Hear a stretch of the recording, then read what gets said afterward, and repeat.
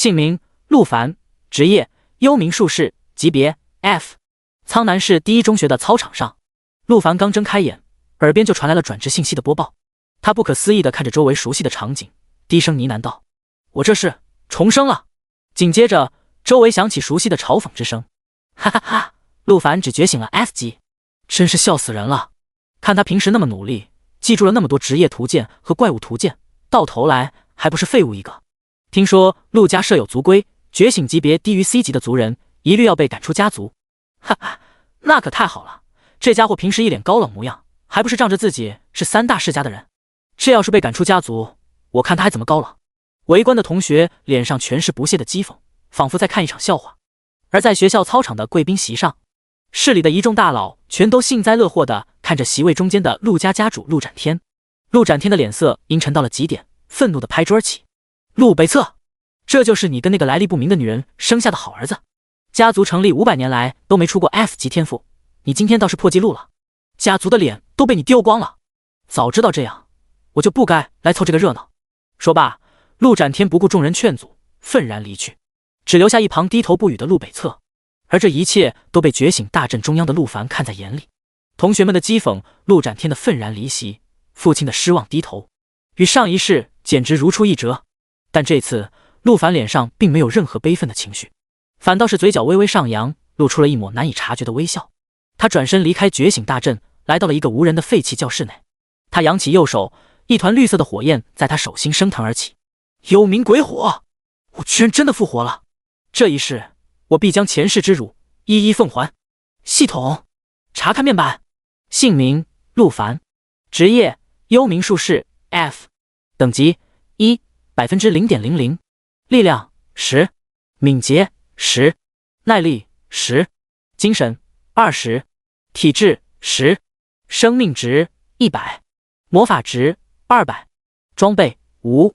主动技能幽冥鬼火，1级，对目标造成每秒精神 X10% 的伤害，持续2秒，魔法值消耗50，冷却2秒。看着眼前熟悉的面板介绍，陆凡满意的点了点头，随后将面板关闭。精神 X10%，持续2秒，每次伤害还要减去目标的防御，总伤加起来实际连 0.2 都没有。这种低到离谱的数值也活该被评定为 F 级。但陆凡却是丝毫不慌，因为他知道这个职业可以觉醒成为全球唯一性隐藏职业幽冥领主。幽冥鬼火更是拥有隐藏特性，焚烧尸体获得经验与属性。陆凡从口袋里拿出手机看了眼时间，快了，如果没记错的话，10几分钟后校园内就会出现大批的魔物入侵。魔物的等级不高，都是10级以下，但由于太过突然，还是对校园内的学生造成了不小的伤亡。陆凡现在要做的就只是静静地待在这里，等战斗结束，出去焚烧尸体就行。正当此时，一阵急促的脚步声打破了周围的宁静。咔嗒咔嗒，是高跟鞋声音。陆凡不用猜都知道来者何人，正是他的老师白洁。白洁身穿洁白的连衣短裙，走到陆凡的面前，一把将其搂进丰满的胸脯之中。陆凡，你别气馁， F 级而已，只要你努力，还是有机会变强的。啊，老师我……陆凡的头被埋得差点喘不上气。陆凡，老师知道你家族的族规，你现在回去肯定是爆发冲突，今晚来老师家里过夜吧，老师想办法帮你提升点实力。白洁轻声说道，眼中流露出一丝关切和期待。陆凡一听到这，鼻血差点喷出来，但奈何他等会还有更重要的事情要做，当下只能是摇头婉拒老师的一片好意。与此同时，学校的觉醒仪式仍在继续。下一位上台的是韩家的千金小姐韩嫣兰。她虽然身着简单的学校制服，却依然无法掩盖她那绝世的容颜。然而此刻，那张美丽的脸庞上却写满了紧张与忧虑。她非常害怕自己也跟陆凡一样觉醒出个 F 级职业，要是这样，她恐怕不用家族动手，自己就会羞愧的当场去世。姓名韩嫣兰，职业研报法师，级别 S。 随着校长铿锵有力的话语落下，整个操场瞬间沸腾了起来。居然是 S 级，这学校已经多久没出过 S 级了？我记得上一次还是10年前啊，太了不起了，韩家这次恐怕要起飞了呀。在众人热烈的议论声中，韩嫣兰也惊得无法言语。原本他只期望能觉醒个 A 级就已经心满意足，却没想到居然直接觉醒了 S 级，激动的他整个身体都在颤抖。贵宾席上，众多权贵人士纷纷起立，向韩家家主表示祝贺。韩家主好福气啊，今后在苍南市还望韩家主多多关照啊。就连苍南市的市长也亲自起身向韩家家主道贺。一时间，韩家成为了众人瞩目的焦点。相较之下，陆天策则显得有些落寞。他起身与韩家家主简短寒暄后，便准备离开。然而就在这时，大地突然剧烈震动起来，周围空间中出现了一道道次元裂缝，无数长相怪异的魔物从裂缝中涌出，嘶吼着向人群冲杀而来。第二章觉醒，唯一性隐藏职业，幽冥领主。魔物的突然入侵让整个操场瞬间乱成一团，这些从未见过魔物的学生们惊慌失措，尖叫着四散逃窜。好在学校里的老师与贵宾席的大佬不是吃素的，纷纷冲上前去各展神通。幸好这群魔物等级不高，全是10级以下的低阶魔物，混乱的场面很快得到了控制。此时老师白洁也察觉到了外面的异动，放开陆凡就要出去看看情况，却发现教室的门口竟出现了5只手拿狼牙棒的精英哥布林。陆凡高中3年，熟读怪物图鉴，这种常见的魔物他自然认识。精英哥布林，强化型精英怪，等级8，力量180，敏捷100，耐力200，体质350，精神100，生命值3500，魔法值1000。魔物特性极其好色，痴迷人类女性，一旦有女性落到他们手里，那下场将会惨不忍睹。只见5只精英哥布林舔舐着舌头，一脸淫笑的朝教室里面走了进来。很显然，他们的目标正是陆凡身边的白洁。陆凡一脸懵逼，这5只哥布林并不在他的计划之内。按照上一世的记忆，魔物应该只入侵了操场，这种偏僻的教室根本就没有魔物出现。难道说是被白洁引来的？不过还好问题不大。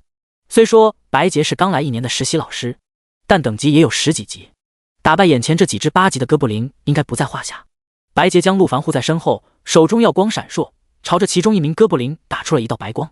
可意外的是，这道攻击竟只打掉了1/3的血量。陆凡直接一个亚麻呆住。喂，老师，没搞错吧？你10几级秒不掉一只8级的怪？白洁尴尬一笑。老师的职业是耀光牧师，主要是辅助治疗的，所以攻击差了点。而且这哥布林可是精英级的魔物，所以陆凡这才搞明白，白洁的职业居然是个奶妈。不过问题不大，他还有帮手。他立刻掏出了手机，拨打父亲的电话。如果父亲陆北侧赶到，秒杀这5只哥布林也就分分钟的事。但不幸的是，由于魔物入侵，信号中断，手机居然打不通。外加上这里本就是个偏僻的废旧教室，其他人一时半会也不可能过来救援。眼见5只精英哥布林一脸淫笑的朝他们冲来，陆凡抬手一记幽冥鬼火打碎窗户，拉起白洁的手就是跳窗而逃。但5只精英哥布林显然不会放过白洁这样的尤物，紧跟着便追了出来。白洁边跑边施法，又是一道白光射去，精准打到了那只已经受伤的哥布林身上，又是将其血量打下了1/3。但与此同时，其中一只哥布林竟是将手中的狼牙棒扔了过来，砸到了白洁的腿上。白洁一个重心不稳，摔倒在地。陆凡回头一瞧，顿感不妙。5只哥布林已经趁机冲到了近前，甚至其中一只大手已经抓在了白洁性感的小腿上，将上面的白色蕾丝袜撕开了一条口子。陆凡，你快走，别管我。白洁自知难逃厄运，不想拖累陆凡，摆手让陆凡快走。说实话，此刻要是换做别的什么陌生人被抓，陆凡根本理都不会理。他自己并不是那种慈悲的圣母，但面对如此善良性感的老师，陆凡自然不会选择见死不救。老师，再用一次技能把那只哥布林秒了，我有办法救你。陆凡对其大喊道。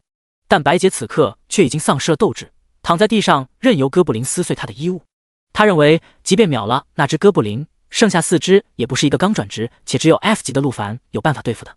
老师，你忘了刚才跟我说的话吗？不要放弃，相信我！陆凡大吼道。白洁一听，眼神再次坚定，反正都是一死，死前带走一个也不亏。就有这么想着，右手之上再次耀光闪烁，可奈何4只都被哥布林压住，动弹不得，只能胡乱发射。幸运的是，这一记白光射出，正巧打在了那名残血的哥布林身上，将其当场射杀。陆凡见状，立刻施展幽冥鬼火，将那只精英哥布林的尸体瞬间烧成灰烬。灰烬之中，几团绿色的光球飞出，钻入了陆凡的体内。霎时间，陆凡的双眼与全身都燃起熊熊绿焰。觉醒唯一性隐藏职业，幽冥领主。幽冥鬼火伤害暴增100倍，造成每秒精神 X1000%的伤害，持续20秒，魔法值消耗500，冷却时间1秒。激活幽冥鬼火隐藏能力，焚尸变强。焚烧尸体可获得目标10倍经验值与属性奖励。注：属性奖励具有唯一性，焚烧相同的魔物将不再获得属性奖励。焚烧一只8级精英哥布林尸体，经验值加3500，力量加180，敏捷加100，耐力加200，体质加350，精神加100。等级升至5级，全属性加50，自由属性点加250。每升1级，全属性加10，自由属性点加50。这下算是有救了。陆凡将自由属性点全都分配在了精神上。分配完成后，陆凡再次查看面板。姓名：陆凡，职业：幽冥领主，为1，等级5 12.50%，力量240，敏捷160，耐力260，精神420，体质410，生命值4100，魔法值4200，装备无，背包空间020，主动技能幽冥鬼火1级，造成每秒精神 X1000%的伤害，持续20秒，魔法值消耗500，冷却时间1秒。在焚烧掉一只精英哥布林后，陆凡的实力可谓是迈了一大步。但此时的老师白洁正被剩余4只哥布林压在身下，身上的衣物全都被撕碎。更恐怖的是，其中一只哥布林还在强行给白洁灌入某种绿色液体。幽冥鬼火！陆凡一声低喝，抬手一扬，每秒4200的伤害将正在灌液体的哥布林瞬间焚成灰烬。第3章，焚烧尸体，等级狂飙。白洁彻底傻眼了。要知道，陆凡只是个今天刚转职的0级新人啊，而且天赋还是最差的 S 级，但刚才居然能够一招秒杀8级精英怪，这怎么可能啊？要知道，即便他都要打3下才能击杀。剩下的3只哥布林也是被陆凡的举动吸引，停下了对白洁的骚扰，转而朝陆凡冲去。陆凡丝毫不慌，幽冥鬼火1秒1只，全部焚成灰烬。只不过，对于相同的魔物，焚烧已经无法再为他带来属性的提升，只能提供可观的经验值。击败一只精英哥布林，经验值加350；焚烧一只精英哥布林尸体，经验值加3500。在连续消灭4只精英哥布林后，陆凡的等级顺利提升至7级。他急忙走过去扶起白洁，关切地问道：“老师，您没事吧？”陆凡：“我好热。”白洁满脸通红，娇喘吁吁。陆凡一怔，这才感受到老师的身上的确热得一批。我靠，老师你这是发烧了？可还没等陆凡反应过来，白洁忽然将脸凑近，吻在了陆凡的嘴唇上。陆凡如遭电击，感觉嘴唇上面传来了一阵柔软，升天般的快感让他不自觉的也回吻了回去。但很快陆凡就清醒过来，推开了白洁。现在显然不是干这事的时候，魔物正在入侵校园，此地仍然危险。陆凡看了看白洁，只见其满脸红晕，双眼迷离，双手正不停地在陆凡的身上抚摸，显然是发春了。没猜错的话，肯定跟刚才哥布林强行灌入的绿色液体有关。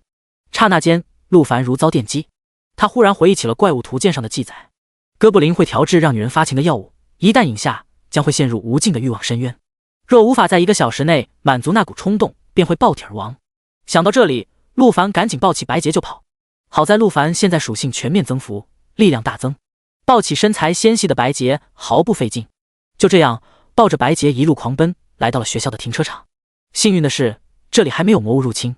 陆凡将白洁放进了自己的保时捷跑车的副驾驶，发动引擎便从学校的后门离开。原本陆凡是计划在废弃教室里面等一切结束，自己出来焚尸的，眼下只能改变计划，先逃离这里，搞完白洁自己再过来。好在一路上没再遇到什么阻碍。魔物入侵的区域果然只有学校的操场。陆凡猜测这很可能与转职仪式引发的能量波动有关，但具体的原因，即便是重生的陆凡也没完全搞清楚。喂，老师，清醒点，你家在哪？我送你过去。陆凡推开正不断贴近的白洁，但此时的白洁早已失去了意识，如同一只发情的野猫，只想得到陆凡的身体。没有办法，陆凡只能先去酒店开个房。不久后，两人终于抵达了酒店天上人间。这是苍南市最奢华的5星酒店，住一晚就都至少是2000金币。哟，陆少爷，今天难得有雅兴，天还没黑就带人过来了呀？身穿性感制服的大堂经理朝着陆凡打趣道：“少废话，立刻安排个房间。”得嘞，还是顶楼的总统套房，陆少您看可以吗？可以。陆凡想都没想都就同意了。虽说一晚8万金币的总统套房对于普通人来说是贵到离谱的天价，但对于出生在3大世家的陆凡而言，8万金币简直不值一提。甚至说，只要陆凡愿意，1年365天住这都没问题。在大堂经理的带领下，陆凡抱着白洁乘坐直达电梯抵达总统套房。陆少，如果你有需要的话，姐姐也可以加入哦。大堂经理撩动着自己腿上的黑色丝袜，一脸魅惑道：“滚！”陆凡直接关上了门。对于这种女人，他没有兴趣。而且陆凡虽然好色，但他只喜欢1对1。此时的陆凡由于一路上被白洁的撩拨，早已是欲火焚身，直接将白洁压在床上就开始翻云覆雨。数个小时后，陆凡从酒店离开。哟，陆少爷，您这就走了？晚上还来吗？大堂经理追出来问道。不来了。对了，等会我房间的女孩要是醒了，你安排辆车送她回家。好嘞。陆凡说罢，上车发动引擎，驱车离开。抵达学校时，这里的战斗早已结束，整个操场一片狼藉，一眼望去全都是密密麻麻的魔物尸体。陆凡看的是兴奋不已，这些对于他来说可全都是经验和属性啊！没有废话，直接开烧。焚烧1级蓝蜗牛尸体，经验值加100，力量加15，敏捷加5，耐力加5，体质加20，精神加0。焚烧2级蘑菇仔尸体，经验值加200，力量加30，敏捷加10，耐力加10，体质加40，精神加10。焚烧10级木妖尸体，经验值加1000，力量加280，敏捷加150，耐力加300，体质加350，精神加200。随着陆凡在操场上肆意焚烧，他身上的金光也是不断涌现，等级从7级直接飙升到了9级。这一波陆凡是直接赚妈了，这里几乎涵盖了所有0至10级的魔物尸体，就像是为他特意准备一样。而且不只是普通的魔物和精英级魔物，甚至还有好几只领主级魔物，也就是俗话说的 BOSS。 刚才陆凡就看到了，在一栋被摧毁的男生宿舍楼旁边就躺着一只体型巨大的10级领主级魔物。要知道，一只领主级魔物属性足以顶好几只精英怪。可就在陆凡正在美滋滋的焚尸时，另一边的陆氏集团大厦内，一众陆家族人却是正在商讨要将陆凡逐出家族的事情。而另一边，韩家家主也正带人赶来，目的竟是要为其孙女韩嫣兰与陆凡的退婚。第4章不是提亲，是退婚。陆氏集团大厦顶楼，陆家家主陆展天坐于大厅中央，眉宇之间尽是怒意。陆北侧，都过去几个小时了，你那个好儿子陆凡还没联系上吗？我已经让管家派人手去找了，相信很快就有消息了，请父亲耐心等等。陆北侧说着，手里正反复拨打着陆凡的电话，但奈何由于魔物入侵的缘故，信号十分不稳定。此时一旁的大长老陆魔杰轻蔑一笑道：杰，这么久都没消息，该不会是已经死在那群低级魔物的手里了吧？此话一出，全场皆是发出细微的笑声。陆展天更是冷哼一声：死了倒好，免得在外头玷污陆家的名声。陆北侧一听，忍不了，直接大喊道：父亲，陆凡怎么说也是您的亲孙子啊，你怎么能这么说话呢？孙子？我可没这种废物孙子。陆展天一听这个更来气了，他一生要强，不弱于人，如今居然出个 F 级的孙子，他的老脸都快丢尽了。此时管家从外面走了进来，大喊道：禀报家主，打探到了陆少爷的消息了。在场众人的脸色全都是一凝，好奇地看向管家。说。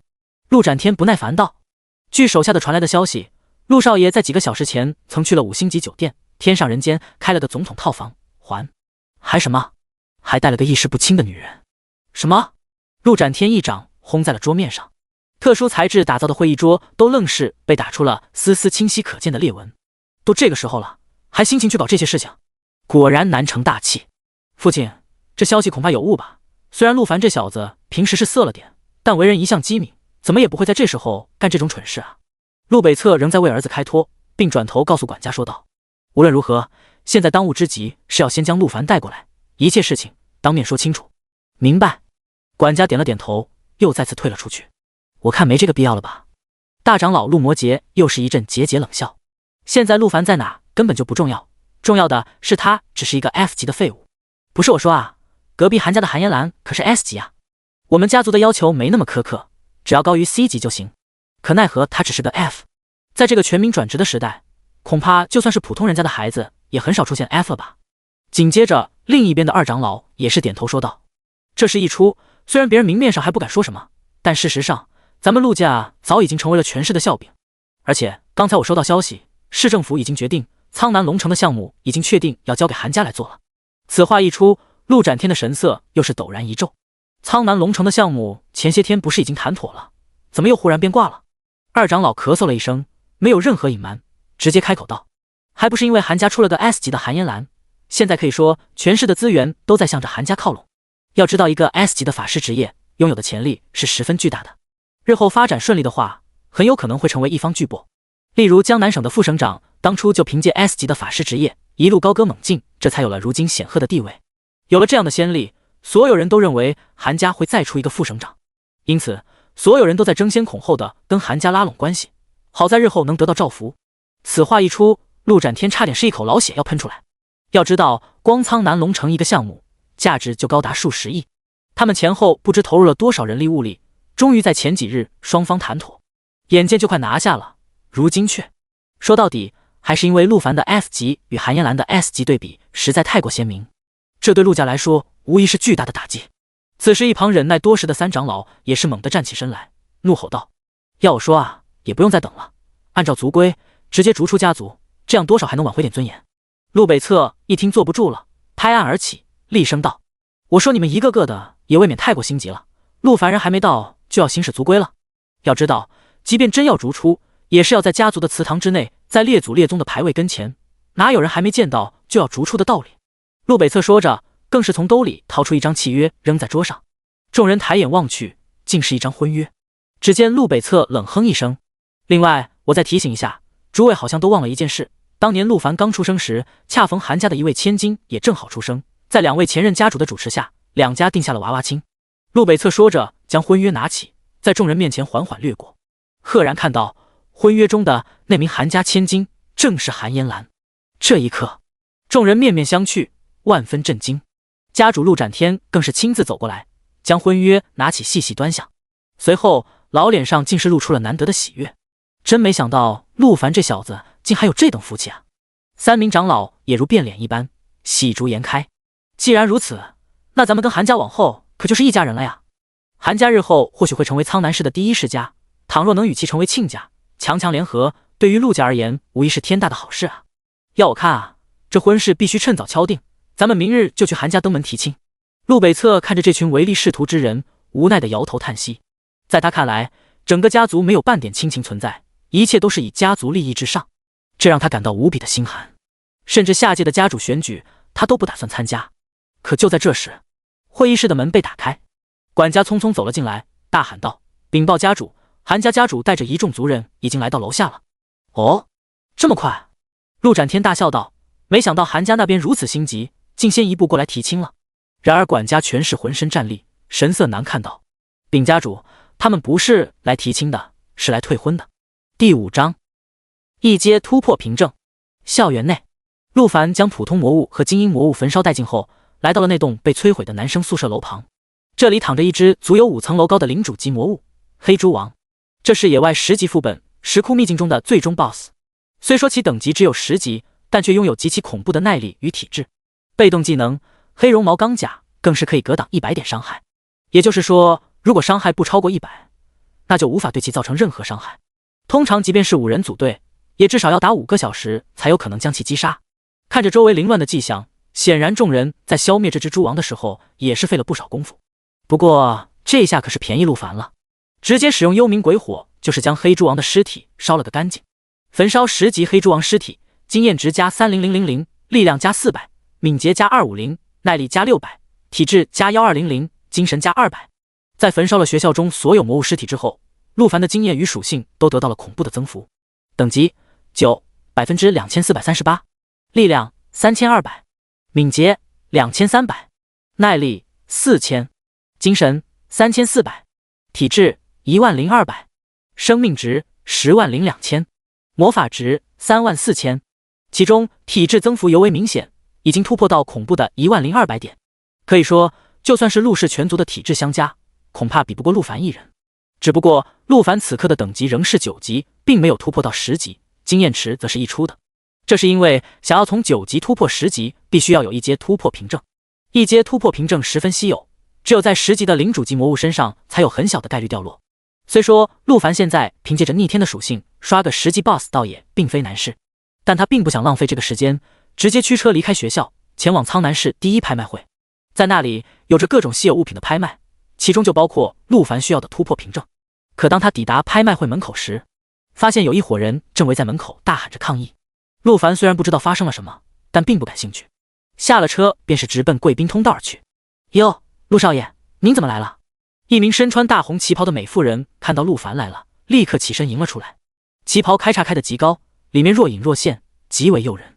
陆凡伸手朝美妇人的大腿上狠狠摸了一下，笑道：“鸿飞，好久没见，你这腿好像更性感了。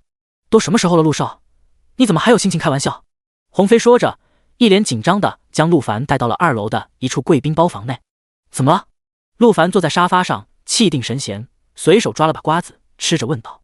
鸿飞紧挨着陆凡便坐了下来，神色凝重道：“陆少，你怎么还敢来我这？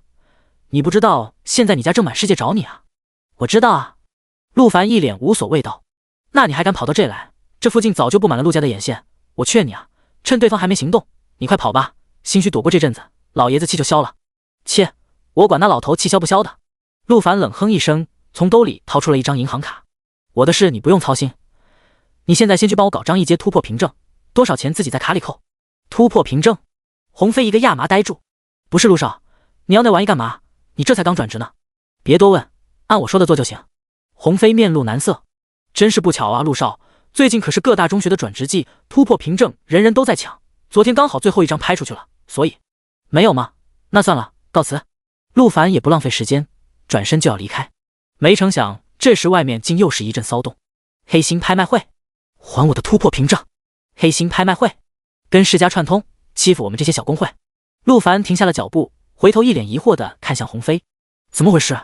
鸿飞长叹一声，无奈道：“这些人是野外一个小工会的成员，今天早上刷到了一张突破凭证，放到我们这拍卖，可没想到韩家的人知道以后，直接联系到咱们会长，提前内定了这张突破凭证。”“提前内定？”陆凡自然懂这个词的意思，这是3大世家惯用的黑招，也是拍卖会众所周知的潜规则。3大世家提前出价格，将看上的物品内定。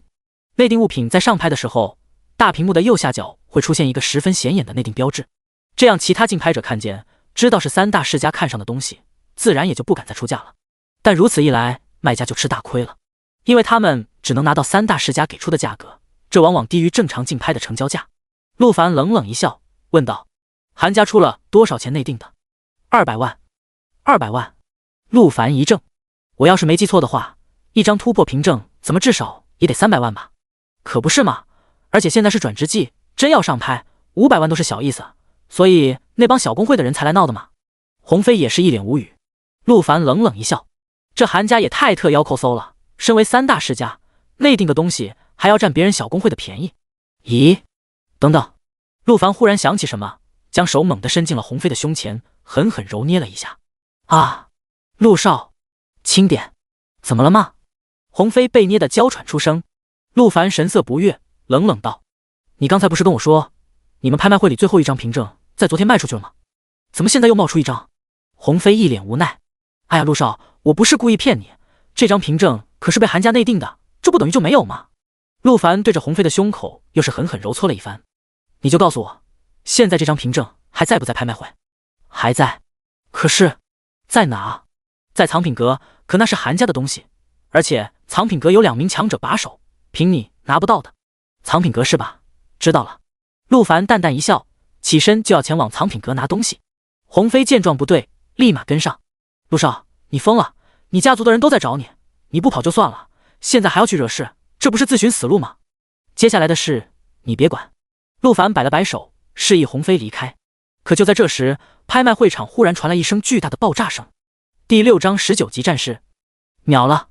巨大的声响使得整个会场骚动了起来。鸿飞是拍卖会的负责人之一，听到动静后立刻跑了过去。拍卖会场上坐着上千人，全都是市里有头有脸的人。毕竟这可是苍南市第一拍卖会，每一件拍品都是价格不菲，有资格来此竞拍的人，资产都至少是100万级别以上。此时所有人都是转头看向爆炸声传来的方向，竟发现拍卖会场后方的墙壁被轰出了一个大口子，烟尘散去，近100名壮汉从中走出，每一人都是手持武器，气势凌人。其中赫然有着刚才在拍卖会门口吵闹的那群人，而走在前方的2人气质极为不凡，显然是这群人的领袖，甚至在他们的名字旁边还故意展露出了等级信息与职业信息，一个是26级的黄金骑士，另一个是25级的野蛮战士。鸿飞一眼便认出了他们，这2人是野外10大公会的会长。26级的骑士是奇坎公会的会长，名叫吕凤；25级的野蛮战士是炸天公会的会长，名叫泰达。这两人是拍卖会的常客，经常会将野外刷副本爆出的稀有物品拿来挂在拍卖会上拍卖，因此鸿飞对他们两人并不陌生。看这架势，这两大公会是全员出动了，目的显然是为那本被韩家内定的突破凭证而来。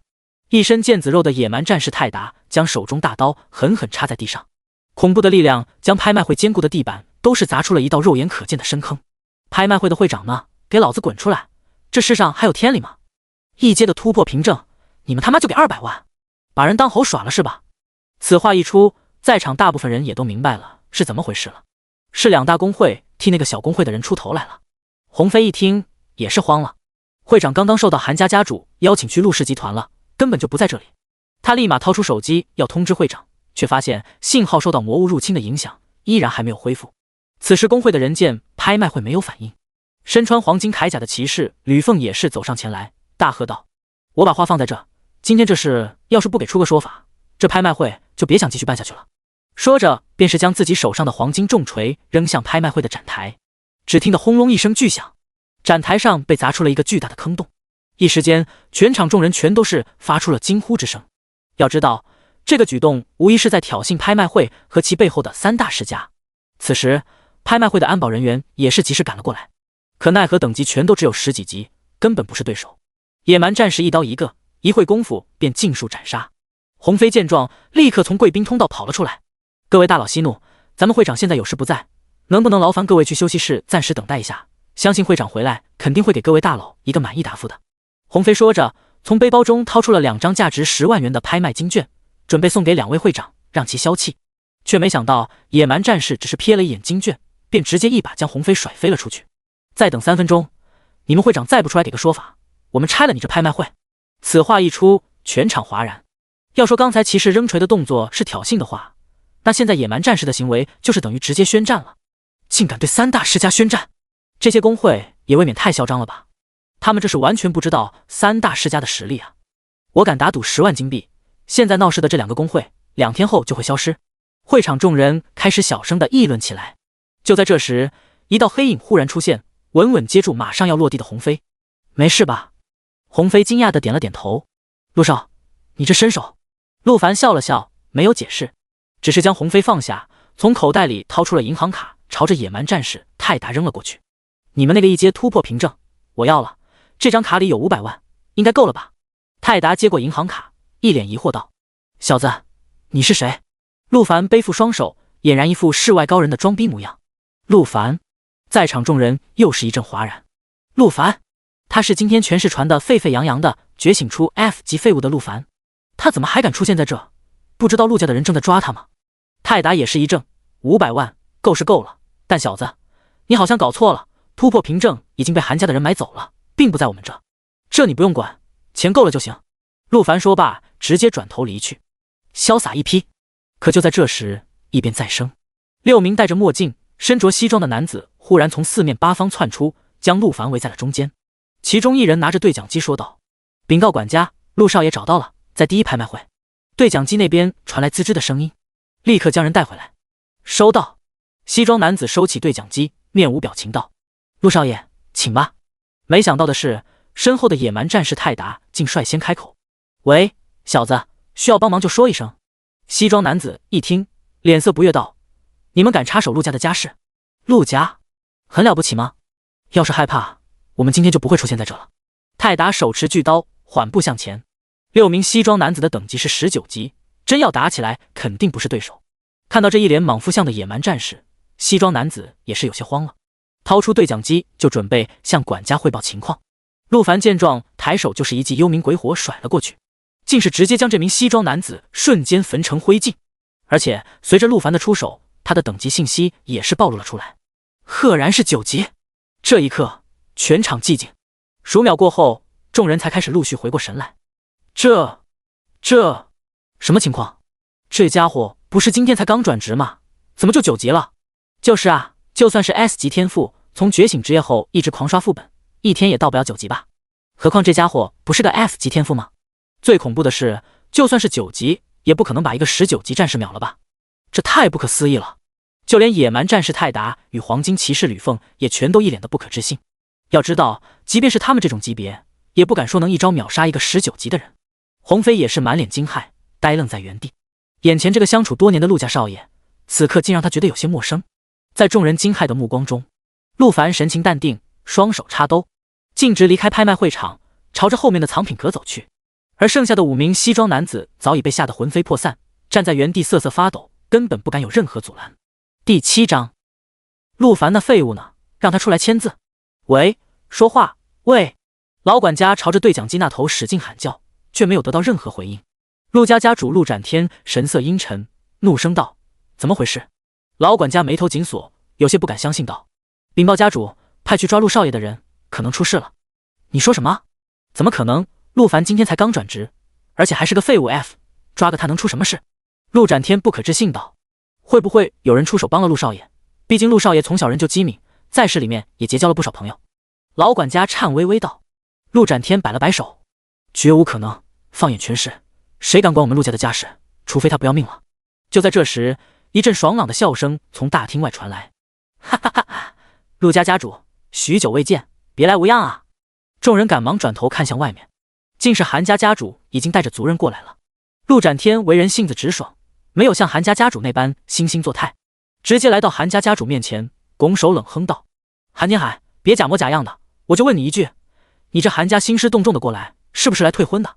韩天海大笑：“不愧是你啊，陆展天，说话就是直接。好，那我也就不拐弯抹角了。没错，此次我来，为的就是解除你家陆凡与我家韩嫣兰的婚约。”你说什么？陆展天勃然大怒，拍案而起：“好你个混账韩天海，这婚约可是18年前你我两家的前任家主定下的，要退婚的话，也是他们二老出山来退，你一个后辈还没这个资格。”哈哈哈哈，早料到你会这么说。韩天海大笑，从口袋中掏出了一封信扔了过去：“好好看看，这是什么？”陆展天接过信，打开一瞧，惊了，竟是韩家前任家主的亲笔信，而上面的内容赫然便是同意退婚一事。看着陆展天惊讶的表情，韩天海脸上得意之色更甚。今天转职的事情，我早就第一时间通知了老爷子，他老人家一听自家嫣兰的天赋是 S 级，而陆凡只有 F， 当下便亲笔写下了这封解除婚约的书信。陆展天气得浑身发抖，但却找不到丝毫话语反驳。韩天海则是依旧不依不饶：“行了，老陆，你身为陆家家主，自然也该清楚，婚姻讲究个门当户对，实力相当。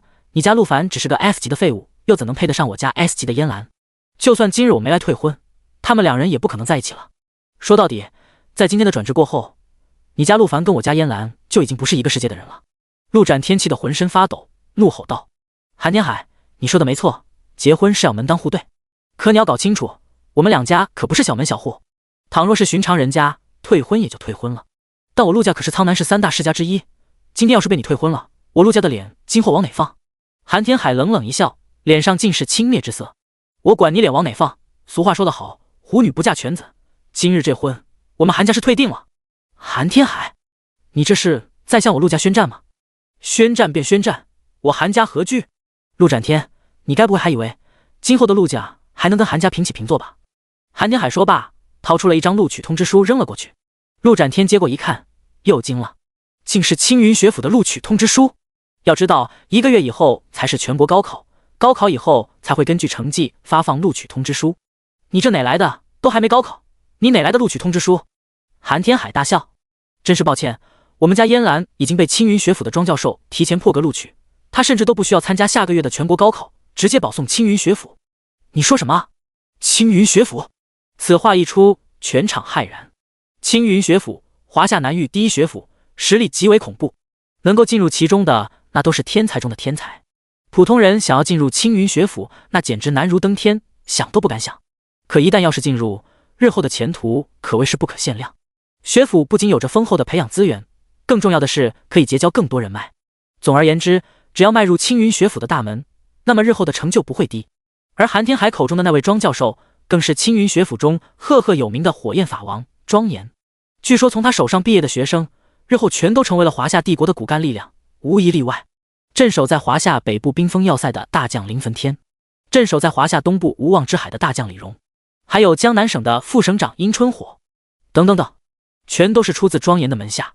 因此外界也有评价称，只要能成为庄严的弟子，那日后必定就是一方巨擘。但相对的，庄严的招生条件也十分苛刻，他只招收天赋 S 级以上的火系法师。要知道，火系法师是所有职业中输出能力第一档的存在，被称为法术炮台。法术暴击、法术连击、持续灼烧、范围群伤，火系法师全都具备。因此，在华夏帝国抵御魔物的入侵中，火系法师都承担着极其重要的输出角色。不过，火系法师职业极为稀有，即便在全国，每年也觉醒不了多少火系法师，更别提是 S 级以上的火系法师，那更是稀有中的稀有。看着手中的青云学府录取通知书，陆展天的神色可谓是难看到了极点。他很清楚，韩嫣兰现在成为了庄教授的弟子，那就意味着韩家的背后有了青云学府与庄教授支持，陆家已经不可能是韩家的对手。再过不久，苍南市也不会有什么所谓的三大世家，有的只会是韩家一家独大。陆展天长叹一气，无奈道：行吧，既然如此，我无话可说。韩天海大笑：这才对吗？老陆，放心，凭借咱们两家这么多年的交情，今后我不会太为难陆家。说罢，韩天海掏出早已拟定好的退婚协议书，用力地拍在桌上。行了，陆凡那废物呢？让他出来签字。第8章等级突破，新技能召唤冥狗。真是不巧，陆凡人现在不在这里，我们也正在找他呢。陆展天不知为何忽然忍不住笑了起来。你说什么？韩天海一惊。要知道，这退婚协议必须要陆凡亲自签字才能正式生效。他人现在啊？陆展天笑着摇了摇头，不知道。老陆，事到如今，拖延没有任何意义。你应该很清楚，这婚肯定是结不成的。而且庄教授有规矩，他的弟子在学习期间禁止恋爱与婚嫁。行了，少拿庄教授出来压我。我告诉你吧，陆凡那小子现在在第一拍卖会，你自己找人把他带来吧。什么？此时韩家的人群中，一名秃顶老头忽然失声惊叫，正是第一拍卖会的会长许会长。他此前受韩天海之邀，一同前来陆家为退婚一事做见证。听到陆凡此刻在自己的地方，瞬间感觉到大事不妙。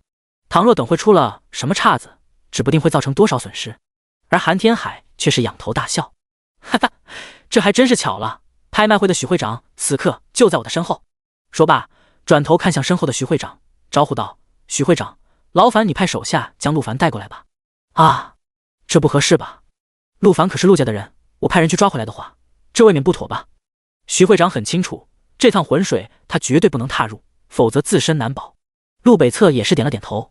是啊，父亲，再怎么样，陆凡也是咱们家的人，要带也应该是咱们陆家的人去带回来才对。陆展天却是冷哼了一声，什么咱们家的？就在他觉醒出 F 级的天赋后，他就跟咱们家没关系了。陆展天现在一想起自家的废物陆凡与韩家的 S 级韩嫣兰的云泥差别，内心就是忍不住的火冒三丈。此时，陆家的三长老终于是忍不住了。行了，不就是带回个陆凡吗？我亲自去总仓了吧，这破事赶紧结束，老子等会还要跟女朋友去看电影呢。三长老说罢，起身带着几名手下就离开了。陆家三长老果然风流依旧啊，这把年纪了还有如此雅兴，真是羡慕。韩天海笑着打趣，同时不动声色地朝着身后做了个手势。其身后的韩家三长老秒懂，拉着许会长与几名手下也是跟了上去。就这样，两大家族的三长老同时出动，一前一后的朝着苍南市第一拍卖会赶去。此时，陆凡已经离开了拍卖会场，抵达藏品阁。藏品阁共有6层，每一层都存放着奇珍异宝，且层数越高，存放的东西就越稀有。即便是一阶突破凭证这种抢手货，也仅只存放在第3层。毕竟突破凭证这种东西，一个人一辈子也就用一次，而且还是一阶的，多刷几百次10级副本也就刷出来了。现在之所以这么抢手，只是因为最近是转职季而已。一旦过了这段时间，那么一阶突破凭证的需求就会大幅降低。陆凡来到藏品口门口，正要进去，却是被2名身穿甲胄的守卫伸手拦住。藏品阁重地，闲杂人等禁止入内。放他进去！鸿飞紧随其后赶了过来，对着2名守卫大喊道。没想到的是，2名守卫并不买鸿飞的账，冷声道：原来是鸿飞啊，虽然你是拍卖会2当家，但藏品阁重地只有会长亲自通知才能放行，只能跟你说声抱歉了。鸿飞急得直跺脚。我说了，放他进去，一切后果我来承担。2名守卫见状相视一笑，笑容极其猥琐。鸿飞，看来你很着急啊。这样吧，如果你答应今晚能好好伺候我们兄弟2人，我们倒是也能够睁一只眼闭一只眼。你们2个混蛋，搞清楚我是为你们好。然而鸿飞的话音刚落，陆凡抬手一记幽冥鬼火就打了过去，瞬间便将其中1名守卫焚成灰烬。这下直接把鸿飞跟另一名守卫看傻了。要知道，这名守卫可是等级25级的战士，而且全身都穿满了20级的装备，生命值至少2万以上。如今却是被刚刚觉醒转职的陆凡一招秒杀，简直太匪夷所思了。没错，他们怎么也想不到，刚转职没到1天的陆凡，精神力已经高达恐怖的3400点。幽冥鬼火在觉醒后更是可以造成10倍精神力伤害，也就是说，现在的幽冥鬼火每秒能造成3.4万伤害。紧接着，在另一名守卫愣神之际，陆凡又是一记幽冥鬼火射去，仅片刻功夫，2名藏品阁的守卫就被陆凡轻松秒杀。没有理会身后一脸震惊的鸿飞，陆凡直接走入藏品阁。上到3楼，广阔的楼层中整齐地摆放着各种稀有物品、装备、丹药，还有各种珍贵道具。不过陆凡全都无视，他目标只有一个，一阶突破凭证。扫视一圈，很轻松就找到了。取出后，陆凡直接使用，刹那间周身金芒万丈，一阶突破成功，等级升至15级，全属性加120，自由属性点加600。一阶以后每升1级，全属性加20，自由属性点加100。幽冥鬼火升级，幽冥鬼火2级，造成每秒精神 X1500%的伤害，持续30秒，魔法值消耗1000，冷却时间0.9秒。领悟主动技能幽冥岩柱1级，在自身10米范围内召唤出一道冲天岩柱，对范围内所有目标造成精神 X2000%的伤害，魔法值消耗3000，冷却时间10秒。领悟召唤技能召唤冥狗1级，召唤一只幽冥生物冥狗助战，魔法值消耗6000，冷却时间60秒。看着熟悉的技能，陆凡的嘴角露出一抹冷笑，一切终于都要回来了。陆凡将所有属性点都加在了精神上，随后查看系统面板，等级15%， 32%，力量3320，敏捷2420，耐力4120，精神4120，体质10320，生命值103200，魔法值41200。就在这时，阁楼外面忽然传来了阵阵汽车引擎的声音。陆凡关闭系统面板，走到窗边向下看去，竟是陆家与韩家的3长老带人过来了。第9章，就凭你们这群废物，也妄想抓我！在藏品阁的楼下，3辆劳斯莱斯与3辆宾利静静停靠。他们并非寻常的豪车，那独特的车牌苍88881、苍88882、苍88883和苍66661、苍66662、苍66663，如独特的身份标识，让人瞬间联想到了陆家和韩家。四周的行人被这阵仗所吸引，纷纷驻足观望。我的天，这些车是突然从哪里冒出来的？看清楚点，那是陆家的劳斯莱斯，还有韩家的宾利，两家竟然同时出现，这里面肯定有问题。嗨，你们几个还不知道啊？听说就在刚才，陆家的那个少爷陆凡在拍卖会上秒杀了陆家的打手。我靠，你瞎说吧，陆家的那个少爷不是今天才刚转职吗？而且还是个废物 F 呀，怎么可能秒杀陆家的打手？就是，你这话说的也太没谱了。我听说啊，是韩家的人嫌弃陆少爷的天赋太低，带人去陆家要退婚，现在过来抓陆少爷回去签字呢。就在众人议论纷纷间，劳斯莱斯与宾利的车门齐齐打开，陆家与韩家的3长老纷纷下车，而在两人身后是12名身穿黑色西装、戴着墨镜的壮汉打手，还有4名身穿护士制服的性感奶妈。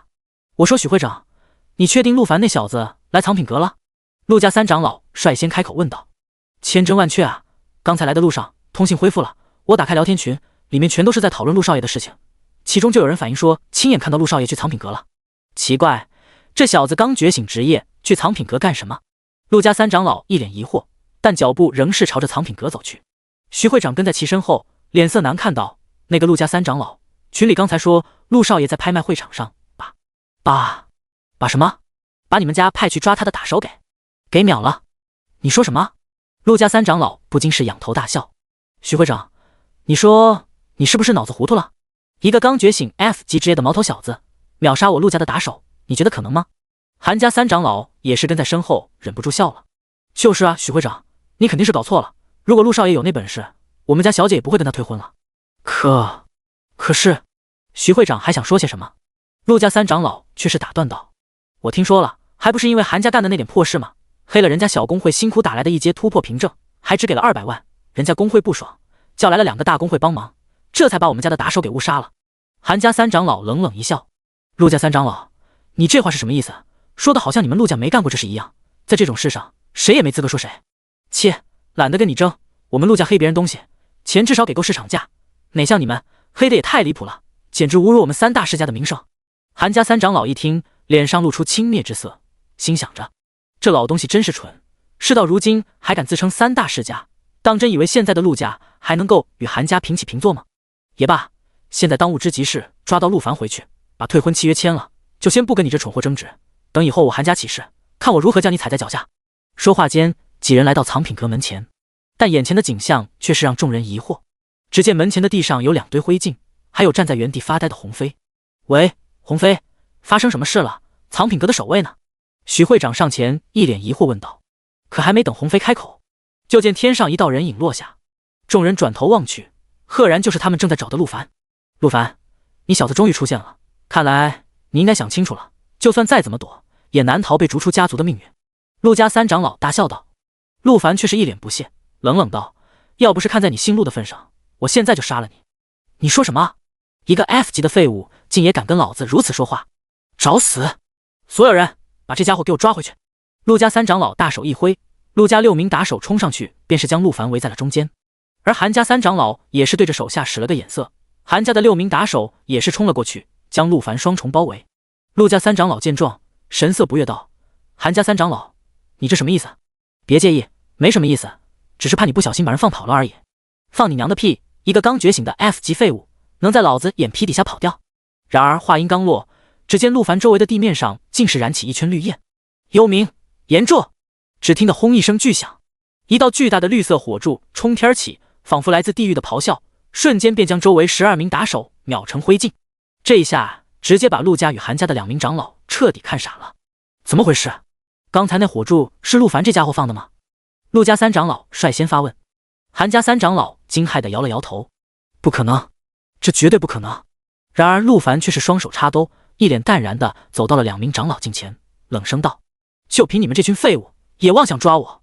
随着陆凡的靠近，2名长老也是看到了陆凡的等级信息，15级，这怎么可能？要知道这家伙可是今天才刚转职啊，怎么就15级了？就算是天才也不可能有这么快的速度吧。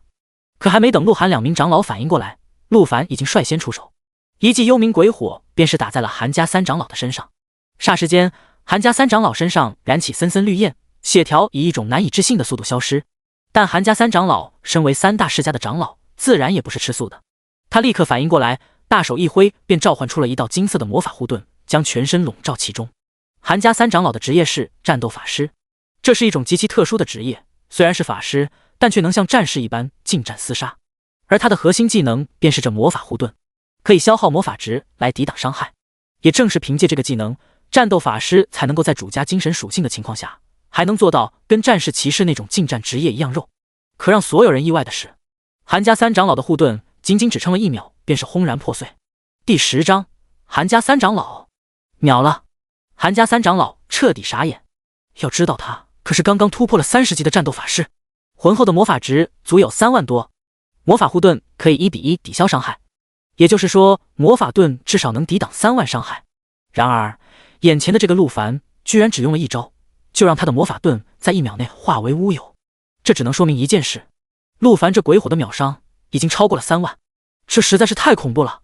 要知道就算是40级的输出职业，也很难打出这种夸张的伤害。而且更恐怖的是，这火焰在击碎魔法盾后居然还在烧，也就是说这特么居然还是个持续伤害技能。看着瞬间就要消失的血条，韩家3长老立刻是掏出了压箱底的丹药，4品丹药滋血回生丹，这可是回血药里的天花板，使用可瞬间恢复100%生命值。还有4品丹药清灵回气散，回蓝药里的天花板，使用可瞬间恢复100%魔法值。作为4品丹药，这2颗丹药都是价值不菲，每一颗都至少是2000万以上的价格，是高等级强者刷本打架必备的丹药。不过由于高昂的价格和平时一直待在舒适圈的缘故，韩家3长老的背包中也仅仅只有1枚滋血回生丹与1枚清灵回气散。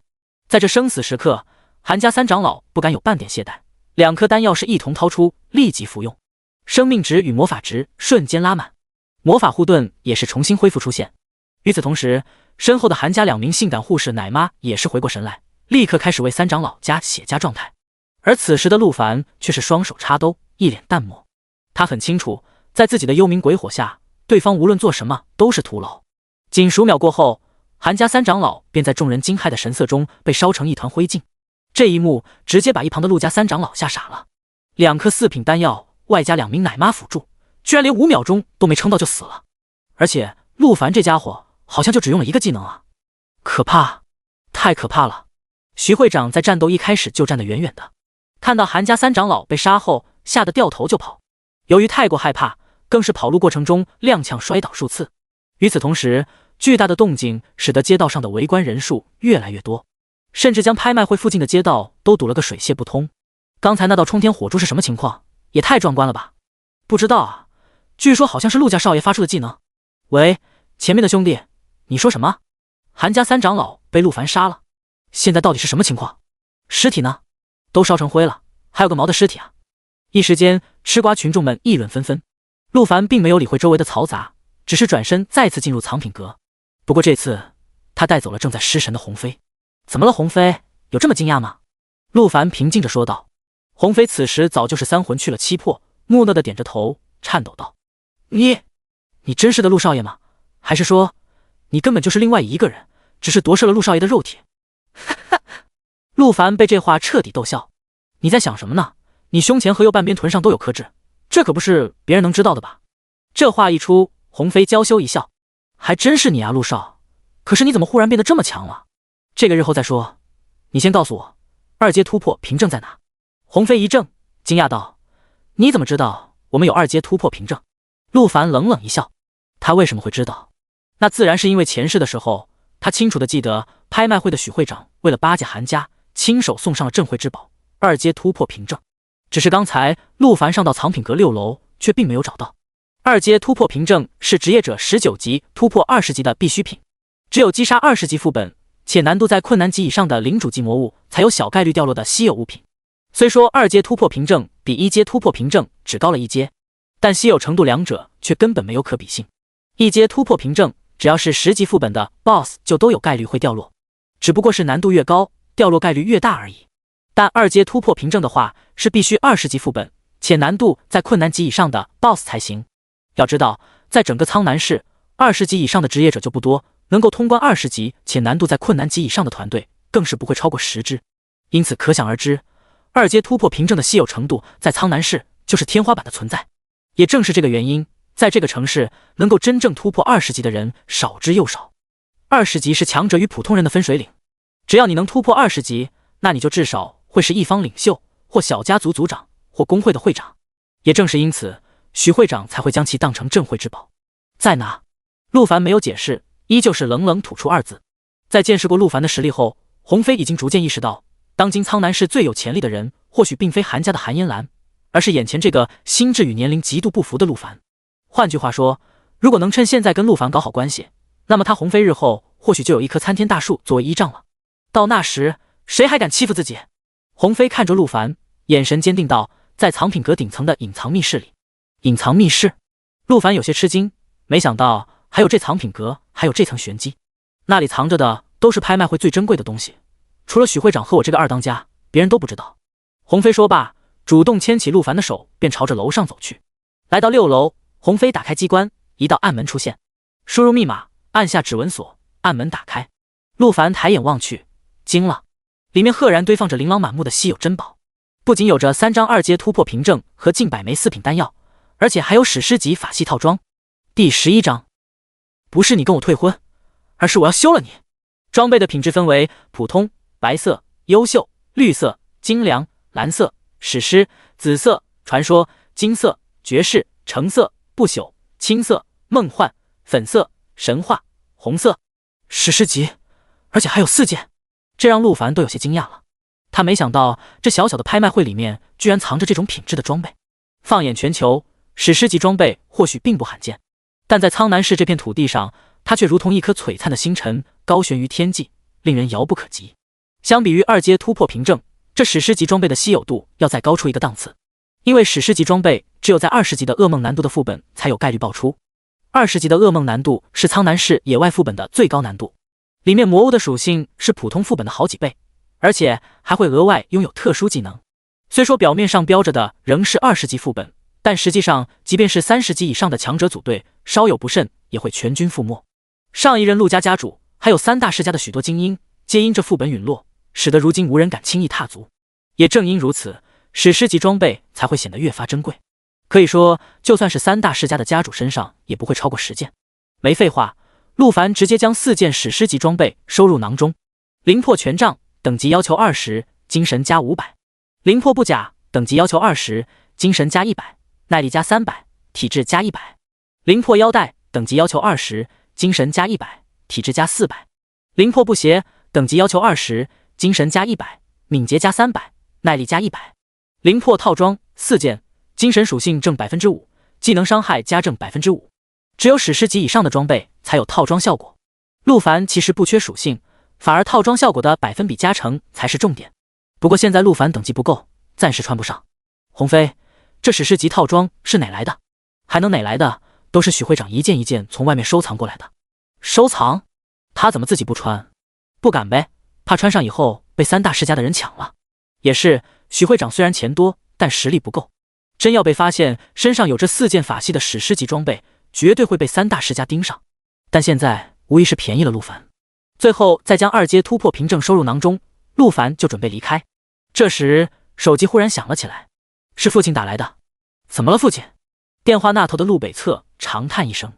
陆凡，你来陆氏大厦一趟。有点事。知道了。陆凡挂断电话，嘴角扬起一抹冷笑。他知道是时候面对那些曾经看不起他的人了。上一世他由于不知道焚烧尸体能觉醒幽冥领主，于是真就被当成废物逐出了家族，还被韩家退了婚。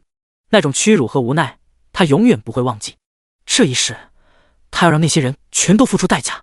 陆凡从6楼的窗户一跃而下，在周围路人惊讶的目光中驾驶陆家的劳斯莱斯扬长而去。10分钟后，陆凡抵达陆氏大厦顶楼。原本喧嚣的环境瞬间陷入了寂静，所有人的目光都聚焦在缓缓走来的陆凡身上。陆凡，你这个废物终于来了，你知道有多少人在等你吗？韩天海怒斥道。陆凡冷笑一声，无视他的存在，径直走到父亲陆北侧的身边，明知故问道：父亲，叫我来什么事情？陆北侧看着陆凡，双拳紧握，身体微微颤抖。对不起，儿子，是父亲没用，要是父亲有实力，你也就不用。陆北侧说着，竟是不争气的流出泪来。陆凡拍了拍父亲的后背，说道：父亲不用担心，一切有我。一旁的韩嫣兰已经失去了耐心，他站起身来，拿起桌上的退婚协议，狠狠地扔到陆凡的脸上，语气冰冷：陆凡，你父亲不好意思说，那就由我来说，这是退婚协议。今天我们韩家过来是找你退婚的。自从觉醒 S 级天赋，被青云学府的庄教授收为徒弟后，韩嫣兰的心态发生了翻天覆地的变化。现在的她自视甚高，不愿再与这个废物有任何关系。一想到自己是这个废物的未婚妻，韩嫣兰就感到一阵恶心。看到韩嫣兰突然发难，陆韩两家的脸上都露出了看好戏的神色，尤其是陆家的大长老陆摩羯，脸上的冷笑更是毫不掩饰。儿子被人强行退婚，陆北侧，我看你现在怎么办？陆摩羯冷笑道。然而下一秒，陆凡拿起退婚协议，看都没看一眼，直接将其撕了个粉碎。所有人目瞪口呆。陆凡，你在干什么？韩嫣兰怒斥道。陆凡却是不慌不忙，从兜里掏出了一张早已备好的纸张丢了过去。韩嫣兰接过一看，顿时气得满脸通红，竟是一张休书。休书？陆凡，你在搞笑吗？你要休我？韩嫣兰激动的声音都有些颤抖。她没想到这个陆凡平时在学校成绩不差，怎会如此愚蠢？到现在还没搞清楚两人间差距吗？陆凡，你小子脑子进水了吧？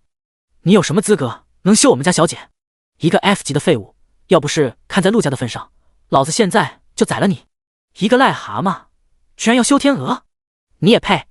韩家众人一脸气愤，指着陆凡就是一通乱骂。韩天海更是直接怒吼道：陆展天，这小子你还管不管？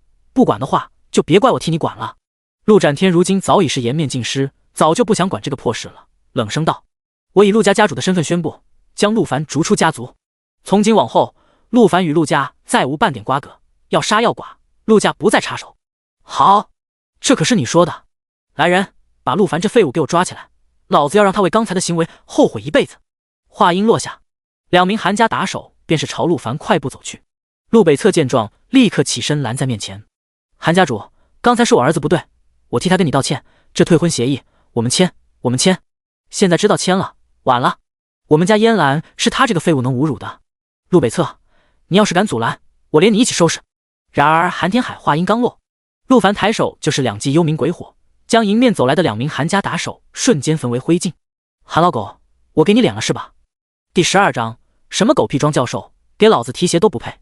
寂静，死一样的寂静，所有人都呆愣在原地，没反应过来怎么回事，或者说他们无法相信自己刚才看到的景象。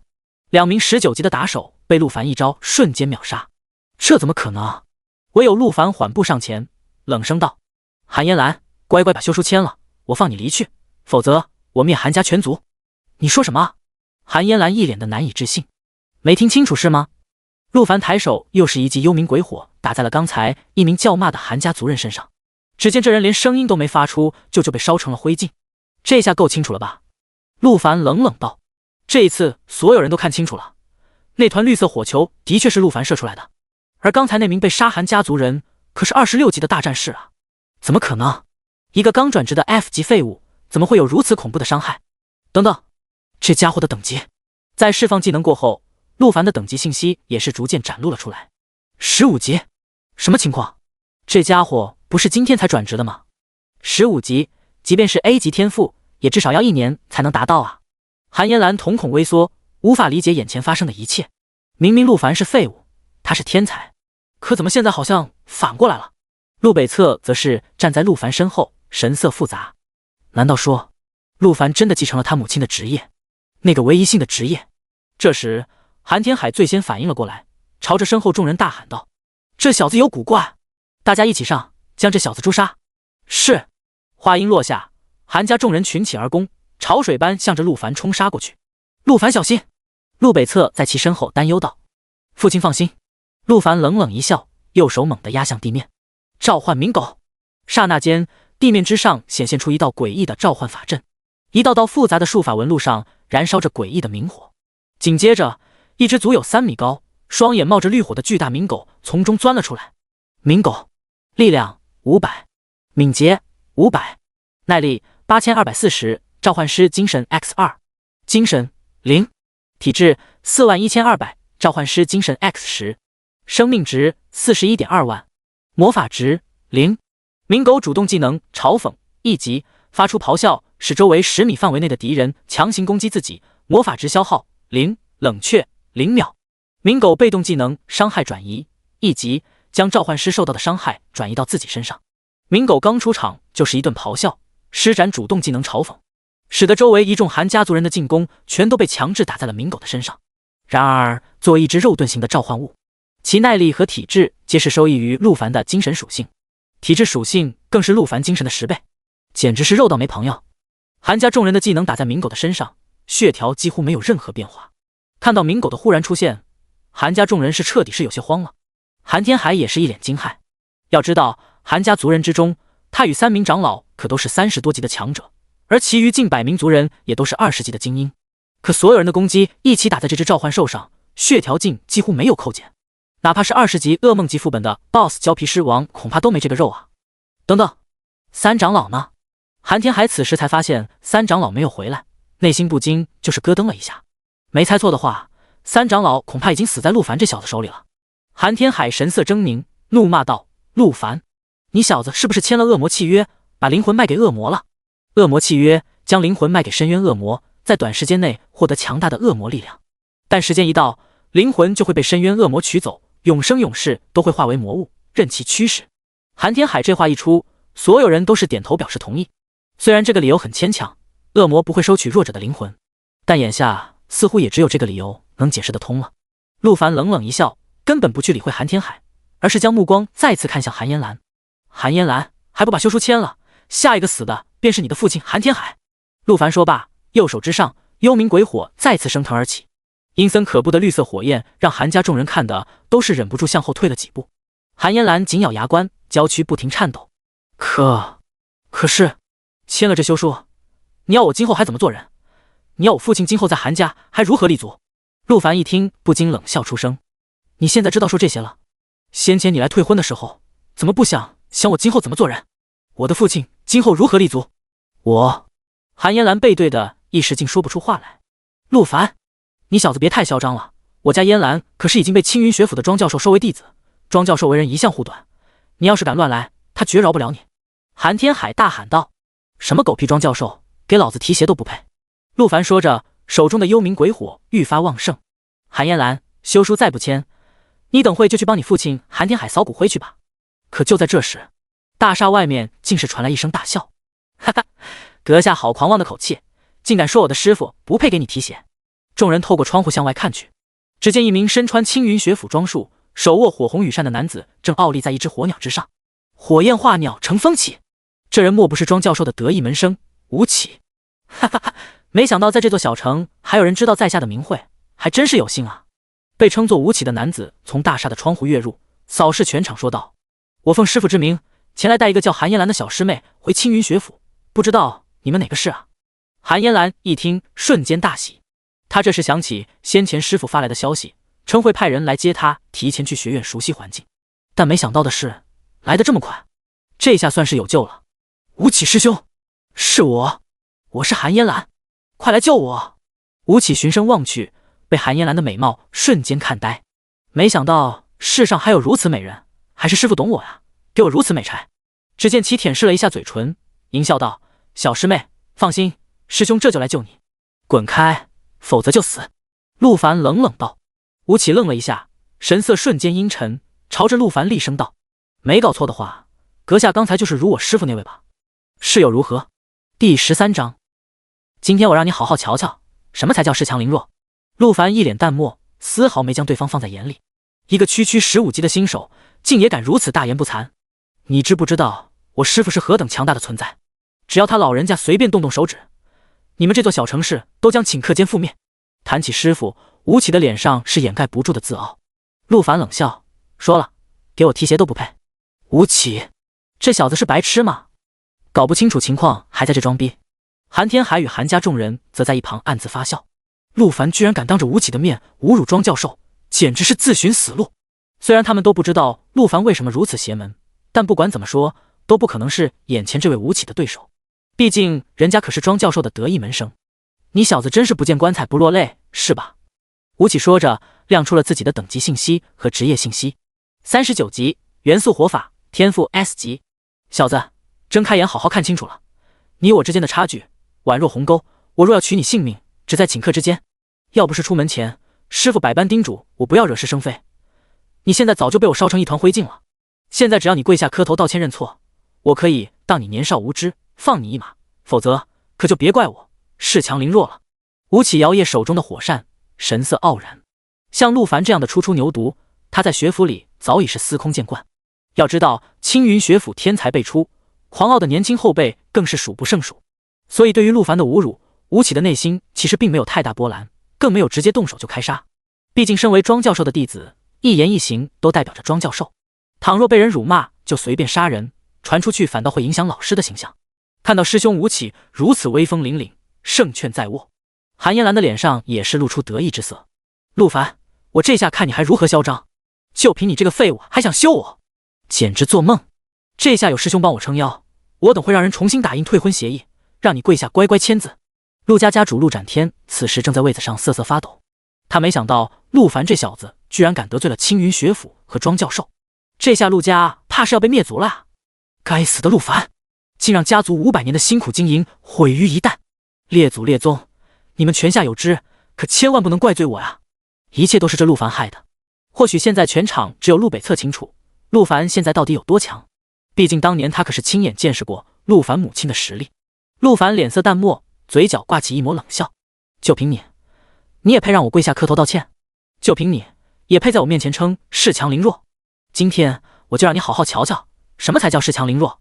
陆凡说罢，右手一记幽冥鬼火就朝着吴起扔了过去。这一刻，所有人再次傻眼，他们没想到陆凡居然敢主动进攻。要知道，这人可是等级39级的强者，而且还是青云学府庄教授的得意门徒，这不是找死吗？吴起见陆凡竟然主动发起进攻，不禁脸上露出一抹阴森笑意。既然你自己选择动手，想必是已经做好觉悟了，那也就怪不得我了。吴起挥动右手火扇，射出3道连环火球，这是他最基础的技能连环火球，每一颗都能造成精神 X 250%的伤害，而且有 15% 的概率能造成法术暴击。虽说是最基本的技能，但吴起认为对付一个15级的陆凡而言，伤害已经完全足够了，甚至还会溢出不少。这时，鸣狗察觉到了主人的危险，一个横移便是挡在了陆凡的身前。吴起又是一抹轻蔑嘲笑，一个15级菜鸟的召唤兽也妄想挡住老子的火球。吴起一早就看到了这只鸣狗，虽然这东西看起来有些唬人，但身在青云学府，这种外表恐怖的召唤兽他也不是没见过。但说到底，召唤兽外表再如何夸张，最终的实力还是要看召唤师。他自认为陆凡只有15级，召唤兽再强也不会强到哪去，甚至其中一发火球就足以消灭这只大狗，另外2记带走陆凡，堪称完美。想到能在如此美丽的学妹面前装逼，吴起的嘴角就止不住的上扬。陆凡是吧？这次还真是得谢谢你这个傻小子，帮我拉近了与师妹的距离。可在下一秒，眼前发生的景象却是再次惊呆众人。只见鸣狗挡在陆凡身前，轻轻松松便是将3记火球抵挡而下。这一下直接把吴起就看傻了。我尼玛，出 bug 了吧？老子39级一个技能打不掉一个15级的召唤兽。然而还没等吴起从震惊中回过神来，陆凡那记幽冥鬼火已经落在了他的身上。不过他并没有太过在意，毕竟一个15级的菜鸟，再怎么样也不可能对他造成多少伤害。更何况他在突破20级的时候还觉醒了天赋浴火之铠，降低火系法术伤害 20%。 因此在看到陆凡施展的是火系法术之后，他更是丝毫不慌了。可就在下一秒，他发现自己的血条竟是掉落了1/4。卧槽，这特么什么情况？疑惑间，血条再次减少，只剩1半，还是持续伤害。这一刻吴起也有些慌了，他发现自己完全低估了陆凡的伤害。跟韩家3长老一样，不敢有半分犹豫，陆凡立刻是掏出了4品丹药，滋血回升丹服下，血条瞬间回满。韩天海见状不妙，立刻大吼道：韩家所有牧师奶妈全都给我上去帮忙！是。只见站在韩家众人后方的10几名男女听到命令后，迅速走上前朝吴起施展治愈术。在这群人的帮助下，吴起的血量竟是稳住了。陆凡，你竟敢让我在亲爱的师妹面前出丑，老子宰了你！吴起一声低吼，手中火扇之上烈焰翻腾，恐怖的火焰波动竟是让周围的温度都不由得上升了10几度。好火球！吴起火扇猛地一挥，打出一记巨大的炽热火球。鸣狗感受到危险，再次挡在了陆凡的身前。吴起见状不禁冷笑：陆凡，你这缩头乌龟不会以为这傻狗能挡你一辈子吧？给老子破！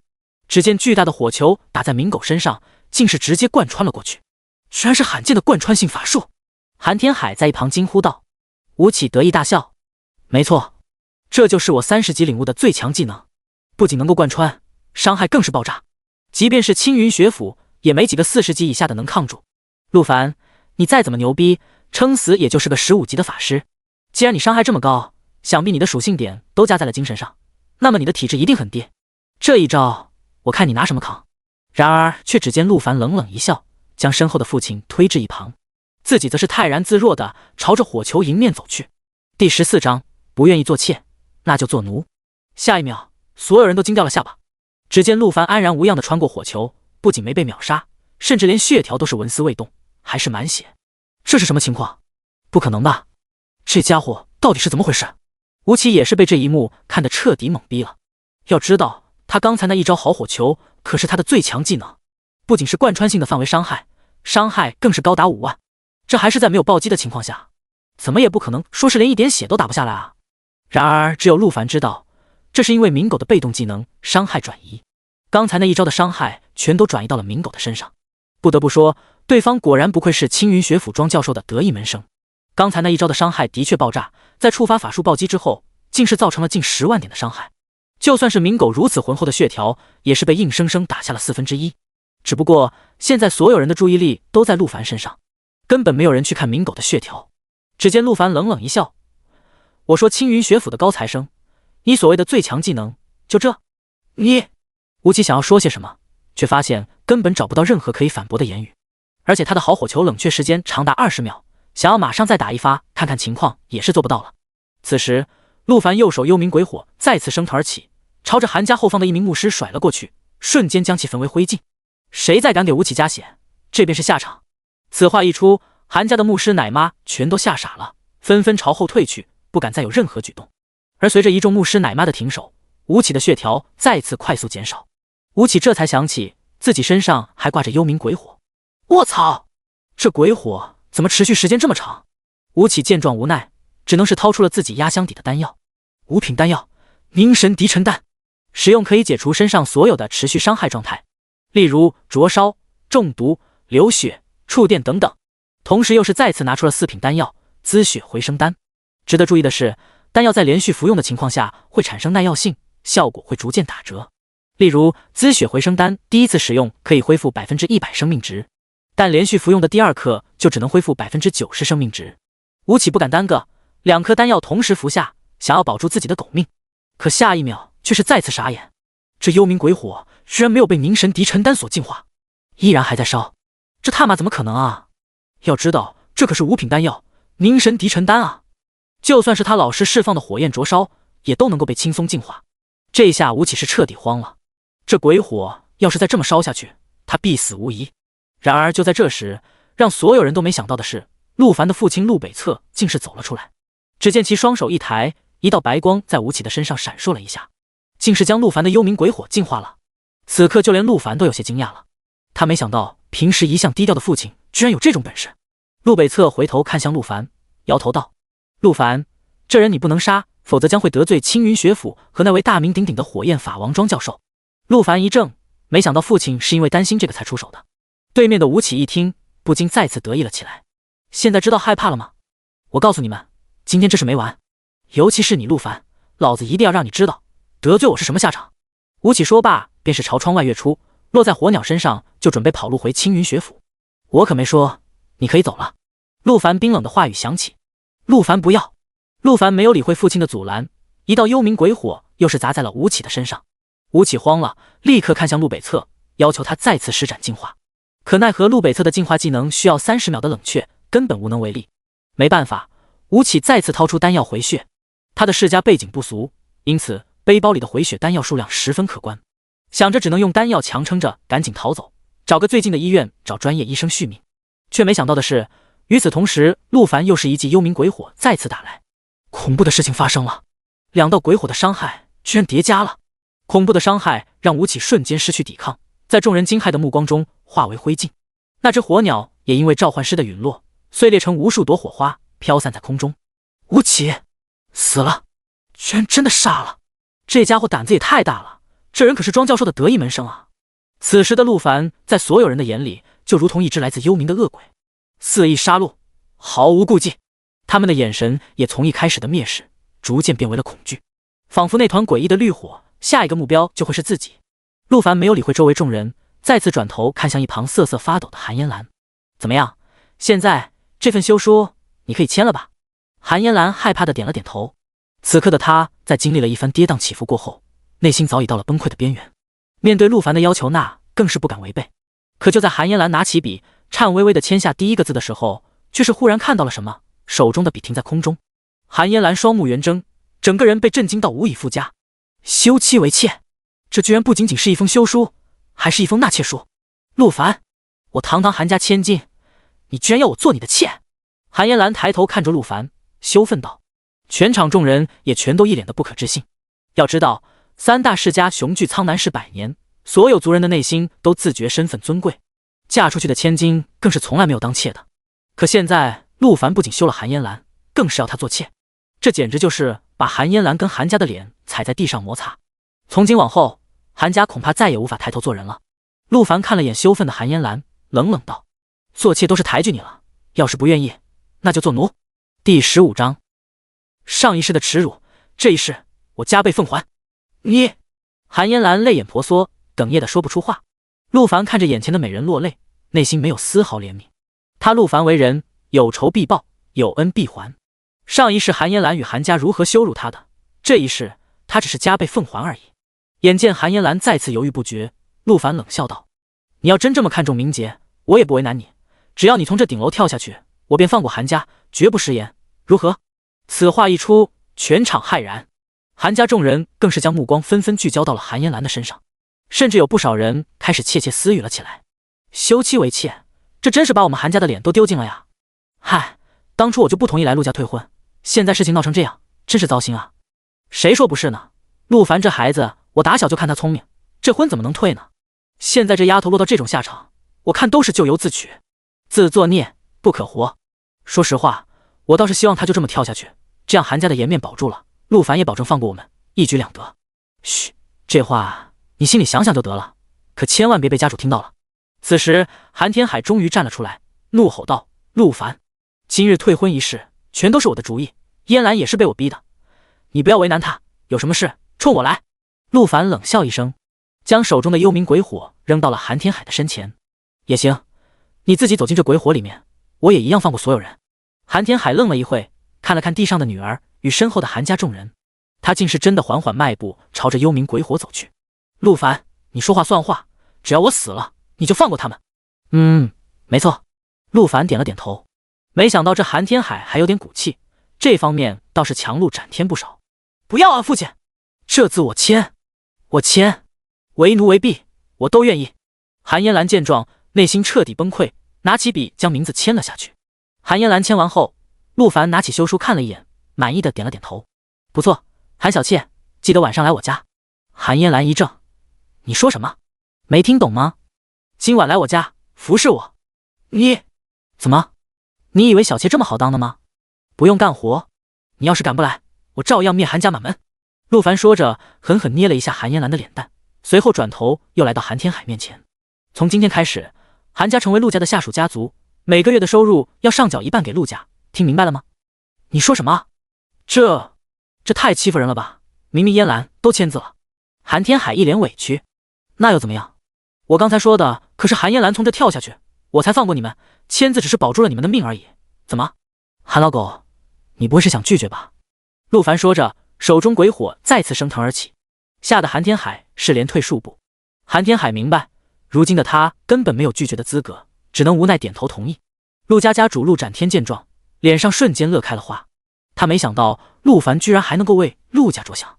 要知道，韩家一年的收入至少上百亿，收取一半，陆家直接起飞。从今往后，苍南市将不再是三足鼎立，而是我陆家一家独大，列祖列宗在上，我陆展天无愧陆家，哈哈哈！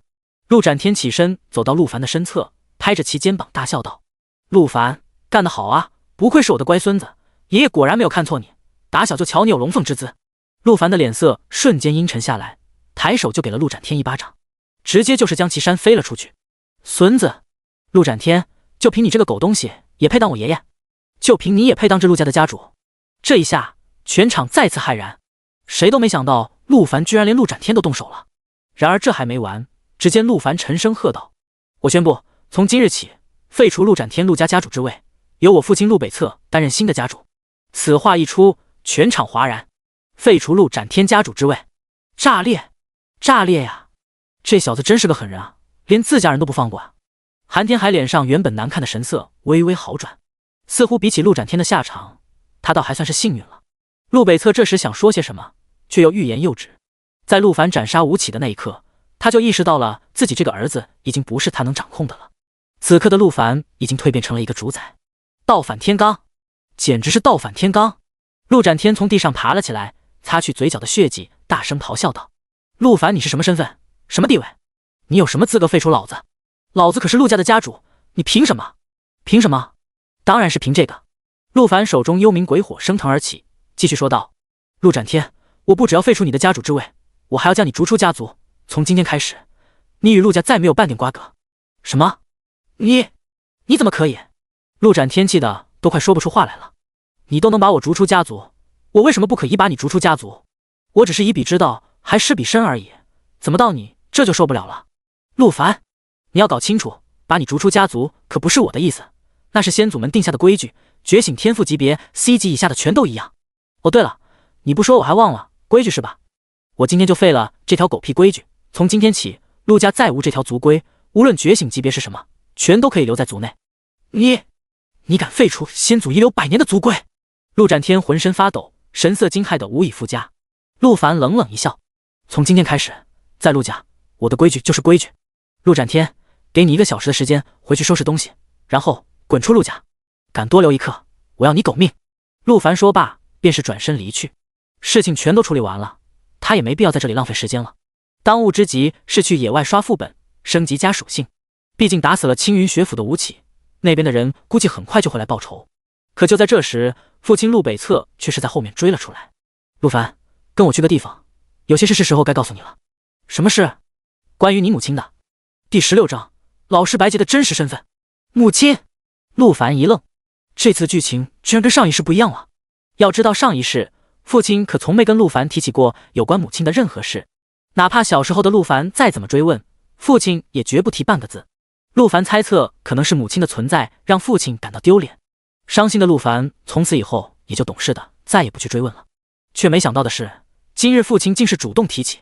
这么多年了，您终于肯告诉我了。陆凡有些激动道。陆北侧叹了口气，警惕地看了看四周。总之，先跟我来吧。两人乘坐电梯下楼，陆北侧开车带着陆凡离开。片刻功夫，两人来到了一处极其荒凉的墓园。这里是……陆凡似乎隐约猜到了什么。没错，是你母亲的墓地。陆北侧带着陆凡来到了一处乱石堆前。就是这里了。陆凡看着眼前荒凉的景象与这一堆乱石，瞬间一股热泪涌上眼眶。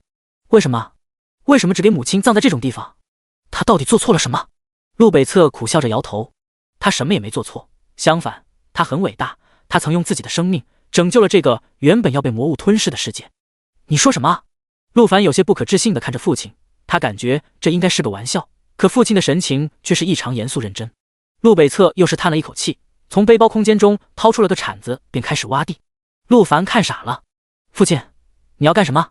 掘坟？陆北侧笑着摇头。这墓中有你母亲留给你的遗物，我得挖出来给你。陆凡又是一个亚麻呆住。父亲，你这样的话，我真忍不住要说你两句了。母亲有留东西给我，为什么你之前一句都不提？为什么不早给我？不是我不给，是你母亲生前叮嘱，倘若你没有觉醒那个职业，那么有关于他的事情便半点都不要跟你提起，否则只会引来杀身之祸。陆凡再次呆愣。你说的那个职业，难道是……你已经觉醒了，应该知道才对，就是幽冥领主。陆北侧的神色没有半分波动，依旧挥动手中的铲子，边挖边说道。但陆凡却是被震撼到，浑身都在颤抖。你怎么会知道幽冥领主？这可是全球唯一性隐藏职业。等等，难道说……陆凡像是想到什么，整个人如遭雷击。没错，你的母亲就是上一任幽冥领主。既然是这样，也就是说，这职业他妈还有遗传。行了，别废话了，过来一起挖。陆凡手一抬，直接召唤冥狗现身，利用其庞大的狗爪帮忙一起挖。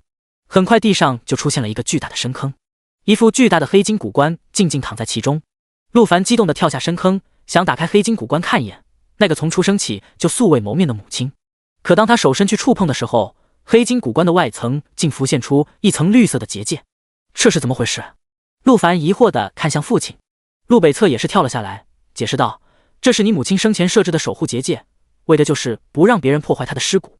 原来是这样，那这个结界如何打开？陆北侧看了眼黑金骨棺，深深地叹了口气道：看来是时候跟你告别了。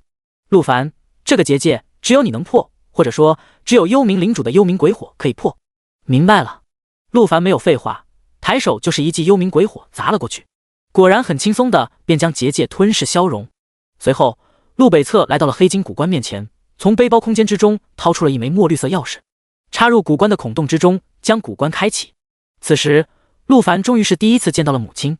母亲的尸身在这特制的黑金骨棺中保存完好，没有半点腐烂的迹象，看上去就像一个正常睡着了的人躺在里面。母亲的容颜与陆凡有几分相似，身材修长，看得出是一位绝世脱尘的美女。等等，就在这时，陆凡忽然看到了棺木内部镌刻着的小字：侯贵芬永眠于此。侯贵芬？卧槽，什么东西啊？陆凡吓得赶紧回头看向陆北侧问道：父亲，母亲的名字是侯贵芬？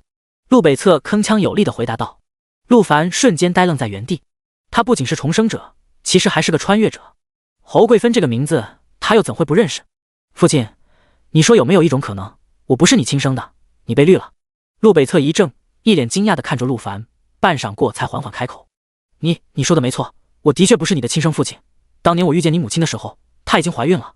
陆凡妈了，彻底妈了，实在没想到这狗血剧本竟在自己身上上演。不过此刻的他并不想纠结这个东西，毕竟自己本身就是穿越来的，亲生父母是谁其实也没那么重要。陆凡拍了拍父亲的肩膀道：放心父亲，在我心里养恩大于生恩，不管怎么样，你永远都是我父亲。陆北侧苦笑着摇了摇头，能够与你母亲相识一场，成为她名义上的丈夫，其实我已经觉得很荣幸了。陆凡深吸了一口气，好家伙，父亲再怎么说也是3大世家的人啊，但在母亲面前居然如此卑微。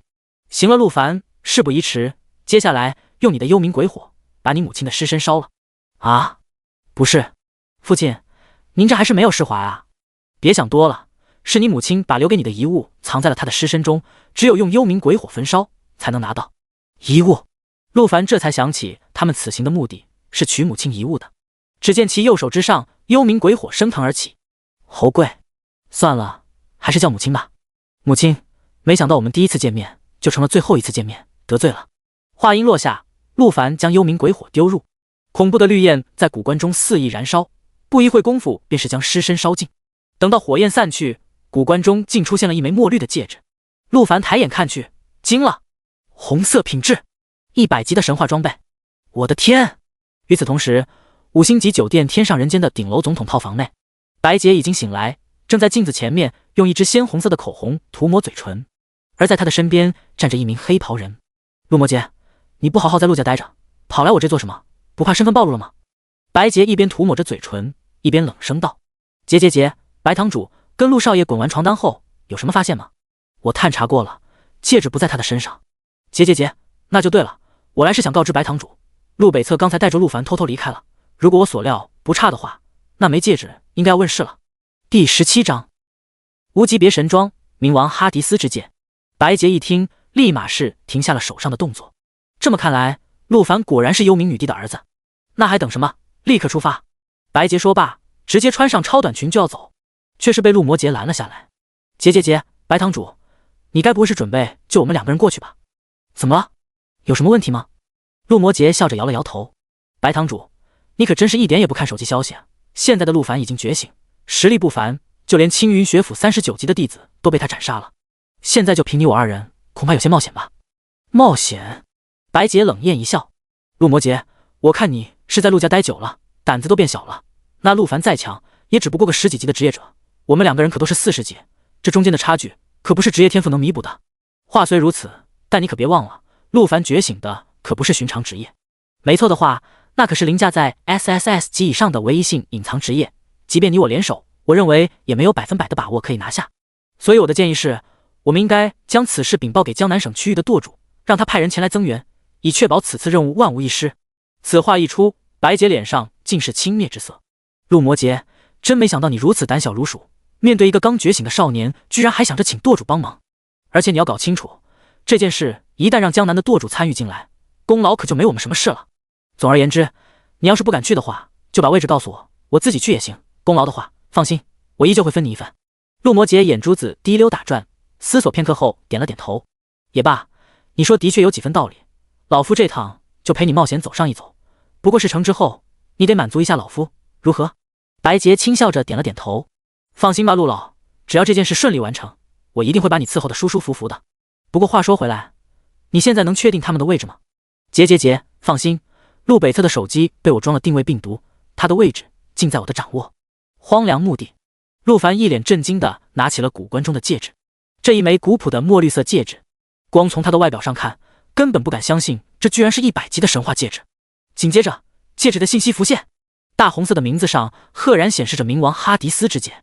冥王哈迪斯之戒，右戒，品质神话，红色，等级要求100，属性增幅精神正100%，附加特效哈迪斯的愤怒，法术暴击正100%，暴击伤害正100%，附加特效哈迪斯的贪婪，法术吸血正100%，生命值优先补充自己，溢出的治疗量平分给所有召唤兽。附加特效哈迪斯的灭世，技能伤害可以直接斩杀生命值低于20%一切生物。附加特效哈迪斯的专属幽冥领主职者，可无视等级要求直接佩戴。附加特效哈迪斯的指引，可以感应到其余冥王哈迪斯装备的所在位置。冥王套装1/10未激活，全球唯一性装备，仅此一件。陆凡看着戒指上显示出来丰富词条，不禁感慨，不愧是100级的神话装备，简直太猛了。而且其中最重要的一条，显然就是这条哈迪斯的专属幽冥领主职业无视装备，等级要求直接佩戴。也就是说，他现在15级就可以佩戴这100级的装备。没有废话，陆凡直接将戒指装备了上去。可就在这时，身后忽然来传来一阵女子的求救声：“陆凡，救我！有人要杀我！”陆凡转头望去，惊了，居然是老师白洁！白洁一身超短裙，外加跑步上下晃动的丰满胸脯，看得陆凡与陆北侧一阵失神。而在其身后，一名黑袍人正在奋力追杀。陆凡虽然没搞清楚情况，但手中幽冥鬼火还是朝黑袍人砸了过去。但意外的是，黑袍人在接触到鬼火的一瞬间就消散成了一道黑雾。这是分身。陆凡高中3年，熟读各类职业介绍，很清楚刚才消失的黑袍人不是真人本体，只是一道分身。此时白洁已经跑到了陆凡的身边，气喘吁吁道：“陆凡，多谢了，我还以为我没命了。老师，这到底怎么回事？”话音刚落，远处又是射来3道黑色能量箭。冥狗感受到了危险，直接挡在了陆凡的身前。轰轰轰，3道能量箭打在冥狗身上，竟是将其打掉了近1半的血量，也就是将近20万点伤害。因为这只冥狗是先前召唤的，因此属性还没有更新，生命值仍是之前的40万。如果是陆凡现在召唤的话，那么生命值就是80万。不过能打出近20万点伤害，对方的实力显然已经比先前的吴起强了。吴起可是青云学府39级的弟子，这么算的话，那么对方的等级至少是40级。40级的强者在追杀白洁，陆凡顿时感到一丝不对劲，转头看向白洁，竟发现其脸上露出一副诡异的微笑。陆凡没有犹豫，抬手就是召唤出了一只新的冥狗。在带上冥王哈迪斯之戒后，陆凡的精神已经从原来的4120点翻倍成了8240点，因此冥狗现在的耐力为8240点，生命值更是提升到了恐怖的80万。不过冥狗同时只能存在一只，因此先前的冥狗就消失了。但与此同时，白洁已经用一种不知名的身法瞬移到了陆凡的身后，双手上也不知何时浮现出了2柄短刀，对着陆凡的背后就是狠狠刺去。第18章幽影刺客幻影法师。白洁手中2柄短刀之上，绿芒闪动，对着陆凡就是一个背刺。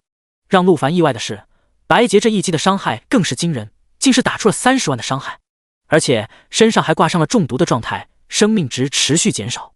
好在有冥狗帮忙承担伤害，否则这一击下来就能把陆凡给秒了。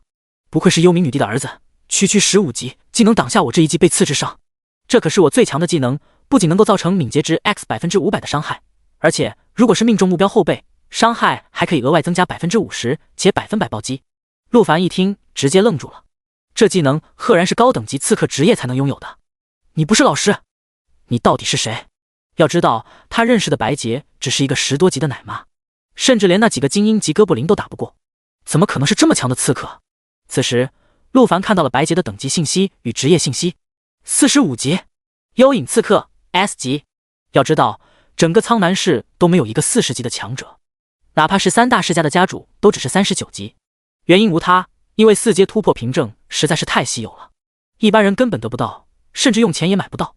但眼前此人的等级居然是45级，而且天赋居然还是 S 级，这只能说明一个问题，那就是眼前这个女人根本就不属于这个城市。你究竟是谁？陆凡迅速反应了过来，右手之上幽冥鬼火猛地升腾而起，朝着白洁就砸了过去。陆凡，你说什么呢？我就是你的老师啊！白洁冷冷一笑，身形一个晃动，凭空消失，竟是将陆凡的那记幽冥鬼火躲了过去。陆北侧见状，抬手一记净化，帮助陆凡解除了中毒状态，随后大吼道：“陆凡小心，这女人敏捷很高！”可还没等白洁出现，远处又是3道黑暗能量箭袭来，打在了刚召唤出的冥狗身上。虽然冥狗的耐力得到增强，3道能量箭的伤害也略微降低，但即便如此，冥狗的也依旧被减去了大半。不得不说，面对2名40级的强者，即便是戴上戒指的陆凡，竟也感到一丝压力。白堂主，探测到了吗？戒指在不在他的身上？远处传来了黑袍人的声音。陆凡眼眸微眯，这才明白这2个人是奔着戒指来的。难怪呢，40级的强者根本没有理由会出现在苍南市这种小城市。此时白洁的身影也是鬼魅般出现在了不远处的一棵树上，冷笑道：“你猜的没错，戒指就在他的身上，而且还是100级的神话装备。100级神话！”黑袍人直接听傻了，这可是这个世界目前已知的最高级别和品质了。陆凡此时面色凝重，不愧是高等级的刺客，居然还会探测术，能够看到我的装备信息。等等，陆凡这时忽然想到了什么，整个身体都是抖了一抖。探测术虽然能够查看到对方的详细信息，但必须要在身体有接触的情况下才能够施展，而且接触的时间越长，探测到的信息就会越详细。也就是说，之前白洁是故意勾引自己去酒店上床，包括那几只精英哥布林，恐怕也是他自己故意设置的。如此精心布局，缜密伪装，为的就是这枚冥王哈迪斯之戒。这是母亲留给自己的唯一物件，我绝不会让你们拿走。陆凡看向父亲陆北侧，对其发起了组队申请。陆北侧一愣，随后立刻明白了过来，同意加入队伍。两人在一个队伍中的话，陆凡的技能就不会对陆北侧造成伤害。此时不远处的白洁冷冷一笑：陆凡，我劝你还是别挣扎了，虽然你这个职业确实很强，但可惜你没有成长的机会了。白洁一个身影晃动，再次消失在原地。陆凡很清楚，刚才白洁是在等待技能冷却，现在马上就会朝自己再次攻来。与此同时，远处的黑袍人也是同时发动进攻。只见他再次施展分身术，身旁瞬间出现了一个与其本体一模一样的黑袍人。紧接着，本体与分身一起施法，竟是同时打出了6道黑色能量剑。此时陆凡也是看到了对方的等级信息与职业信息：43级幻影法师 S。 陆凡熟读职业图鉴，清楚这个职业的特点便是拥有分身与多重能量剑。不过分身只拥有本体 50% 的属性值，可即便如此，6道能量剑外加白洁的背刺，伤害恐怕就算冥狗也扛不住。更危险的是，召唤冥狗技能的冷却长达60秒，现在还没冷却好。陆凡不再犹豫，抬手就是一记幽冥鬼火，先朝着远处的黑袍人砸了过去。与此同时，白洁鬼魅般的再次出现在了陆凡的身后。陆凡，小心！陆北侧的职业只能进化异常状态，对于战斗和其他方面，他根本帮不上什么忙。来了吗？陆凡冷冷一笑，抬手便是一记幽冥炎柱，来自幽冥地狱的火焰冲天而起，对方圆10米内的敌人直接造成精神 X 2000%的范围伤害。要知道，陆凡戴上冥王哈迪斯的戒指后，精神属性高达8000点，那么幽冥炎柱的伤害就是恐怖的16万。而且还不止如此，在冥王哈迪斯的戒指特效哈迪斯的愤怒加持下，法术暴击正 100%， 暴击伤害正 100%， 暴击后伤害直接翻3倍。因此如今幽冥炎柱的伤害高达恐怖的48万。白洁见状是彻底懵逼了，他原本以为凭借自身的高敏捷和身法技能就能够躲开陆凡的幽冥鬼火，然后通过自己与陆魔劫不断的进攻，先将陆凡的召唤物耗死，然后再解决陆凡。却没想到陆凡居然还有范围性群伤技能。要知道，单体伤害技能尚可用速度躲闪，但范围伤害可不行。这该死的陆魔劫竟然没有告诉他这重要信息。其实事实上，陆魔劫也根本就不知道，因为陆凡在陆氏集团顶楼的战斗根本就没施展过幽冥炎柱。随着地狱火焰冲天起，将白洁瞬间秒成灰烬。远处的黑袍人见状，顿感不妙，立刻是让分身挡下了陆凡的幽冥鬼火，自己则是化作一团黑雾遁走了。陆凡想要去追，却是发现已经来不及了。第19章野外副本广场。高速公路上，陆凡驾驶着劳斯莱斯急速行驶着，看来这枚戒指早就被人盯上了。陆凡呢喃道。陆北侧点了点头。你接下来打算怎么做？那群人没得到戒指不会善罢甘休的，我得尽快提升自己的实力。陆凡思索片刻后继续说道。接下来我要去野外的副本广场，然后您自己开车回去就行。陆北侧苦笑的点了点头，他很清楚自己在陆凡身边帮不了什么，反倒可能会成为拖累。片刻功夫过后，陆凡抵达野外副本广场。下车后，陆凡跟父亲挥手告别。父亲，回陆氏集团后记得给我打个电话，确认平安。陆北侧点了点头。陆凡，接下来就靠你自己一个人来面对了，要小心。陆凡点了点头。放心吧，父亲。随后，陆北侧驱车离开。陆凡孤身走入野外副本广场。广场之中人潮涌动，且不时的还能听到周围传来邀请组队的声音。10级石窟秘境副本，缺个奶妈5等1，速度来人。15级狂狼巢穴副本，缺个前排坦克5等1，速度来人。20级蛇蝎洞副本，缺个输出法师射手都可以，来了就开。由于苍南市的区域等级很低，因此这里的野外副本也只开放到了20级。但不得不说，副本广场是真的热闹，人气甚至比市中心人气最旺的商场都要高。毕竟在这个游戏降临的世界，没有什么比实力更重要。陆凡自然是没有兴趣组队的，凭他如今的实力，即便是单刷最难的20级噩梦副本也不在话下。没有废话，陆凡径直朝着20级副本的区域走去。可就在这时，一群面熟的脸孔忽然朝他走了过来。陆凡，是你也来副本广场了？陆凡一瞧，竟是他那群同班同学。不过他跟这群同学的关系并不好，在班上他向来独来独往，没有什么好朋友，所以在同学们的眼中，他只是一个自傲的世家公子。但其实陆凡的性格就是如此，他认为比起这些无意义的社交，他倒不如去多看一些职业图鉴或者魔物图鉴。此时，人群中不少人看到陆凡出现，脸上皆是露出轻蔑之色。喂，我说陆凡，班级群里的消息你看漏了吧？陈老师说的可是让天赋 B 级以上的同学来副本广场，他带着刷一刷副本，你这个 F 级的跑来凑什么热闹？就是，而且陈老师都已经把邀请的人都艾特出来了，里面根本就没你，怎么？你该不会是想厚着脸皮混进我们的队伍，然后一起分经验升级吧？现在的人啊，还真是没有自知之明呢，为了分点经验，脸都不要了。喂，陆凡，你不是3大世家的人吗？让你自己家族的人带嘛？哈哈，还带呢？我听说他马上就要被赶出家族了，一个 F 级的废物，谁看着不会气啊？哈哈，一群人七嘴八舌的讨论着，显然他们对陆凡如今的实力还毫不知情。陆凡的神色没有丝毫波动，直接无视这群蝼蚁，径直离开。哟，这下知道走了，当初怎么厚着脸皮来呢？就是，不对他2句，还真以为自己多牛逼呢。等等，不对啊，你们看他走的方向，好像是20级副本的区域啊。你说什么？20级副本？怎么可能？别搞笑了，他一个刚觉醒转职的人，还是最垃圾的 F， 他去刷20级副本，哪个队伍会要啊？我知道了，他肯定是觉得被我们说的丢脸了，于是故意假装去20级副本，假装自己很厉害的样子。原来是这样，那我还偏偏就要让他难堪了。我现在就跟过去看看，看他怎么刷20级副本。嘿嘿，我也去，正好陈老师还没来，等着也是等着，继续玩玩也挺有意思的。那我也去。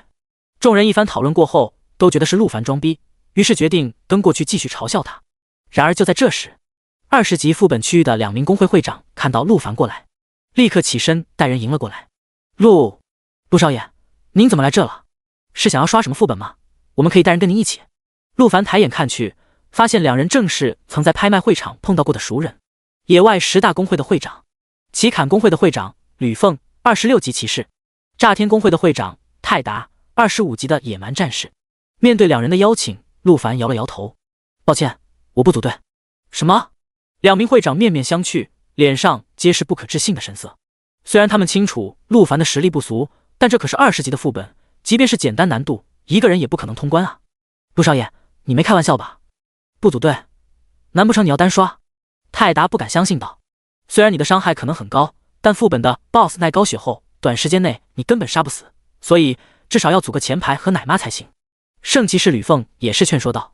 2名会长的言语也是将20级副本区域的其他职业者都吸引了过来，所有人都想看看到底是哪个铁头娃要单刷20级副本。陆凡轻笑了一声，没再言语，径直来到了副本漩涡前。紧接着系统的对话框就弹了出来。尊敬的勇士，这里是20级副本的入口，请选择您要进入的副本。1魔蝎洞，2迷雾森林，3燃烧矿区。对于陆凡而言，这3个副本他都会刷一遍，所以无所谓，直接按顺序选就行了。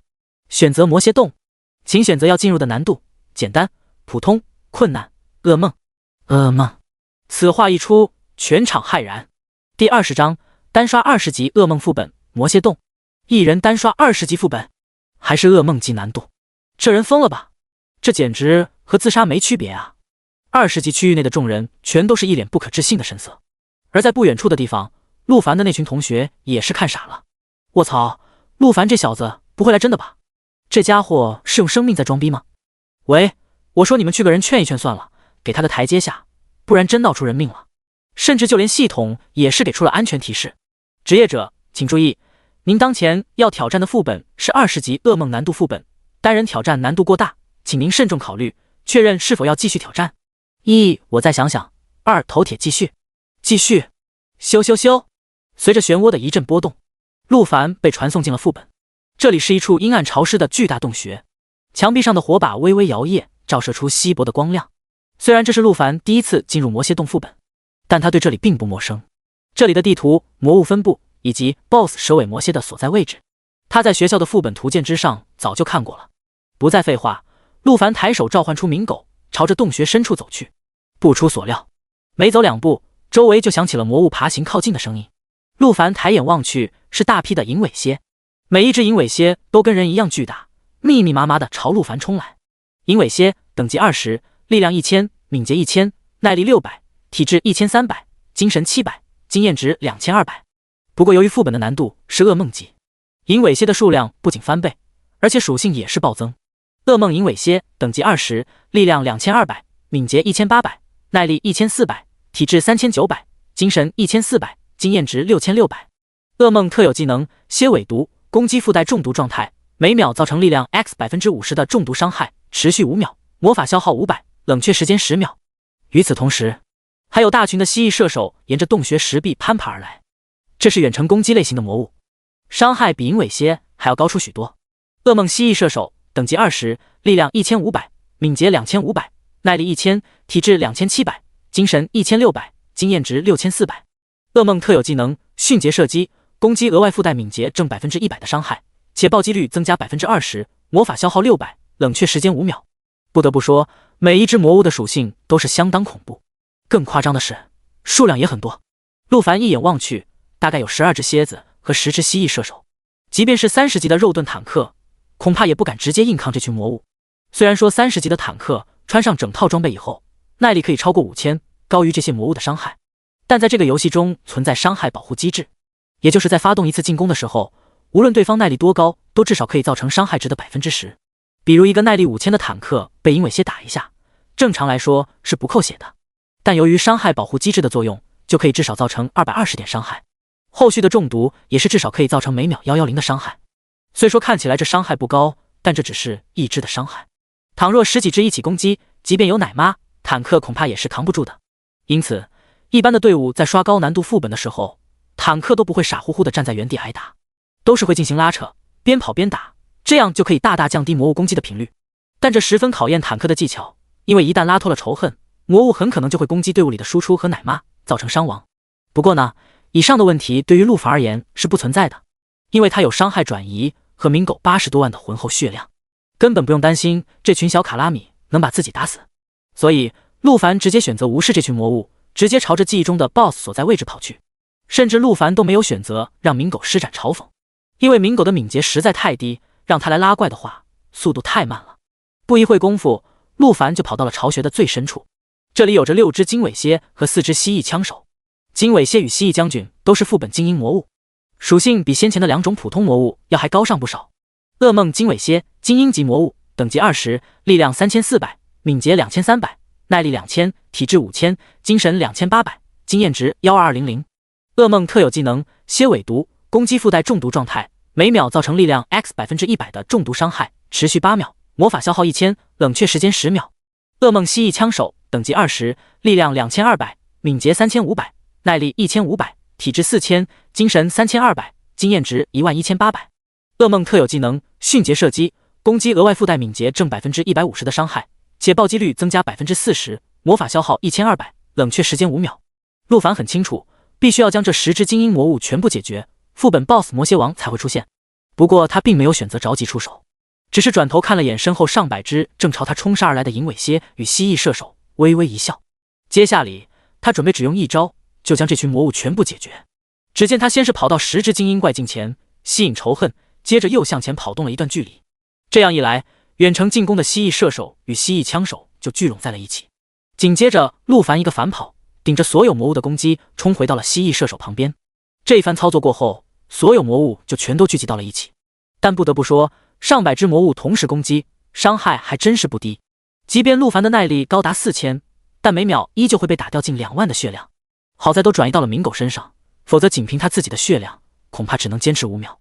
最后，当所有魔物都聚集在一起后，陆凡直接一招幽冥岩柱，将这上百只魔物瞬间秒杀灰烬。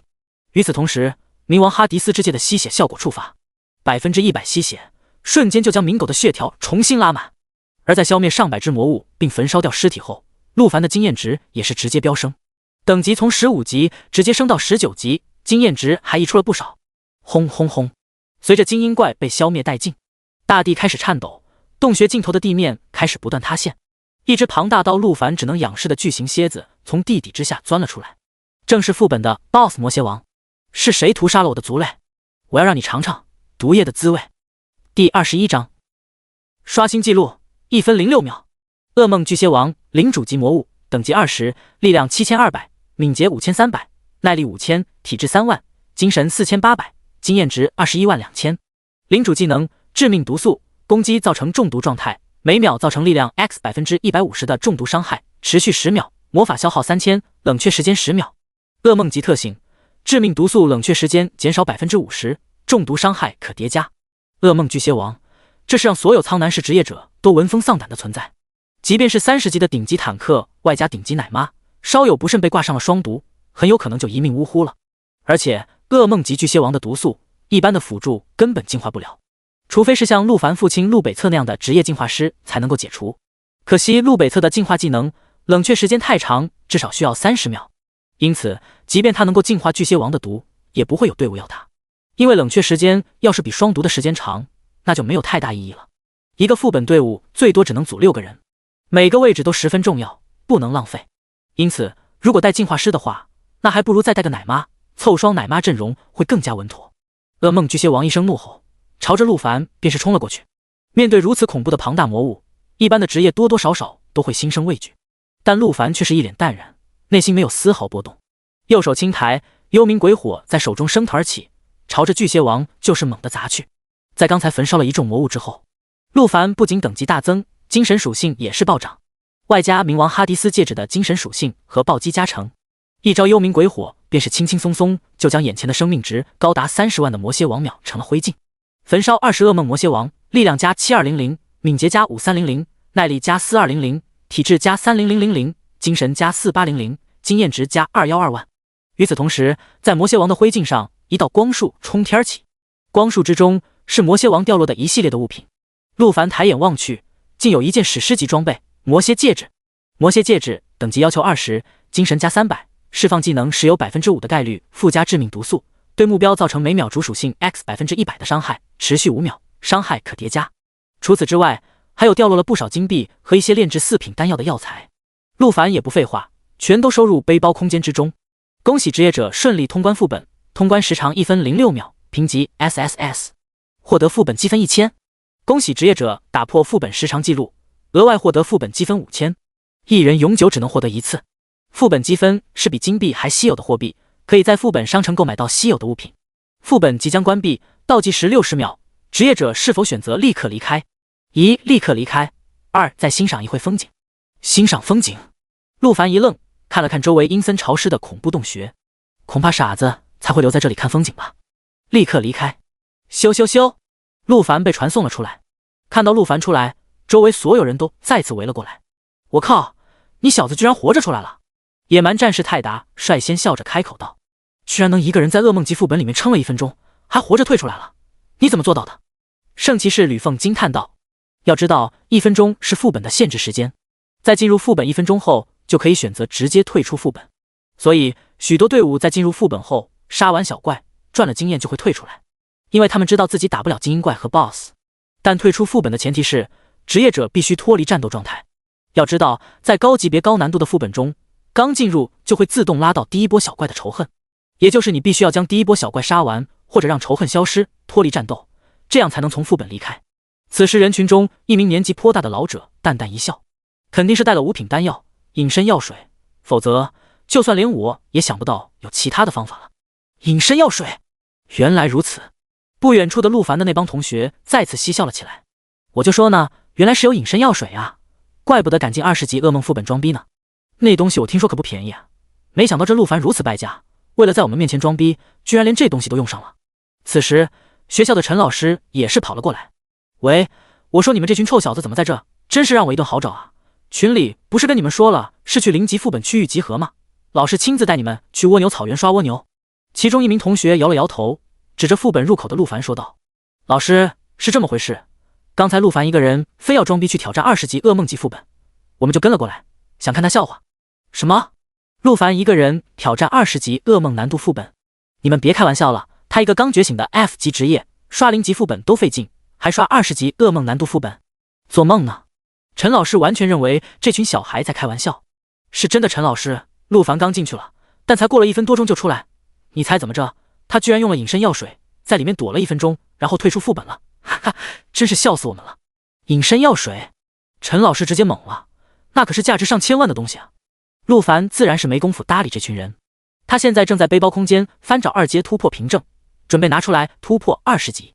可就在这个时候，广场中央的广播忽然响了起来：“恭喜职业者陆凡刷新20级噩梦难度副本魔蝎洞的通关记录，通关时长1分06秒。”广播的声音极大，响彻整个广场。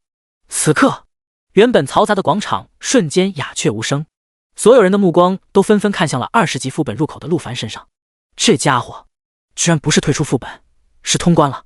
第22章觉醒20级天赋多重召唤。这家伙居然不是退出副本，是通关了。恐怖如斯，恐怖如斯啊！1分06秒，还是单刷啊？这是人能做到的吗？野蛮战士泰达夏巴都快被惊到了地上，圣骑士吕凤被震撼到浑身战栗。他们可全都是常年混迹在20级副本的常客，他们比任何人都清楚陆凡这个记录到底有多么夸张。不远处的陈老师和那群同学也全都听傻了，怎么回事？一个刚觉醒的 F 级废物，怎么可能单刷20级噩梦副本，还只用了1分06秒？就算是苍南市最强的6个人组队，恐怕也做不到这种程度啊！不可能，绝对不可能，一定是系统出错了。系统出错？对，一定是这样，是系统出错了。先前嘲讽陆凡的几名学生根本无法相信这个事实，仍在试图寻找理由来欺骗自己。可下一秒，他们最后的一丝幻想也破灭了。只见陆凡在众人惊骇目光中，神色淡然地掏出了一张2阶突破凭证。这家伙怎么会有2阶突破凭证？等等，这家伙要干什么？不会吧？难道说……只见陆凡直接使用2阶突破凭证，周身瞬间光芒万丈，金色光柱冲天起。广场上所有人都清楚，这是职业者突破升级时才有的异象。2阶突破成功，等级升至22级，全属性加90，自由属性点加450。2阶以后每升1级，全属性加30，自由属性点加150。幽冥鬼火升级，幽冥鬼火3级，造成每秒精神 X2000%的伤害，持续40秒，魔法值消耗2000，冷却时间 0.8秒。幽冥岩柱升级，幽冥岩柱2级，在自身20米范围内召唤出一道冲天岩柱，对范围内所有目标造成精神 X3000%的伤害，魔法值消耗6000，冷却时间9秒。召唤冥狗升级，召唤冥狗2级，召唤2只冥狗助战，魔法值消耗12000，冷却时间50秒。领悟主动技能幽冥缠绕1级，在地面生长出实质化的幽冥火焰缠绕目标，使其无法动弹，并造成每秒精神 X4000%的伤害，持续3秒，魔法值消耗3万，冷却时间20秒。领悟召唤技能召唤冥狼1级，召唤1只冥狼助战，魔法值消耗5万，冷却时间120秒。冥狼刺客型召唤物，主动技能隐身，被动技能多重暴击，攻击力与召唤师精神属性相关，详细属性可在召唤后查看。觉醒20级职业天赋多重召唤1级，所有召唤技能的召唤兽数量 X3。 听着脑海中系统一连串的提示，陆凡不禁感叹这个职业是真变态，这还让别人怎么玩？陆凡先是将所有自由属性点全加在了精神上，随后将之前在拍卖会藏品阁4件史诗级装备灵魄套装装备上去，还有刚刚才爆的魔蝎戒指也是带了上去。随后查看系统面板，等级22，力量17790，敏捷18290，属性值17990，装备加成300。耐力11790，属性值11390，装备加成400。精神43132，属性值19840，装备加成1200，百分比加成105%。体质56590，属性值56090，装备加成500。魔法值189,400，生命值560900。装备灵魄权杖、灵魄布甲、灵魄腰带、灵魄布鞋、魔蝎戒指、冥王哈迪斯之戒。装备额外加成魔蝎戒指，释放技能时有 5% 的概率附加致命毒素，对目标造成每秒主属性 X 100%的伤害，持续5秒，伤害可叠加。灵魄套装，技能伤害加深 5%。冥王哈迪斯之戒，法术暴击正 100%， 暴击伤害正 100%， 法术吸血正 100%， 斩杀生命值低于 20% 一切生物。主动技能幽冥鬼火3级，幽冥岩柱2级，召唤冥狗2级，幽冥缠绕1级，召唤冥狼1级。天赋被动多重召唤1级。在经过一系列的战斗之后，陆凡的等级和属性都得到了极大的提升。看着自己丰富的系统面板，陆凡不禁也是露出了满意的笑容。但他没注意到的是，整个广场的人此时都已经聚集了过来，全都在用不可思议的神色盯着自己。因为此时的陆凡在升级过后，头顶之上赫然竟是展露出了等级信息。22级。两大公会的会长吕凤和泰达见状，不断的摇头，告诉自己这不是真的。22级，他们2个人当初达到这个等级，可是足足花了近20年，而且都还是拼了命的刷本，几乎没有松懈的那种。可如今的陆凡居然只用了1天不到，这简直是让2人的道心都崩坏了，心里彻底失衡。而不远处的陈老师和刚才那些瞧不起陆凡的同学也全都被吓得瘫坐在地。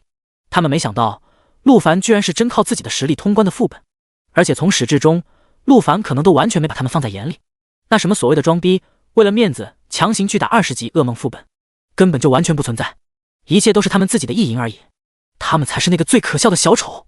不过此时的陆凡依旧是没有理会周围众人炽热的目光，而是选择再次来到了副本漩涡前。尊敬的勇士，这里是20级副本的入口，请选择您要进入的副本：1魔蝎洞，2迷雾森林，3燃烧矿区。选择迷雾森林，请选择要进入的难度：简单、普通、困难、噩梦。噩梦。华夏南域，青云学府，火焰法王庄严正端坐在房间内闭目养神，火红色的长发无风自动，颇有强者风范。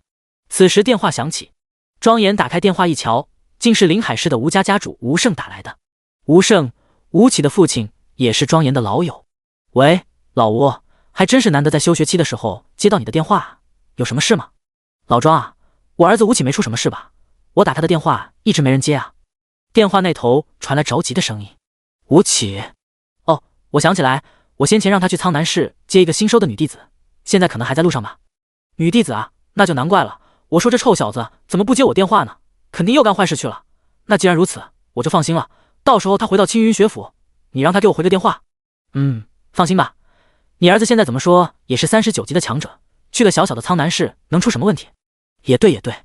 电话挂断，庄严叹了口气，唉，可怜天下父母心啊，儿子都这么优秀了，依旧是放心不下呀。然而就在这时，门外忽然传来了弟子的大喊声：师父，不好了！吴起师兄的魂灯熄灭了。你说什么？第23章召唤冥狼，多重暴击。庄严一听，立刻猛地站起身冲了出去。你说什么？再说一遍。吴起师兄的魂灯熄灭了。怎么可能？这消息如同一道惊雷，重重劈在了庄严的脑门上。但身为火焰法王青云学府的著名教授，庄严也是很快回过神来，朝着那名弟子大喊道：快去生命学院找康教授，请他出手，或许还有一线生机。是，弟子这就去。哎，等下，算了，还是我亲自去吧。另一边，陆凡再次进入副本迷雾森林，这里云雾缭绕，能见度极低。根据副本图鉴上的记载可知，迷雾森林与魔蝎洞差不多，普通怪是近战的魔熊和远程法术攻击的蝴蝶妖精，精英怪则是属性提升的黑毛魔熊与可以释放法术连击的蝴蝶女巫。由于雾气的影响，如果对副本不熟悉的新人进来，很有可能会被忽然冲出来的魔物击杀。但这对于如今升级后的陆凡来说，简直是不值一提。没有废话，直接抬手召唤出冥狗。在冥狗技能升级外加多重召唤的加持下，陆凡这次竟是一口气就召唤出了6只冥狗，而且每一只的血量都是惊人的400万。不仅如此，冥狗在升级后主动技能咆哮也是得到了升级，不仅嘲讽范围扩大到了周围20米，还可以让自己受到的伤害再降低10%，可谓是肉上加肉。这还没完，陆凡再次抬手施展新技能召唤冥狼。只见3只身体半透明巨狼出现在身前。冥狼力量1000，敏捷431320，召唤师精神 X10，耐力43132，召唤师精神 X1，精神1000，体质43132，召唤师精神 X1，生命值43万，魔法值1万。冥狼主动技能隐身1级，进入隐身状态，不可见，且移动速度增加50%，持续60秒。受到伤害或者主动发起攻击会解除隐身状态，魔法值消耗1000，冷却60秒。冥狼被动技能多重暴击1级，攻击时有20%的概率触发2至4次暴击伤害。陆凡看了眼冥狼的属性，很显然与冥狗的肉盾定位不同。这冥狼属于刺客，主属性是敏捷，是用来打伤害和偷袭用的，而且看样子伤害还不低。不再废话，陆凡直接翻身骑在其中一只冥狼身上。要知道敏捷属性越高，移动速度就越快，外加上隐身的移速加成，冥狼这一速就跟开了挂一样。陆凡骑在冥狼身上只用了10几秒就冲到了迷雾森林的最深处。眼前是一棵参天古树，古树下面守护着6只精英怪黑毛魔熊与4只蝴蝶女巫。在古树的中间部分则盖有一座巨大的木屋。陆凡清楚，木屋里面居住的就是迷雾森林的主人，也就是这个副本的 BOSS 灵魄男巫。而陆凡身上正穿着的4件灵魄装备，就是这个 BOSS 身上掉落的。此时，身后的上百只小怪跟魔蝎洞时一样，全都追了过来。但此时的陆凡已经对他们没有兴趣了，或者说，这点经验值对他来说已经没有意义了。他刷这个副本的主要目的，纯粹只是为了加属性而已。没有废话，直接开杀。他自己施展幽冥鬼火进攻，同时明朗也是冲了过去，一口一个精英怪。与魔蝎洞不同的是， BOSS 破灵男巫不会等精英怪被消灭完才出来，而是只要有巨大的动静吵到他，他就会从木屋中出来。只见木屋之中灵光大盛，一名长相极其俊美的精灵男巫从里面走了出来。是谁惊扰本王睡觉？出来受死！说着便是挥动手中的法杖，打出了一记破灵法球。这法球伤害极高，而且还会附带破灵效果，可以削减目标的魔法值，且造成同等生命伤害。要知道，一切技能都需要依赖魔法值，一旦魔法值枯竭，技能就没法使用了。而这也正是这个副本的难度所在。甚至说，在20级的3大副本之中，迷雾森林是大部分人都不会选择挑战的副本，因为不仅需要大量的回蓝药品支撑，而且由于能见度过低，团队之间配合起来难度也会增大。有时候甚至坦克跑着跑着，奶妈跟丢了，导致被团灭。不过可惜的是，在陆凡的面前，再强大的男巫也依旧与蝼蚁无异。抬手一记幽冥鬼火，直接秒杀，属性再次获得飙升。男巫的灰烬之上，2道紫色光柱冲天起，竟是还掉落了2件史诗级装备。灵魄乌帽等级要求20，精神加300，耐力加100。灵魄项链等级要求20，精神加400。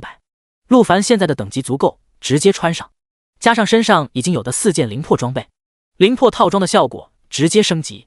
灵魄套装6件，精神加1000，精神属性正 5%， 技能伤害加正 5%， 造成技能伤害时有 10% 概率触发灵魄效果，对目标造成伤害值 10% 的魔法削减效果。恭喜职业者顺利通关副本，通关时长34秒，评级 SSS， 获得副本积分1000。恭喜职业者打破副本时长记录，额外获得副本积分5000，一人永久只能获得1次。副本即将关闭，倒计时60秒，职业者是否选择立刻离开？1. 立刻离开， 2. 再欣赏一会风景，立即离。等会。就在陆凡准备选择离开的副本的时候，却是忽然发现了一只正在卖力攻击的妖精女巫。定睛这么一瞧，发现这女巫居然长得还挺带劲。不知为何，陆凡的脑海中浮现出了一个有些变态的想法。第24章死者复苏。他指挥3只冥狼去后方杀小怪，把这只妖精女巫留了下来。嘿嘿，这里是副本秘境，除了他，应该不会有别人知道了。陆凡一脸淫笑的就朝妖精女巫扑了过去，强大的力量让其瞬间动弹不得。一番云雨过后，陆凡满意的提上裤子，只留下了地上一脸羞愤的精灵女巫。看了看倒计时，距离副本关闭还剩下40秒。可第一次搞这种东西，激动了。肯定是这样。还好没人看到。系统离开副本。咻咻咻，陆凡再次被传送回副本广场。可让他没想到的是，当他出来的时候，却发现整个广场的人都在看着广场中央的巨大屏幕，疯狂大笑。陆凡好奇的也转头望去，我的天，屏幕中居然正在播放自己刚才在副本中发生的影像。卧槽，你妈，这谁干的？陆凡忍不住爆粗口，大骂道。此时一旁的野蛮战士泰达强忍住笑，凑到陆凡身边低声道，刚才你进入副本后，大家都强烈好奇你是怎么通关破纪录的，于是就都跟广场副本的负责人反映了一下。陆凡一怔，然后泰达实在忍不住了，笑出了声。然后负责人为了满足大家的好奇心，也为了证明你没作弊，就把你在副本中的影像直播投屏在了广场中央的屏幕上。卧槽尼玛，那个负责人在哪？老子要宰了他，这可是老子的隐私啊，没老子本人的允许，怎么可以私自做这种事？陆凡内心直接破防，朝天一阵咆哮。泰达倒是拍了拍他的肩膀，安慰道，陆少爷别激动，那种事很正常，我早就想做了，只不过实力不够。就是，都是男人嘛，大家都懂。圣骑士吕凤笑着说道。陆凡一脸黑线，他很清楚笑点根本不是这个。只见他右手之上幽冥鬼火升腾而起，谁他妈敢再笑一下，老子就不客气了。一声落下，全场瞬间鸦雀无声。笑归笑，但通过刚才副本的直播画面，众人也是真真实实的看到了陆凡的实力。他要是想杀谁，那简直比捏死一只蚂蚁还简单。就在这个时候，广场中央的广播再次响了起来：恭喜职业者陆凡刷新20级噩梦难度副本《迷雾森林》的通关记录，通关时长34秒。声音一出，众人还是忍不住的有些惊骇。虽然众人早就已经知道了这个结果，但34秒这个记录真的太夸张了，绝对算得上是前无古人后无来者了。要知道，一般的人进入副本后什么也不打，光是从起点跑到南屋的木屋都需要至少1分钟以上，而陆凡连跑带打居然只用了34秒，真的不得不让人感叹这个世界人与人的差距之大。此时的陆凡也终于是冷静下来，成大事者不拘小节，他不应该为了这点破事浪费时间。没有废话，转身便是又来到了副本漩涡面前，还剩下最后一个副本，刷完走人。尊敬的勇士，这里是20级副本的入口，请选择您要进入的副本：1魔蝎洞，2迷雾森林，3燃烧矿区。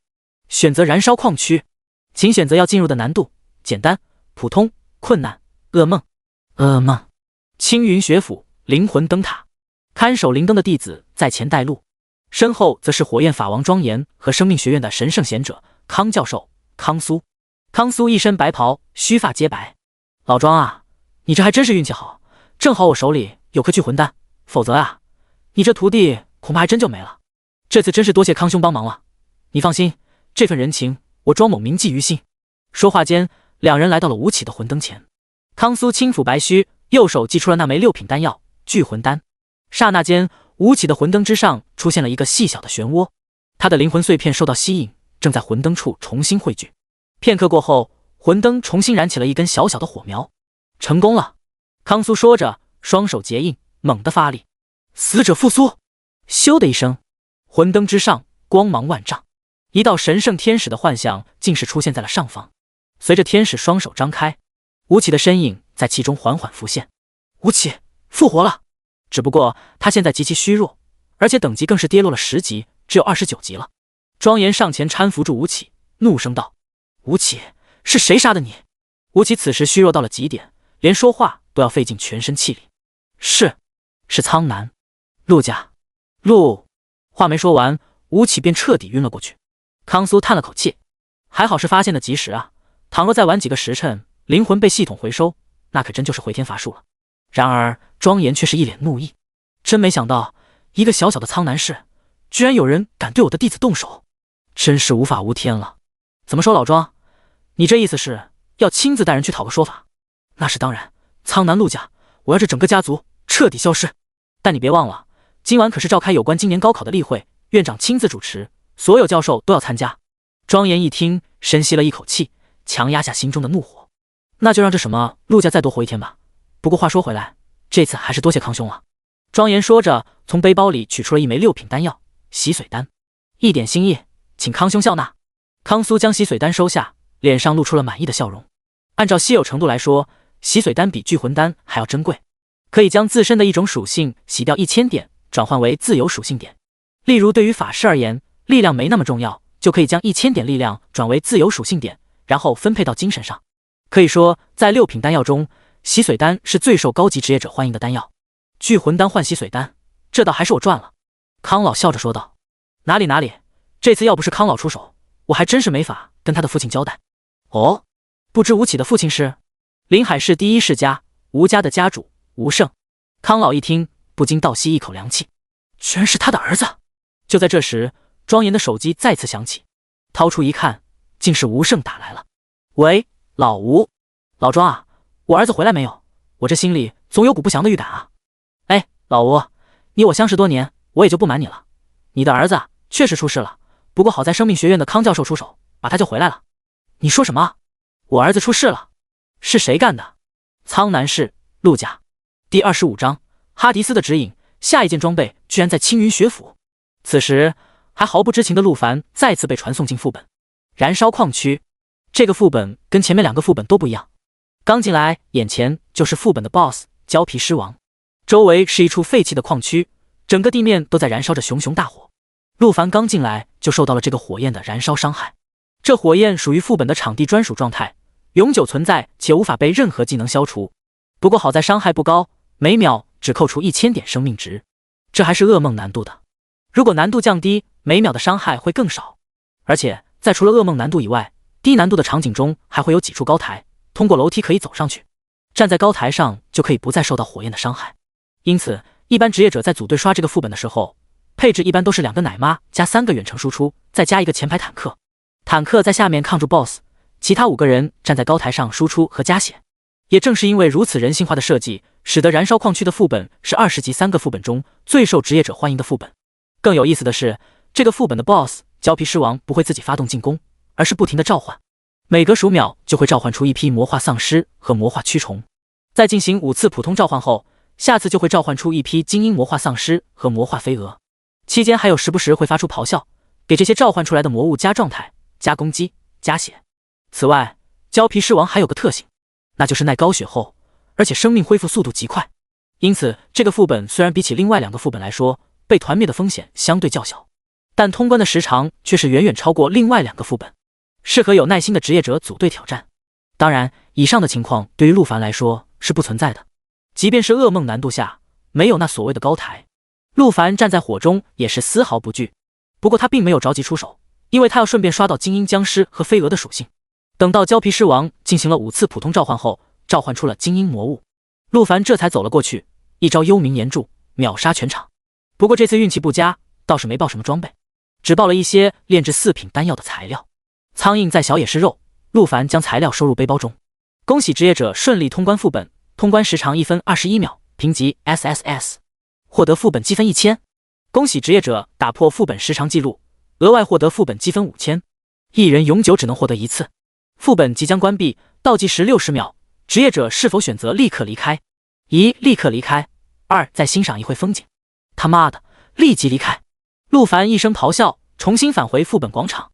至此，陆凡将20级的副本全都通了一遍，属性暴涨，等级也是又升了1级，来到了23级。而且迷雾森林的 BOSS 男巫属于法系领主级魔物，对陆凡的精神加成也是更多，将属性点全都分配给精神。陆凡再次打开系统面板查看，算了个大概，大佬们别介意，毕竟这不是很重要。等级23，力量41000，敏捷43000，耐力3万，精神10.5万，体质14.3万，生命值143万，魔法值105万。看着自己暴涨的属性，陆凡满意的点了点头。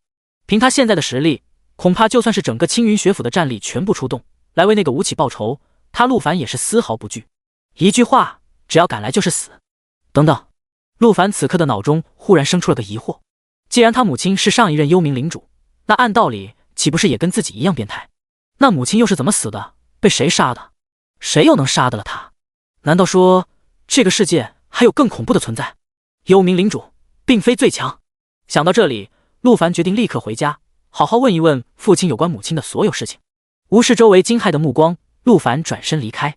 甚至此时的陆凡都不需要什么保时捷跑车，直接召唤出冥王，骑着就走，速度堪比火箭。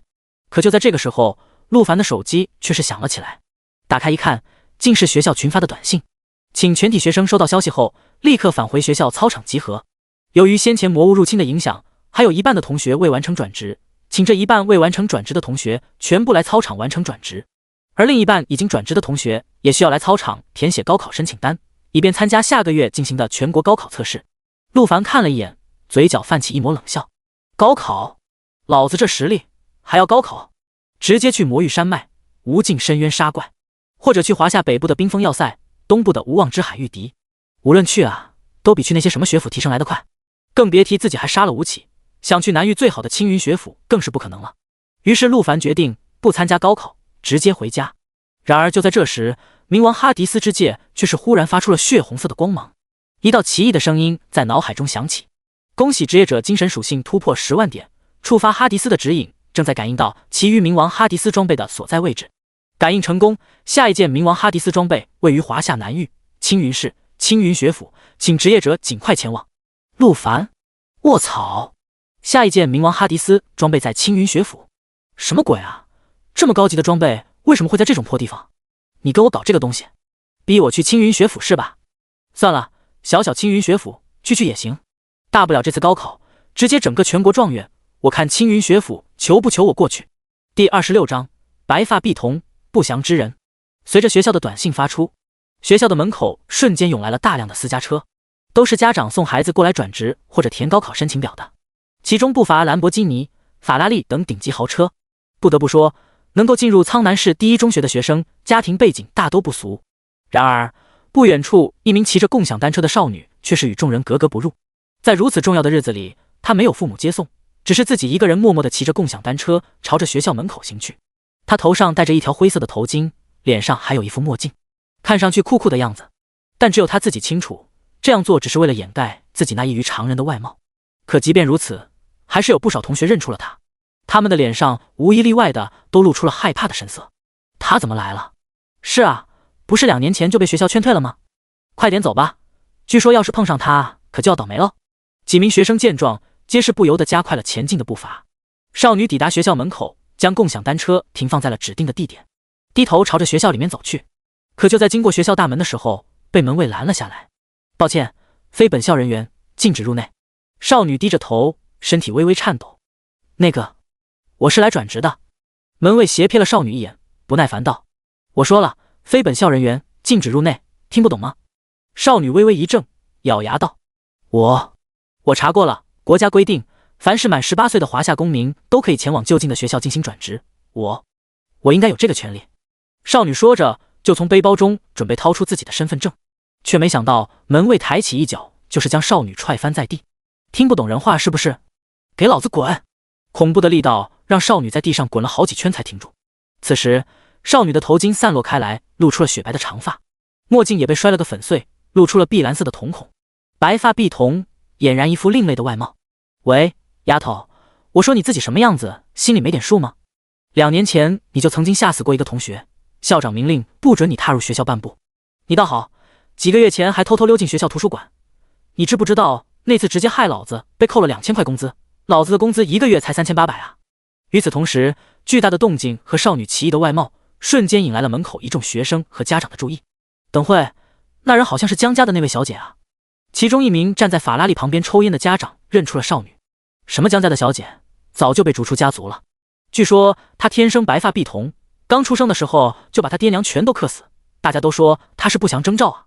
我记得当年江家还专门找过算命大师测过，说这女孩是灾星降世，跟她走太近的人都会倒血霉。原来是她啊，怪不得门卫这么激动。那可千万别让她进学校，要是害了我儿子转职，我可跟她拼命。周围议论的声音很大，少女听得一清二楚。只见她眼中噙着泪水，咬牙爬了起来，颤抖着从包里拿出了身份证。我是华夏公民，我有权利。啪的一声，门卫直接将她的身份证拍飞了出去。你自己好好回头看看，你身后的那些家长，谁会允许让你进去？识相点，滚吧，去别的学校祸害别人去。我要是让你进去，老子工作可就没了。可……少女低头，泪水止不住的涌了出来。其实早在上午，她就是遍了所有学校，可全都失败了。没有学校愿意接受一个不祥的人进入转职大阵，这里是她最后的尝试。少女回头捡起地上的身份证，她没想到，在这个全民转职的时代，转职对她竟成了奢望。然而就在这时，一声狼嚎响彻天际，陆凡骑着明狼从城市的高空一跃而下，巨大的动静瞬间让所有人的注意力从少女的身上转移。这是什么坐骑？好拉风啊！以前没见过呀，是副本商店刚出的新款吗？这狼太帅了，价格一定不便宜啊！不得不说，与陆凡的明狼比起来，那些所谓的豪车简直是弱爆了。等下，这人不是陆家那个废物少爷陆凡吗？人群中有人认了出来。天哪，他还没被赶出陆家，不是听说陆家的规矩是天赋 C 级以下的全都逐出家族吗？而且我还听说韩家的人都去陆家退婚了。不会吧？那他为什么还有这么拉风的坐骑啊？不知道啊，先看看怎么个事。陆凡自然是无视这群蝼蚁的议论，准备直接去操场填高考申请表，却是余光一扫，看到了正在捡身份证的少女江雪。陆凡愣住了，本来想着迟点去找她的，却没想到居然在这里遇到了。上一世的陆凡因为没发现幽冥鬼火的秘密，导致被韩家退婚，被陆家驱逐，在无路可去的时候，是江雪收留了他。此时的江雪自然也是看到了陆凡，他的眼中满是羡慕。好威风的坐骑，这就是职业者吗？好厉害，可惜我这辈子或许都没法拥有了。江雪捡起身份证放进包里，满眼失落的准备离开。江雪！陆凡跳下明狼，朝着少女大喊道。少女愣了一下，不敢相信的回头看去。你是在叫我吗？陆凡点头大笑。当然了，你也是来转职的吗？陆凡没等江雪开口说完，直接是一把将其抱起，骑上明狼。随后明狼高高跃起，直奔操场转职大阵而去。这一下直接把门卫和周围众人都看傻了。这什么情况？这陆家少爷有毛病啊！居然敢主动接触那个不祥，他不怕死吗？废物加灾星可真是绝配。不行啊，灾星都进去了，会连累我儿子的。我靠，我女儿也还在里面呢。众人说着，赶紧也是朝学校里面冲了进去。此时的操场上，转职大阵正在构建，校长则是喝着茶，跟卫生部部长开心攀谈着。老秦，你还真别说，这次魔物的尸体处理的真是又快又干净，转职仪式能够这么快重启，你们卫生部功不可没啊！等转职结束后，学校一定会开个表彰大会，好好表扬你们卫生部。卫生部部长一听，嘴角瞬间抽搐了一下。校长，其实我们……话没说完，陆凡带着江雪从天而降，落到了校长的旁边。喂，老东西，跟你说个事，转职大阵开始以后，先给我朋友转。校长，第27章，我看谁人敢拦。陆凡，你小子哪冒出来的，敢这么跟我说话？等会，你怀里这个女的是？我靠，这女的是江家那个不祥啊！你居然敢抱着她进来！校长一口茶水直接喷了出来。陆凡冷冷一笑，不祥？不祥你个头！我看你才像不祥。江雪是我朋友，等会转职大阵完成，她要第一个转职，听明白了吗？校长站起身来，将手中的茶碗重重摔在地上，怒吼道：陆凡，你以为你是谁啊？敢跟老子这么说话，就算是你陆家家主陆展天，跟我说话也得客客气气的，何况你这个 F 级的废物。陆展天，他算个什么东西，也配跟我相提并论？陆凡，你疯了？你知道自己在说什么吗？陆凡冷冷一笑，不再说话。在他看来，现在多说无用，等大阵完成，他直接送江雪上去转职就行了。到那时，他倒要看看谁人敢拦。江雪此时躺在陆凡的怀中，一脸错愕。同学，你刚才说，我说你朋友？是啊，怎么了？陆凡笑着看了眼怀中白发碧瞳、肤白貌美的江雪，这个在别人眼中是不祥的少女，在陆凡眼里简直是2次元里出来的美少女。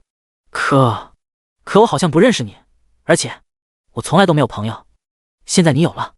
江雪微微一怔，没想到她这辈子居然有人会愿意做她的朋友。可我是不祥之人。陆凡用手捂住了江雪的粉唇，别瞎说，什么狗屁不祥，都是些世人的迷信偏见罢了。江雪将陆凡的手轻轻推开，可他们都说跟我走得太近会倒霉的，你不害怕吗？陆凡大笑，哈哈，怕个屁，倒霉？谁能让我倒霉？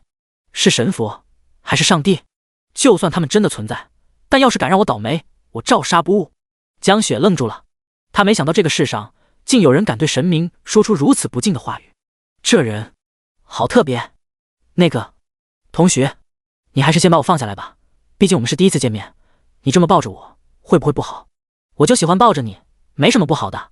凭借陆凡现在的力量，抱着消瘦苗条的江雪简直不要太轻松。你叫什么名字？是陆凡吗？此时操场中央的转职大阵完成，绚烂夺目的光芒，繁复深奥的符文，缓缓旋转的6芒星图案，这是华夏顶级阵法师在此提前设下的。不过启动和转职的方法只有校长一人知晓。见阵法已成，陆凡带着江雪骑着明狼大摇大摆走入阵法中心，然后把江雪轻轻放在了上面，转头对着校长大喊道：喂，老东西，可以开始了。这个举动直接把校长看傻了。陆凡，你他妈的在搞什么东西？赶紧把那女的给老子带下来。在场的老师、同学、家长也全都沸腾了。白发碧瞳，那女的是江家的不祥啊，要是让她先转职，后面转职的学生肯定都要倒霉的，绝对不行。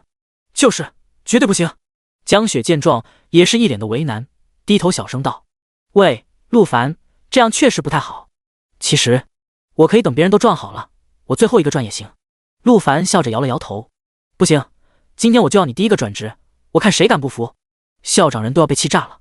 保安，给老子去把他们2个给我带下来。是。操场上的6名保安一听，立刻朝着陆凡冲了过去。陆凡冷笑，抬手一挥，2只原本隐身状态的巨大明狼在身边缓缓浮现而出，恐怖的气息竟直接让6名保安吓得全都愣在原地。这狼怎么回事？校长见状大吼道：“你们在搞什么？他只是个 F 级的废物，能召唤出什么厉害的召唤物？这些狼只是外表看上去恐怖，实际上肯定是战力只有0的渣渣。”6名保安一听，似乎有点道理。陆凡上午在这转职的时候，他们也在，亲眼所见，的确是 F 级。F 级再强也不可能强到哪去。如此想着，6名保安也是鼓足勇气，再次朝着陆凡冲了过去。陆凡不再废话，大手一挥，其中一只明狼瞬间消失在原地。再出现的时候，6名保安已经被撕成了碎片，速度之快，就连肉眼都难以捕捉。这一下，全场骇然，就连校长也是一脸不可置信。怎么回事？陆凡，你这狼哪来的？陆凡冷冷一笑，这下可以开始了吗？校长一怔，竟是有些没反应过来。凭借他多年的经验，刚才那只狼的敏捷至少有10000点以上，而且似乎还拥有隐身技能。更恐怖的是，这样的狼，陆凡居然有3只。眼见校长犹豫，陆凡有点失去耐心了，右手幽冥鬼火升腾，朝着最近的一栋教学楼就砸了过去。轰的一声炸响，10几层的教学楼竟是瞬间化为灰烬。所有人都傻了，没想到陆凡居然敢摧毁学校的教学楼，而且还是去年花费上亿，刚刚新建成的教学楼，这无异于是跟整个学校为敌呀！他还想不想参加高考了？校长看到新盖的教学楼被毁，直接气炸。陆凡，你他妈的找死！全体老师听命，一起出手，把陆凡给我宰了，一切后果我来承担。校长说罢，右手之上浮现出一把金色长弓，同时校长的头上也是浮现出了多年不曾示人的等级和职业信息，赫然竟是39级的黄金射手。没有废话，对着陆凡就是一箭致命射击。陆凡，今天你要是不死，老子倒立上珠穆朗玛峰！同一时间，在场的所有老师也都是纷纷祭出自己的技能，朝着陆凡砸了过去。甚至有不少家长也是站了出来，施展技能发动进攻。不过陆凡却是察觉到，其中某些家长真正的进攻目标并非自己，而是江雪。陆凡神色微怒，右手一抬，召唤冥狗。第28章传说级 SSS 冰雪女皇。刹那间，6只冥狗从地面钻出，把江雪和陆凡护在了中间。轰轰轰，技能连环轰炸的声音在耳边响彻不止。可让所有人意外的是，6只冥狗居然是毫发无伤，甚至血条都不见有丝毫掉落。没错，比起他们的伤害，冥狗那恐怖的体质带来的生命恢复速度都足以抹平他们的伤害。这到底什么情况？这小子不是 F 级吗？而且才刚刚转职，怎么就有这么多召唤物，而且还这么凶猛？所有人都被陆凡的技能看傻了，校长也是被惊得目瞪口呆。他很清楚自己那一招致命一剑的伤害，即便是40级的强者都不一定能够抗住，但却无法对眼前陆凡的召唤兽造成半点伤害，完全无法想象这小子是如何做到的。而此时，陆凡从冥狗的包围阵中缓缓走出，在其头上赫然显示出了等级信息。校长一瞧，2个眼珠子都被吓得差点掉出来。23级？怎么可能？这小子今天才转职啊！就在这时，陈老师带着一群同学从野外副本广场回到了学校。看到眼前的场景，陈老师瞬间明白了过来，疯了一般的跑到校长旁边，将刚才在野外副本广场发生的事情告诉了他。校长人直接听妈了。你说什么？他破了野外副本的刷新记录，单刷20级噩梦副本只用了1分多钟。你他妈在跟我开玩笑？陈老师尴尬的点了点头。亲眼所见，千真万确。校长深吸了一口气，此时的他终于意识到了事情的重点。按你这么说的话，陆凡要是参加高考，岂不是能拿个省状元？陈老师嫌弃的摇了摇头。校长，你怎么连做梦都这么胆小？就凭陆凡这实力，绝对妥妥的全国状元啊！全国状元！校长激动的身体都颤抖了起来。要知道，学校成立这么多年，连省状元都没出过，更别说全国状元了。要真出全国状元，那么他们学校的知名度岂不是直接爆炸？到那时，国家的资源、社会的资源肯定都会往学校注入，苍南一中也会成为名校，而自己将会是名校的校长。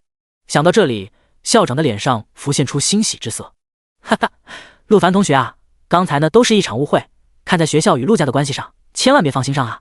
陆凡自然是看到了校长旁边的陈老师，明白发生了什么，冷声道：别废话了，赶紧吧。好好，你说要帮你这个朋友转职是吧？没问题，包在我身上。校长说罢，双手结印，激活转职大阵。此时其余的家长看到不乐意了。校长，这女的可是不祥啊，你这样会害了接下来的学生啊。就是啊，我儿子等会要转职啊，本来 S 的都会变成 F 呀。陆凡直接来到了这群家长面前。右手幽冥鬼火燃起，再吵就死。全场瞬间安静。然而就在这时，陆凡感觉脸上一冰，抬手摸去，竟是一片雪花。此时的天空竟然飘起了鹅毛大雪，怎么回事？现在是6月夏天，怎么会有雪花？难道说……陆凡回头望去，只见转职法阵之中，江雪的身上一道耀眼的白色光柱直冲天际。校长激动得浑身战栗，从业数十年，他自然知道这意味着什么。光柱冲天，6月飞雪，天生异象，这是 SSS 级才有的征兆。数秒过后，光柱消散，转职大阵中显现出了江雪的转职信息：姓名江雪，职业冰雪女皇，级别 SSS 传说。随着校长一字一句的念出，整个操场再次哗然，居然是 SSS 级。即便是在全国，每年都不会超过10个 SSS 级，没想到我们学校能出一个。怎么回事？这女的不是不祥吗？不是灾星将士吗？怎么会是 SSS 级职业？而且她不是普通的 SSS， 是传说级别的 SSS， 那可是比 SSS 级更稀有的存在啊！江雪看着自己的职业信息，激动落泪。这些年，她一直认为自己真的是灾星，父母也都是被她克死的，转职也不会是好职业。可没想到，居然是传说级 SSS 冰雪女皇。女皇，多么高贵的字眼，与自己是那么的格格不入。江雪甚至觉得现在这一切都是梦。此刻的她正躺在自己那个桥洞下的草窝睡觉，一觉醒来，一切就都会消失。直到陆凡跑过来，将她紧紧抱住，那炽热的体温中视让她意识到，这一切都是真实的。此时的校长已经开心炸了，前脚刚一个陆凡，后脚就来个 SSS 传说，这下学校还不直接起飞了？哈哈，陆凡江雪，来，我亲自带你们去填高考申请表。那个教导主任，你来一下，按我上次教你的，帮接下来的同学继续转职。校长说着就要领陆凡江雪去填表，然而陆凡却是手指向了人群中的几名家长，冷声说道：校长，那几名家长的子女今年取消转职资格。校长一愣，为什么？因为在刚才所有人动手的时候，他们几个的目标是江雪，居然对一个还没转职的人动手，真是无耻，这是对他们的惩罚，懂了吗？校长一怔，可是现在是全民转职时代，我没有这个权利去禁止他们转职啊，只要是满18岁的华夏公民都是有权利来转职的。你说什么？陆凡一听到这个就来气了，你他妈的再说一次，江雪之前是不是18岁的华夏公民？那为什么你们不给他转职啊？这……校长一愣，竟发现无言以对，就一句话，能不能办？陆凡眼神犀利，看得校长嘴角都抽搐了一下。能办，当然能办，我去吩咐一下。校长打了个电话，吩咐了几句，随后门卫就走了进来，将那几名家长与其子女都拽了出去。江雪抬眼望去，发现那几名家长赫然正是先前在门口奚落自己的那几人。为什么赶我们出去？我们的孩子还要转职的呀！几名家长大吵着不愿意，门卫却是冷冷一笑，抱歉，刚才校长吩咐了，你们的子女都被学校开除了，所以非本校人员禁止入内。第29章，排名第一的隐藏学府。看到那几个不懂事的家长被赶出去后，陆凡这才满意，跟着校长前往填写高考申请表。来到操场的西南角，这里摆放着几台笔记本电脑，屏幕上便是申请表的信息，只要填写完毕发送就行。看到校长亲自带人来，负责填报的老师也是懂事的退到了后面。陆凡坐了下来，把自己的身份证和名字输了进去，然后选择要申请的学府。打开学府的选择列表，排在前面的赫然是华夏的4大学府：东域凌霄学府、西域天罡学府、北域玄霜学府、南域青云学府。基本上来说，学生都会选择自己相对区域的学府，因为这样离家近。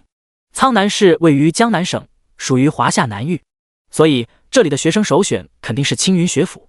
陆凡也没有犹豫，直接锁定青云学府。当然，他去那里仅仅只是为了拿到冥王哈迪斯的第2件装备。可就当他点击确认的时候，系统居然是给出拒绝的提示。抱歉，您的职业天赋为 F， 不符合申请青云学府的要求，请另外选择其他学府填报。陆凡，他妈的还有这种规定？而且自己不是已经觉醒了幽冥领主，怎么系统里还是 F？ 也就是说，系统保存的信息仅仅就是最开始转职大阵出来的信息。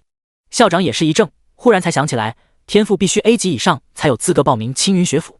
只见校长嘿嘿一笑，对陆凡说道：其实吧，这个学府选择并不重要，只是你的第一意愿而已，为的是后面高考成绩不如意，学府会根据填写的意愿去调配，仅此而已。陆凡眉头微皱，那你的意思是，这个学府我随便填一个。把列表拉到最后，我记得有个选项是根据成绩自动匹配，陆少爷选那个就行。行吧，陆凡也无所谓，毕竟只要高考成绩够硬，他不怕进不去青云学府。而且退一万步说，就算没被青云学府录取，他凭实力硬闯，恐怕也没人能拦。只不过他认为没必要闹出太大动静，惹麻烦还浪费时间。陆凡提交申请表后，江雪也在旁边的电脑上填下了自己的名字和身份证号。可就在他刚输入完自己的信息时，报名页面居然直接跳转到了一个隐藏页面，赫然是 SSS 级职业专属的填报页面。江雪惊了，完全不知道是怎么回事。校长也懵了，因为此前学校根本就没出过 SSS 级。只见在这个页面，赫然只有5所学校，除了刚才提到的4大学府以外，竟还有一个连校长都没听过的学府——华隐学府。而且根据系统给出的综合评分来看，4大学府的综合评分都是90至92分之间，而这华隐学府居然高达99分，综合评分赫然在4大学府之上。更让所有人意外的是，这个特殊的页面上并没有提交申请按钮，反而是弹出了一个提示框：尊贵的传说级 SSS 职业者江雪，您的报名信息已经推送给了以下5所学府，他们会主动与您取得联系，请保持电话畅通。根据您的觉醒级别，系统建议您选择华夏第一学府华隐学院。这让一旁的陆凡看傻了。好家伙，级别不同，差距这么大。校长笑着摇了摇头。这个社会啊，就是这么现实。传说级 SSS 职业者，这可是各大学府争相抢夺的宝贵资源啊。这个华隐学府是怎么回事？为什么排名在4大学府之上，但却从没有听说过？校长摇了摇头，表示自己跟陆凡一样，对这个学府一无所知。那传说级 SSS 跟普通的 SSS 有什么区别？这个你总该知道了吧？陆凡在高中3年，熟读万卷书，却也是从没看到过有关传说级 SSS 的记载。校长微微一笑，这个很简单，就是职业图鉴中都没有记录的，只存在于传说中的职业。也就是说，以前没出现过这种职业。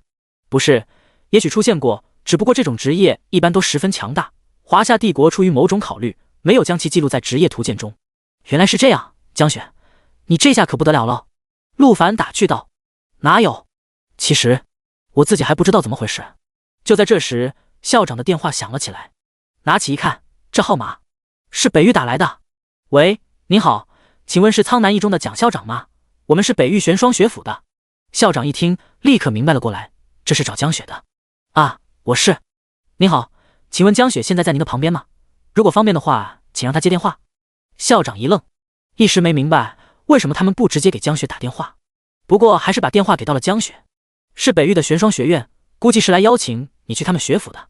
校长直接打开了免提，把电话放到了江雪的身前。那个，我已经把电话给他了，你们可以说了。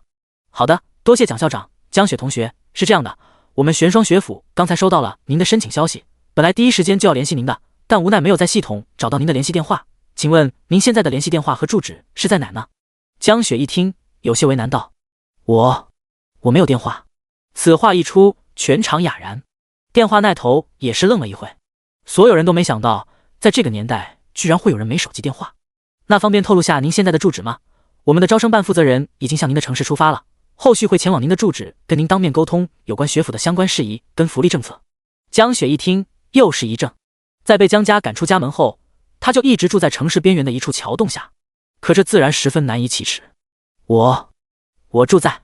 他住在陆家墩别墅区182号。陆凡直接开口说道。江雪一愣，惊讶地转头看向陆凡。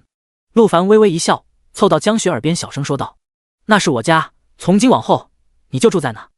第30章，一整晚，指不定那个禽兽怎么玩我。电话那头再次传来声响。陆家墩别墅区182号，记下了，后续马上会有招生办老师前去跟您联系，请您一定要多多考虑下我们玄双学院，只要您来，绝对不会让您失望的。好，我会的。万分感谢您愿意接听我们的来电，那么就不打扰您了，祝您生活愉快，再见。电话挂断，可下一秒却立刻又有电话打了过来。看着号码，赫然是东域的凌霄学府。陆凡无奈苦笑，不愧是传说级 SSS， 居然能让4大学府如此积极。校长这次并没有马上去接电话，而是先向江雪询问道：江雪，你现在有心仪的学府吗？江雪看向了陆凡，害羞道：陆凡去啊，我就去了。校长显然看出了江雪的心思，嘿嘿笑道：那就是青云学府了。陆凡一怔，傻丫头，你肯定优先选择那个什么华隐学府啊？那可是综合排名第一的。江雪抿了抿嘴唇，那你去华隐学府吗？我得先去青云学府办点事。陆凡，你是我唯一的朋友，反正你去哪我就去啊。陆凡愣了一下，也行吧，反正学府什么的没啥用。校长也听明白了，再次确认道，那就决定是青云学府了。这样的话，我就把另外4家学府给推掉了，免得他们招生办的老师白跑一趟。校长说着，目光看向陆凡，似乎在征求他的同意。陆凡淡然的点了点头，行，那就青云学府，正好我跟江雪做个伴，免得他在那被人欺负了。陆凡说罢，牵起江雪的手，两人骑上明郎离开学校。陆凡，我们接下来去啊。我家。明郎的速度很快，只几分钟，两人便抵达陆凡的豪宅府邸。此时已经傍晚，正好到了吃晚饭的时间。家里的数位老仆已经跟往常一样备好了饭菜，大圆桌上摆满了近20道美味佳肴。江雪人都看傻了，这是你的晚饭？陆凡点了点头，别客气，随便吃，另外这里房间很多，你随便挑一间住就行。好，江雪点了点头，陆凡，今天真是多谢你了，要不是你。陆凡赶紧摆了摆手，咱们之间不需要说这个。可是陆凡，我还是很想奇怪，你为什么要帮我？毕竟我一直是世人眼中的不祥，别人躲我都来不及。陆凡淡淡一笑，因为我这人有仇必报，但有恩必还，你对我有恩，所以我就会帮你。啊，我对你有恩？江雪是越听越猛，他先前根本就不认识陆凡，谈何有恩呢？陆凡大笑，我实话跟你说吧，我是重生的，上一世你就过我。江雪一怔，喂，陆凡，虽然我确实什么都不懂，但你也不能把我当笨蛋吧？陆凡将一块糖醋里脊夹到了江雪的碗里，笑着说道，就知道你不信，可如果我要是说，我知道你住在桥洞底下一个用杂草堆成的小窝里，那个破烂的枕头下面还垫着一本你从学校偷来的职业图鉴，这样的话你能信了吗？江雪这下是彻底傻眼了，好半晌后才有些微怒道，陆凡，你是不是偷窥我？要不咱还是先吃饭吧，凉了就不好了。两人吃罢晚饭，陆凡带江雪去挑房间，江雪选了个陆凡对面的房间。陆凡让江雪先去洗澡休息，自己还有些事情要做。江雪懂事的点了点头。安顿好江雪后，陆凡掏出了手机，先是拨通了韩嫣兰的电话。此时的韩嫣兰正和父亲韩天海在一起，他们刚刚才跟青云学府的庄教授的通过电话，将陆凡的所作所为统统告知给了庄教授。庄教授表示自己现在有事没法过去，但明天一早他就会亲自带人去收拾陆凡。这无疑给了韩嫣兰与韩天海莫大的勇气，心想着只要庄教授到了，陆凡再牛逼也不可能会是庄教授的对手。可就在这时，韩嫣兰的手机响了，他掏出一看，竟是陆凡打来的，瞬间慌了。父亲，怎么办？韩天海无奈叹息，先接吧，看他怎么说。韩嫣兰艰难地点开接通按键，并将手机调成外放。韩嫣兰，你把我的话当放屁是吧？不是让你晚上来我家等我的吗？我现在给你10分钟，立刻出现我家门口，否则韩家全族死。10分钟？这……韩嫣兰话还没说完，陆凡就挂点了电话，根本不给任何说话的机会。韩嫣兰一听，吓得身子都开始不自觉地颤抖起来。父亲，这下可怎么办啊？韩天海长叹一气，没办法了，嫣兰，庄教授明天才过来，眼下为了家族，你只能先委屈一晚了。哎，父亲，这可是一整晚啊，指不定那个禽兽怎么玩我，万一我没扛过去怎么办？韩嫣兰说着，直接哭出了声。要知道，韩嫣兰从出生起就是韩家的千金，一直都是被捧在手心，没有受过半点委屈，如今却是要遭这种罪，她实在无法接受。现在确实没办法了，你也看到了，陆凡那小子现在是杀人不眨眼，连吴起都敢杀，更别提我们这个小小的韩家了。韩天海看了眼手表，时间来不及了，只有10分钟，得立刻出发了，我亲自开车送你过去。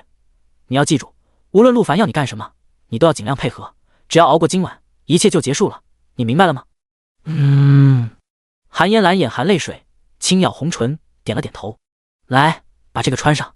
韩天海忽然拿出了一件紫色半透明蕾丝睡袍和一条巴黎世家带字母的黑色丝袜。韩嫣兰惊了，父亲，您这是干什么？那个禽兽本来就色，我要是穿上这个，他还不把我吃了？韩天海长叹一气，女儿啊，你现在要做的是尽量讨好陆凡，保住性命要紧。你穿上这些，至少表明了你的态度，兴许陆凡会看在这个份上，对你温柔点。父亲，这……行了，别说了，时间不够，咱们先出发，你在车上换。10分钟后，韩嫣兰一身性感蕾丝睡裙加字母丝袜，娇滴滴地站在了陆凡的别墅门口。第31章欲火焚身的韩嫣兰。陆凡这时正好洗完澡出来，看到了门口站着的韩嫣兰，性感的蕾丝睡衣加字母黑丝，加上韩嫣兰本就前凸后翘的身材，简直是妖艳欲滴，人间极品。倘若一般的男人看到，定会如饿狼扑食般冲上去狠狠撕咬。韩嫣兰也对自己的外貌极度自信，即便平时只穿校服，路过的男生无一例外都会回头看她，更别说今天穿得如此火辣。天底下没有哪个男人能经得起这种诱惑。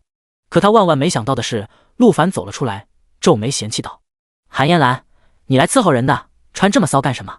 韩嫣兰直接一个亚麻呆住。你们男人不都喜欢这样的吗？陆凡冷笑。韩嫣兰，你还真瞧得起自己啊，你不会真的以为自己有几分姿色就可以跟我上床吧？凭你也配？我告诉你，今天让你来是真的伺候人。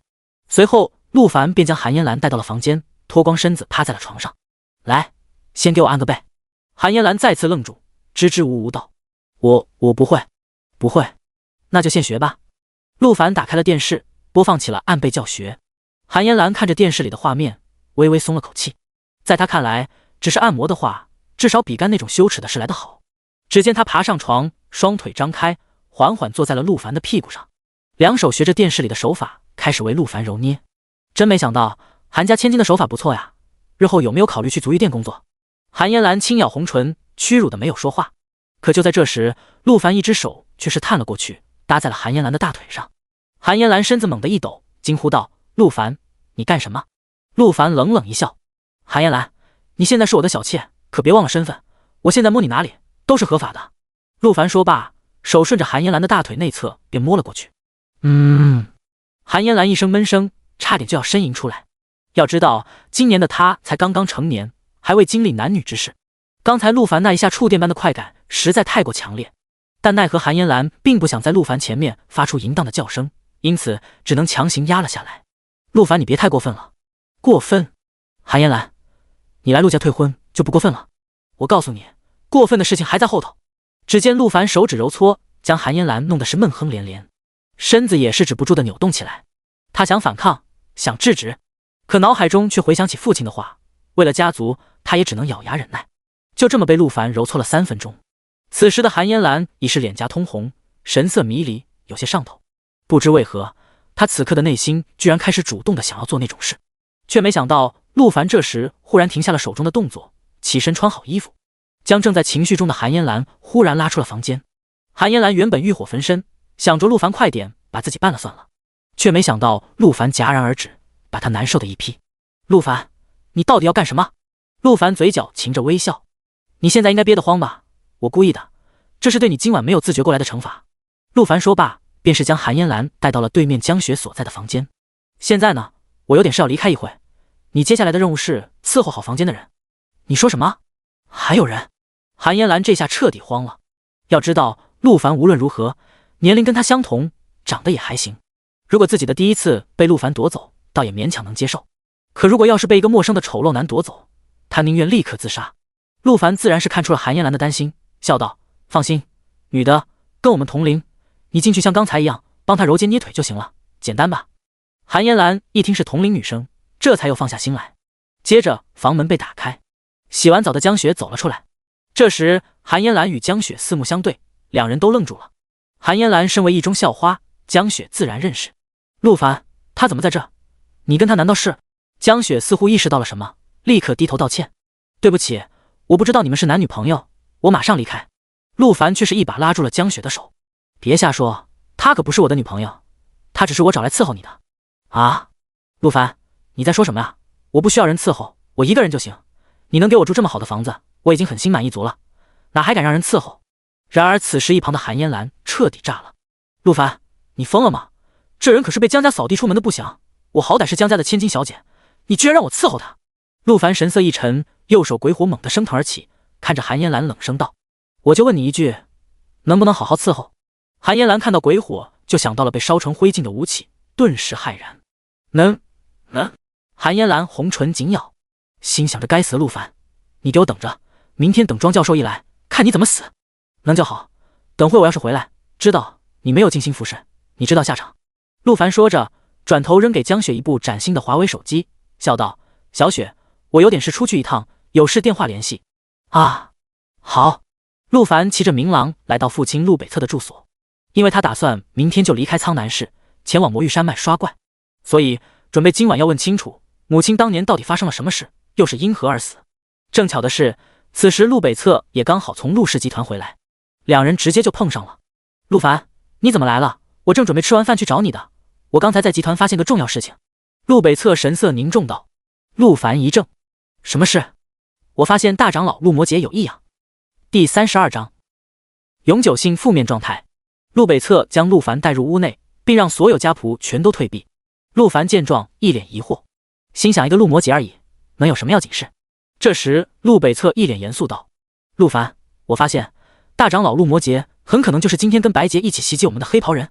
陆凡一怔，不会吧，就凭那个废物陆魔羯，今天那个黑袍人进攻的手段可至少是40级往上啊。陆北侧摇了摇头，我们都被陆魔羯骗了，或者说现在的陆魔羯根本不是真的陆魔羯，真的陆魔羯很有可能已经被杀了，现在这个是别人假扮的。陆凡一听，眉头微微一皱，听父亲这么说，他似乎也感觉到了大长老这几年似乎性情大变。陆北侧继续说道：今天我看到那黑袍人发射的能量箭，我就感觉到熟悉，但一时想不起来在哪见过，直到后来我回集团的路上才忽然想起，以前好像看陆魔羯用过一次。后来我立刻赶回集团，果然发现陆魔羯果然不在。陆凡一听，不禁倒吸一口凉气。如果说陆魔羯是今天袭击我们的黑衣人，那未免也太可怕了，这敌人都渗透到我们内部来了。陆北侧点了点头，我发现之后不敢有丝毫怠慢，立刻带着一众族人前往陆魔羯家里搜索证据。发现什么了吗？没有，陆魔羯的家里十分简洁，没有任何可疑的东西，但这也是最可疑的地方。要知道一个正常人家里多多少少会有点见不得人的东西，但他却是一点都没有，因此我更加确信这陆魔羯绝对有鬼。紧接着陆北侧便从空间背包中掏出了一个录音盒，放在了桌上。陆凡一愣，问道：这是？陆北侧得意一笑，虽然陆魔羯把家里收拾得很干净，没有留下半点线索，但他却忘了一件事，在这个高科技时代，手机的通话录音是能被查到的。接着陆北侧点开了录音盒，里面赫然便是陆魔羯跟白洁的通话录音。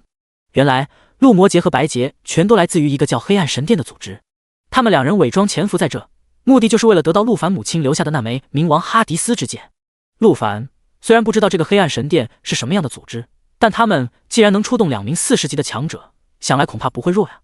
陆凡点了点头，现在看来他们没有得到戒指肯定不会善罢甘休，过段时间肯定还会找上门来。你可千万要小心啊，陆凡，毕竟现在我们在明，他们在暗，而且你也看出来那群人积善伪装，甚至可以改变显示的等级和职业。按道理来说，想要改变等级和职业并不容易，在职业图鉴中没有任何一种职业可以做到，所以这种能力很可能是那个黑暗神殿中某个没被记载的特殊职业拥有的能力。陆凡说着，右手一翻，那枚墨绿色的冥王哈迪斯之剑显现了出来。职业者身上的所有装备可以主动控制显示或者隐藏，大部分人都会隐藏，防止别人觊觎自己的装备。陆凡抚摸着戒指，沉声道：不过父亲也不用太过担心，凭我现在的实力，即便是50级的强者也不是我的对手。哦，这么猛啊！陆北侧虽然知道幽冥领主这个职业变态，但没想到这么变态，才20多级就能打50级。陆凡点了点头，的确很猛，但倘若碰上那种真正的强者，恐怕还是不够看的，所以我打算明天就离开苍南市，去更高级的地方历练。陆北侧一怔，你打算去哪？临海市南边的魔域山脉。魔域山脉？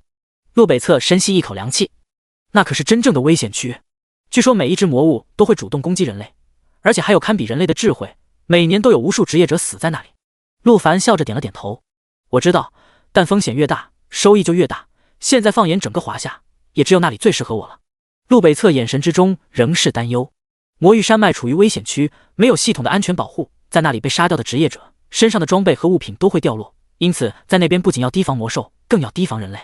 而且黑暗神殿的人要是知道你去那里，肯定也会派强者去杀你的。陆凡点了点头，我明白，但也正是因为对抗黑暗神殿，我才要更快的提升实力，否则在苍南市坐以待毙，只会是死路一条。陆北侧一听，无奈叹息道：好吧，既然你决定了，父亲也就不说什么了，只不过父亲还真的有点舍不得你，你这一去就不知道下次什么时候再见了。陆凡拍了拍了父亲，笑道：放心吧父亲，我只去1个月，下个月的全国高考就会回来，到那时我会让所有人知道什么才是真正的天才。好，父亲相信你。对了父亲，在离开之前，我有一件事必须要弄清楚。陆凡的神情忽然严肃了起来。陆北侧见状也是猜到了一二，是关于你母亲的事吧？母亲当年到底是怎么死的？是被谁杀的？陆北侧长叹一气，的确是时候告诉你了。不过其实我也知道的不多，因为当年你母亲出现的时候，身上就已经挂满了各种负面状态，灼烧的、中毒的、流血的、麻痹的、减速的、腐蚀的、封印的等等等，至少10几种。陆凡一听愣住了，这么夸张？陆北侧苦笑，这还不算，最夸张的是这些状态的持续时间居然是永久。什么？这世间居然有永久性的负面状态？第33章，陆凡，你别乱来，我还是第一次。陆凡深吸一口气，他没想到这个世界上还有这种事情，10几种负面 buff 还是永久的，也就是说，母亲就是被这些负面状态持续伤害致死。没错。陆凡眉头微皱，不对吧，父亲，依我对这个职业的理解，即便是一直有持续伤害，也不会那么容易就死了吧？陆北侧此时鼻子忽然一酸，眼泛泪光。你说的没错，我曾见识过你母亲的强大，只可惜那些负面 buff 实在太强大了。陆凡愣了，到底怎么回事？你母亲当时身上的 buff 里面，持续伤害类的状态倒不是最致命的，最致命的是其中有2个状态是禁魔和风物。此话一出，陆凡直接虎躯一震。禁魔和风物，他高中3年熟读图鉴，这2种状态他自然清楚。禁魔无法使用技能，风物无法使用物品。虽然这2种状态都极为变态，但一般持续时间都不长。可母亲身上要是中的是永久性 buff， 那就有点恐怖了，直接跟废了没两样。当时我记得发现你母亲的时候，她带着个肚子，奄奄一息地躺在路边，一脸绝望。我于心不忍，就尝试对她施展了净化术，希望能帮助她。没想到竟真的帮她净化掉其中一部分 buff， 其中就包括了禁魔和风物。当时你的母亲一脸不可思议地看着我，说即便是华夏最强大的净化师也无法净化她身上的状态。随后她立刻重新燃起生的希望，她带着我瞬移到了一处异界空间，随后疯狂吃药不懈补蓝，更是抬手召唤出了无数我从未见过的恐怖生物。其中最让我印象深刻的就是那一群翱翔于天际的绿焰飞龙，每一条飞龙都庞大如山岳，浑身燃烧着熊熊绿焰，仿佛一座座燃烧的移动岛屿从空中掠过，无比震撼。不过让你母亲和我意外的是，没过多久，原先被净化的那部分 buff 竟又是死灰复燃。后来随着我不断尝试，发现这些 buff 无法彻底被净化，无论净化多少次 buff 都会被重新出现。不巧的是，那时候你快要出生了，还好你母亲足够强大，硬扛着那些 buff 将你生了出来。后来我陪在你母亲身边，一直用净化帮她延续生命。只不过好景不长，那些 buff 恢复的速度越来越快，间隔越来越短。不久之后，你母亲便去世了。去世前，她再三嘱咐我，倘若你没有继承她的职业，就不要告诉你有关她的任何事。听完父亲的一番话，陆凡也是陷入了沉思，许久后才开口道：父亲，那母亲身上的 buff 到底是谁下的？到底发生了什么？谁有实力能施展如此恐怖的 buff？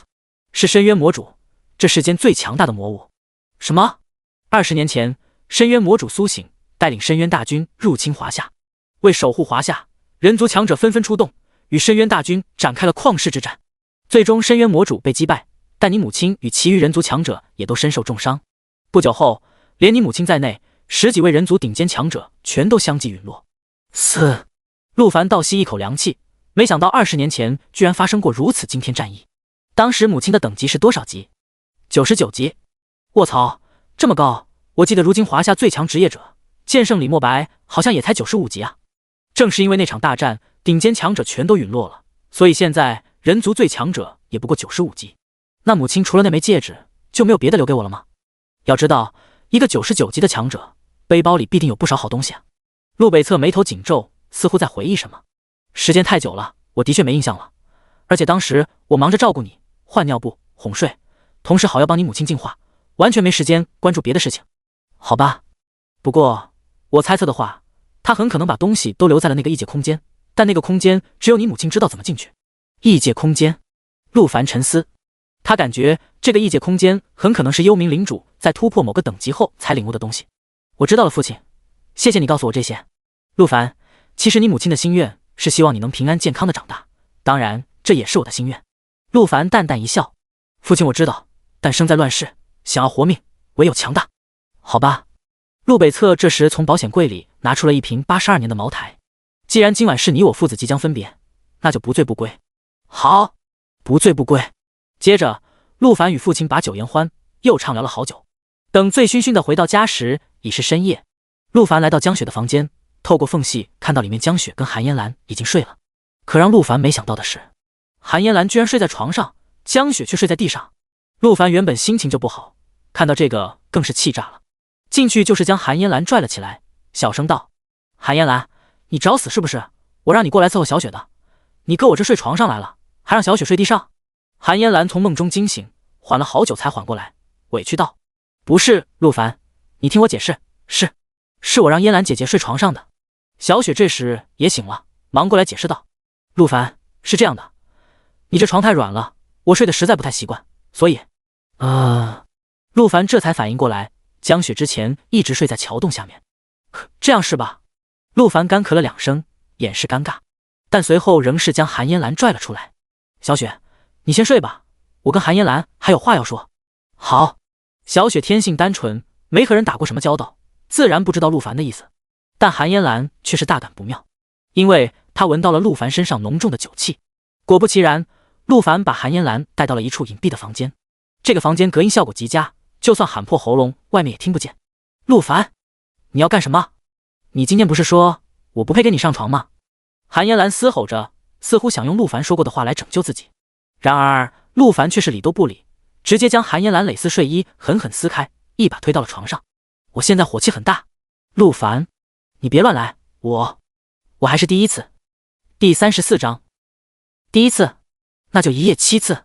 第一次，那可更好了，我会让你体验一下什么叫做人间极乐。韩嫣然根本不会想到，自己刚才那番话语不仅没有让陆凡停下，反而是让他更加兴奋。只见陆凡脱光衣物，整个身体向韩嫣然就压了上去，一边亲吻一边用手揉捏着韩嫣然那对挺拔的双峰，同时另一只手向下游走，肆意抚摸着那性感修长且还穿着巴黎世家字母黑丝的美腿。最后陆凡更是肆无忌惮地顺着大腿内探了进去。强烈的快感让韩嫣然忍不住发出一声闷哼，这一下彻底点燃陆凡的兽欲，起身就将韩嫣然双腿掰开。陆凡，别，这里不行！韩嫣然发了疯般的求饶，但陆凡压根不理，直接狠狠压了进去。陆凡，你这个禽兽，畜生！细节省略100万字。那天晚上，两人大战了整整7次，直到将韩嫣然干晕过去，陆凡这才作罢。次日清晨，温暖的阳光射入房间，陆凡伸了个懒腰，从床上醒来。此时的韩嫣然正赤裸地躺在身边，陆凡看着躺在身边的性感尤物，不禁摇头苦笑。韩嫣然啊，韩嫣然，给你机会你不中用啊，非要狗眼看人低，搞什么退婚？现在你是后悔也晚了。不过这还远远不够，等到日后我成为华夏最强，到那时恐怕你才会知道什么是真正的后悔莫及。今天我就会离开苍南市了，昨晚就当是给你的临别赠礼了。陆凡说着，起身穿好衣服就准备离开。可就在这时，外面忽然传来了父亲陆北侧的声音：“陆凡，不好了，出事了！”陆凡立刻跑了出去。怎么了，父亲？就在刚才，临海市的吴家带着一大批人把陆氏集团大厦砸了。什么？临海吴家？他们为什么这么做？因为临海吴家的家主是吴起的父亲。陆凡愣了，没想到吴起居然还有这层背景，家族消息群都炸开锅了，你快看看。陆北侧说着，掏出了手机，打开了家族群消息，递给了陆凡。里面有不少族人发出的图像和视频消息。陆凡一看惊了，这吴家不仅在砸烧了陆氏集团大厦，更在肆意屠戮陆氏族人，现场血流成河，火光冲天，俨然一副地狱模样。由于临海市吴家的威望，苍南市的执法人员都是不敢出手阻拦，只能眼睁睁看着吴家肆意妄为。此时消息群里已经有不少族人在喊话陆凡，说吴起是陆凡杀的，让他赶紧出来为自己的错误买单，还说什么当时劝了说别杀，非是不听，一意孤行，这下惹到了不该惹的人。更是有人在冷嘲热讽，说陆凡只会欺负弱者，碰到真正的强者，临海市的巨头吴家就成了缩头乌龟，不敢现身了。此时韩嫣然也是吵醒，从房间扶墙而出，悄悄地躲在门后窥视。一听到是临海市吴家来为吴起报仇，韩嫣然的嘴角不禁就是浮现出一抹冷笑。陆凡，你的报应终于来了，吴家可是临海市第一世家，实力浑厚，这下我看你怎么死。昨晚居然敢这么玩我，你个畜生！看着家族消息群里的一连串信息，陆凡的脸色阴沉到了极点。只见其抬手直接召唤出明狼，跳了上去。父亲，走！今日我要血洗吴家。陆氏集团大厦门前，上百名吴家族人齐聚在此，可谓声势滔天。陆凡那个杂碎呢，赶紧让他滚出来！吴家家主吴胜一声怒吼，随手抓起脚边一名陆家族人，一刀斩杀。再不出来，这些陆家族人我全部杀光，一个不留。此时的街道两旁早已是站满了围观的吃瓜群众，还有其余两大世家韩家与江家也全都是闻风而来，幸灾乐祸的看戏。韩天海更是给女儿发去了消息：嫣兰，你还好吧？庄教授已经让吴家过来报仇了，咱们终于可以解脱了。父亲，我昨晚差点就没了。陆凡就是个不折不扣的禽兽，他怎么你了？他整整玩了我7次。什么？那小子这么猛？哦，不是，那小子真他妈不是人，不懂得怜香惜玉吗？不过你放心，今天看这样子，吴家不宰了陆凡，肯定是不罢休的。他今天死定了。父亲，我刚看到陆凡已经过去了，我现在也要过去，等会陆凡要是死了，我要去鞭尸。此时的江家家主江云山也带领江氏族人也来到了这里。他昨天外出谈生意去了，今早刚刚回来，却正巧就碰上了这出大戏。此时的他正一边抽着雪茄，一边美滋滋地幻想着，在陆氏被灭后，如果快速瓜分陆氏旗下的产业。就在这时，江家的大长老忽然走上前来，低声道：禀家主，据说昨天那个被我们赶出家族的不祥江雪觉醒了传说级 SSS。 此话一出，江家家主江云山手中的雪茄直接掉在了地上。你说什么？江雪传说级 SSS？ 你没搞错吧？我从一中校长那里听到了，而且很多人都亲眼看到了，应该不假。江雪人现在在哪？赶紧把他带回家族。听校长说，江雪觉醒以后就跟陆家的陆凡走了。陆凡？就是这个吴家正在找的陆凡？没错。他妈的，等会他要是来了，你赶紧留意一下，可千万别把江雪连累进去了。遵命。江云山重新点了根雪茄，深吸了一口。传说级 SSS， 我江家先祖总算是显灵了，只要能把江雪带回来，我江家势必一飞冲天。陆氏集团门前，所有陆氏族人都被枷锁束缚，跪在地上。吴家家主吴胜脸色阴沉，又是抓起了一名陆氏族人。陆凡还不出来是吧？那就不等了，开杀！然而话音刚落，陆凡骑乘着巨大的明狼从天而降。吴家老狗，敢动我的族人，找死！第35章气血战士血魔神。看到陆凡骑着巨大的幽冥巨狼出现，周围的吃瓜群众都惊呆了。经过了一天的发酵，陆凡昨日的传奇事迹已经在群众之间传开。在拍卖会场秒杀陆家打手，在陆氏集团顶楼斩杀青云学府吴起，将韩嫣兰休妻为妾，让韩天海和韩家俯首称臣，将陆展天逐出家族，在野外副本广场连破3个副本的记录。可以说，这里的每一件事都足以轰动整个苍南市，更别提这些事居然是一个刚觉醒 F 级的高中生在1天之内做到的。因此，绝大部分人都无法相信这些传闻是真的，除非今日他们亲眼看到陆凡的实力。此时，卢氏集团的大门前，上百名被抓住的陆氏族人看到陆凡到来，全都如同看到了救星，大喊着陆凡救命，却是被一旁的吴家族人一脚踹翻在地，还用脚狠狠地踩在了每一名陆家族人的脸上。其中不少吴家族人仰天大笑，讥讽道：真不愧是个3线城市的小家族啊，居然蠢到会将希望都寄托在一个毛头小子身上。就是，还真以为这小子能打败我们家少爷就多牛逼了吗？井底之蛙，咕咕呱。就算这小子再怎么邪门，但也只有孤身一人，就凭一人也妄想从我们吴家100号人手里救人，简直做梦。此时吴家家主吴胜手持大刀走上前去，怒吼道：陆凡，你个杂碎终于出现了，今日我会让所有人知道，敢动我吴胜的儿子是什么下场。吴胜大手一挥，示意身后族人发起进攻。看到家主发令，吴家族人不敢怠慢，全体施展技能便朝陆凡轰杀过去。陆凡小心，吴家是临海第1世家，实力不俗。陆北侧在一旁大喝道：放心吧父亲，你只管退到远处看我表演。陆凡神色淡然，抬手便是召唤出了6只冥狗。冥狗在升级后体型也是有所增长，由之前的3米高长到了4米，足有2-3层楼高。6只巨大的幽冥巨犬如同地狱魔神傲立在陆凡身前，将吴家族人上百人的进攻尽数阻挡而下。这一刻，吴家族人全都傻眼了，怎么回事？不是说好的只有1只吗？是啊，怎么现在有6只了？情报有误啊！但不管有几只，我们上百人同时出手，这些大狗怎么连血条都不带掉的？这家伙也太邪门了！吴家家主吴胜的眼角也是微微抽搐，他纵横江湖30载，厉害的召唤师不是没有见过，可即便是50级的召唤师，召唤出来的召唤兽也不可能抵挡住吴家100人进攻而不掉血呀。陆凡背负双手，傲立于明郎头顶，看着眼前忽然慌乱的吴家众人，不禁冷笑道：“什么狗屁的临海吴家，就这点本事也敢来我的地盘撒野，简直找死！”陆凡说罢，右手之上幽冥鬼火猛地升腾而起，朝着吴家家主吴胜便砸了过去。这一击倘若命中，吴胜必被秒成渣渣。却没想到的是，吴胜早有防备，竟是从背包中掏出了一件替身人偶。替身人偶5阶高级道具，使用可创造出一个生命值唯一的人偶，可用于吸引火力或者抵挡单体技能伤害。只见吴胜使用替身人偶挡至身前，竟是将陆凡的幽冥鬼火挡了下来。没错，虽然陆凡的幽冥鬼火伤害爆炸，但其设定就是单体伤害，因此即便人偶的生命值只有1，却是也能够将其挡下。陆凡微微一怔，他熟读道具图鉴，对这人偶自然不会陌生。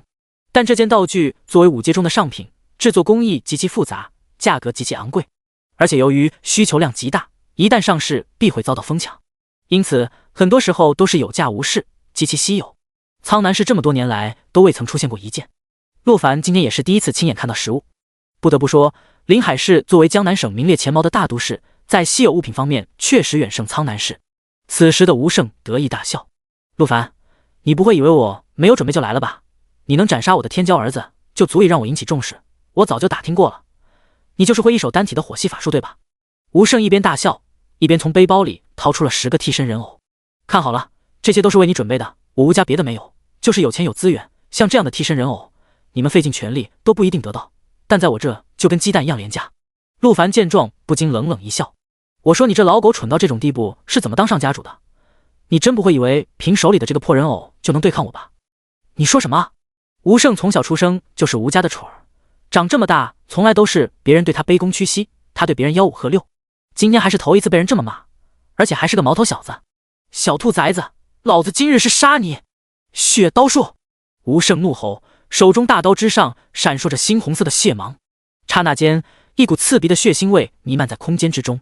这是气血战士！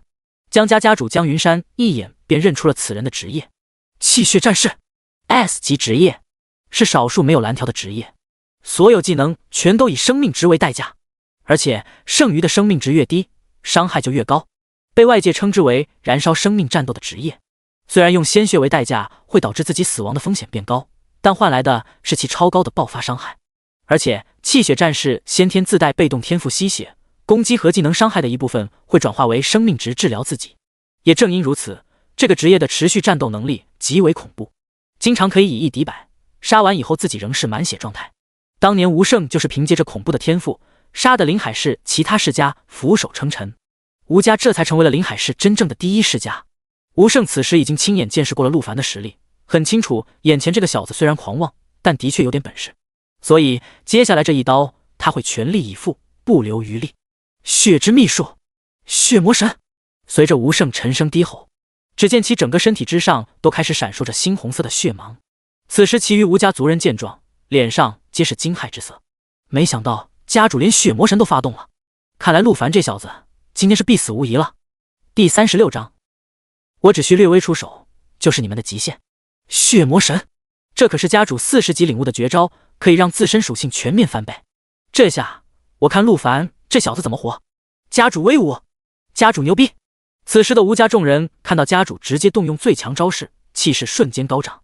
而韩家家主韩天海见状，也是在角落里捂嘴偷笑，立刻发送了消息通知女儿：“嫣兰快来，陆凡马上就要死了。”“好的，父亲，我现在已经偷了陆凡家的劳斯莱斯，正在开来的路上。”韩天海感觉不够解气，更是掏出手机按下了视频录制，准备将陆凡死亡的全过程录下来。而江家的家主江云山也是立刻转头吩咐手下，让所有人准备在陆凡被杀后第一时间抢占所有陆家的资产，还有派出人手去寻找江雪的踪迹。这一边，吴胜全身闪烁着红芒，头顶也是显示出了他的等级信息与职业信息，赫然是49级气血战士。不过吴胜在施展血魔神后也是不敢耽搁，这一招虽然可以让自己的全属性翻倍，但却是以每秒燃烧生命值10%为代价，而且外加一开始施展的血刀术也是持续掉血状态，因此他不敢耽搁，也不能耽搁，必须要在10秒内结束战斗。没有废话，吴起抬刀直接朝着陆凡就冲了过去，全属性翻倍之后，敏捷也是暴涨，一个呼吸间便是已经瞬移到了陆凡的身后。去死吧，陆凡！气血无极，气血无极，气血战士40级领悟的主动技能，只要在血魔神状态下才能使用，消耗当前生命值 50% 的代价，对目标造成巨量伤害，且当前自身生命值越低，伤害越高。吴起对自己这一刀的伤害极为自信，即便是50级的强者，如果不是前排坦克类的职业，恐怕都接不住这一刀，更何况是这个刚转职不久的毛头小子。可就在下一秒，全场所有人都是被惊掉了下巴。只见吴起一刀落下，陆凡竟是丝血未减。怎么可能？这一刀至少60万的伤害，你怎么挡下的？陆凡冷冷一笑，一群蝼蚁也妄想蚍蜉撼树，殊不知我只要略微出手，就是你们的极限。幽冥炎咒，陆凡右手轻轻一抬，只听得轰隆一声巨响，地狱火焰冲天起，刺入苍穹。吴胜下意识还想使用替身人偶，却早已是没有半点作用。这一招范围伤害所过之处皆为灰烬。接着就在吴家众人还没从震惊中反应过来，陆凡右手再次猛地一挥，冥狼开杀！只见2只隐身的巨大冥狼突然现身在了吴家的人群之中，接着便是一顿疯狂杀戮。冥狼一爪一个，将这群蝼蚁尽数撕碎。此时围观的众人甚至都还没反应过来，那个赫赫有名的临海市吴家就已经被全灭的荡然无存了。韩天海被吓得浑身颤抖，正在录制的手机也是被吓得摔在了地上。江云山也是一脸愕然，完全无法相信眼前发生的一切。只见陆凡此时背负双手，傲立在冥狼之上，俯瞰周围众人，大喝道：从今往后，谁敢再来我陆家撒野，这就是下场！此时周围众人都是被吓得不敢吱声，全场一片死寂。唯有远处一辆劳斯莱斯飞速驶来，却是不知怎的一个失控撞翻在了马路上。陆凡转头望去，不禁要笑出声来。只见那劳斯莱斯里的司机正是韩嫣兰，他在开过来的时候看到陆凡还活着，吴家却被团灭了，一个失神就把车开翻了。不过陆凡现在并没兴趣理会这个无脑女人，昨晚一夜7次，他已然尽兴。陆凡转头跟父亲打了个声招呼，骑着冥狼便是消失在了众人的视线中。陆北侧看着陆凡远去的背影，内心一阵不舍，可他心里清楚，在陆凡继承了他母亲职业的那一刻，他一生注定不凡，注定不会停留在这一座小城，甚至在不久的将来，他陆凡这个名字将响彻整个华夏大地。陆凡来到了苍南市第1拍卖会，因为马上就要前往危险的魔域山脉，他必须在这之前做好完全的准备，其中最重要的就是恢复生命值与魔法值的丹药，尤其是恢复魔法值的丹药。因为陆凡现在拥有100%吸血的能力，外加6只冥狗承担伤害，生命值这块倒不是特别担心，主要还是魔法值这块。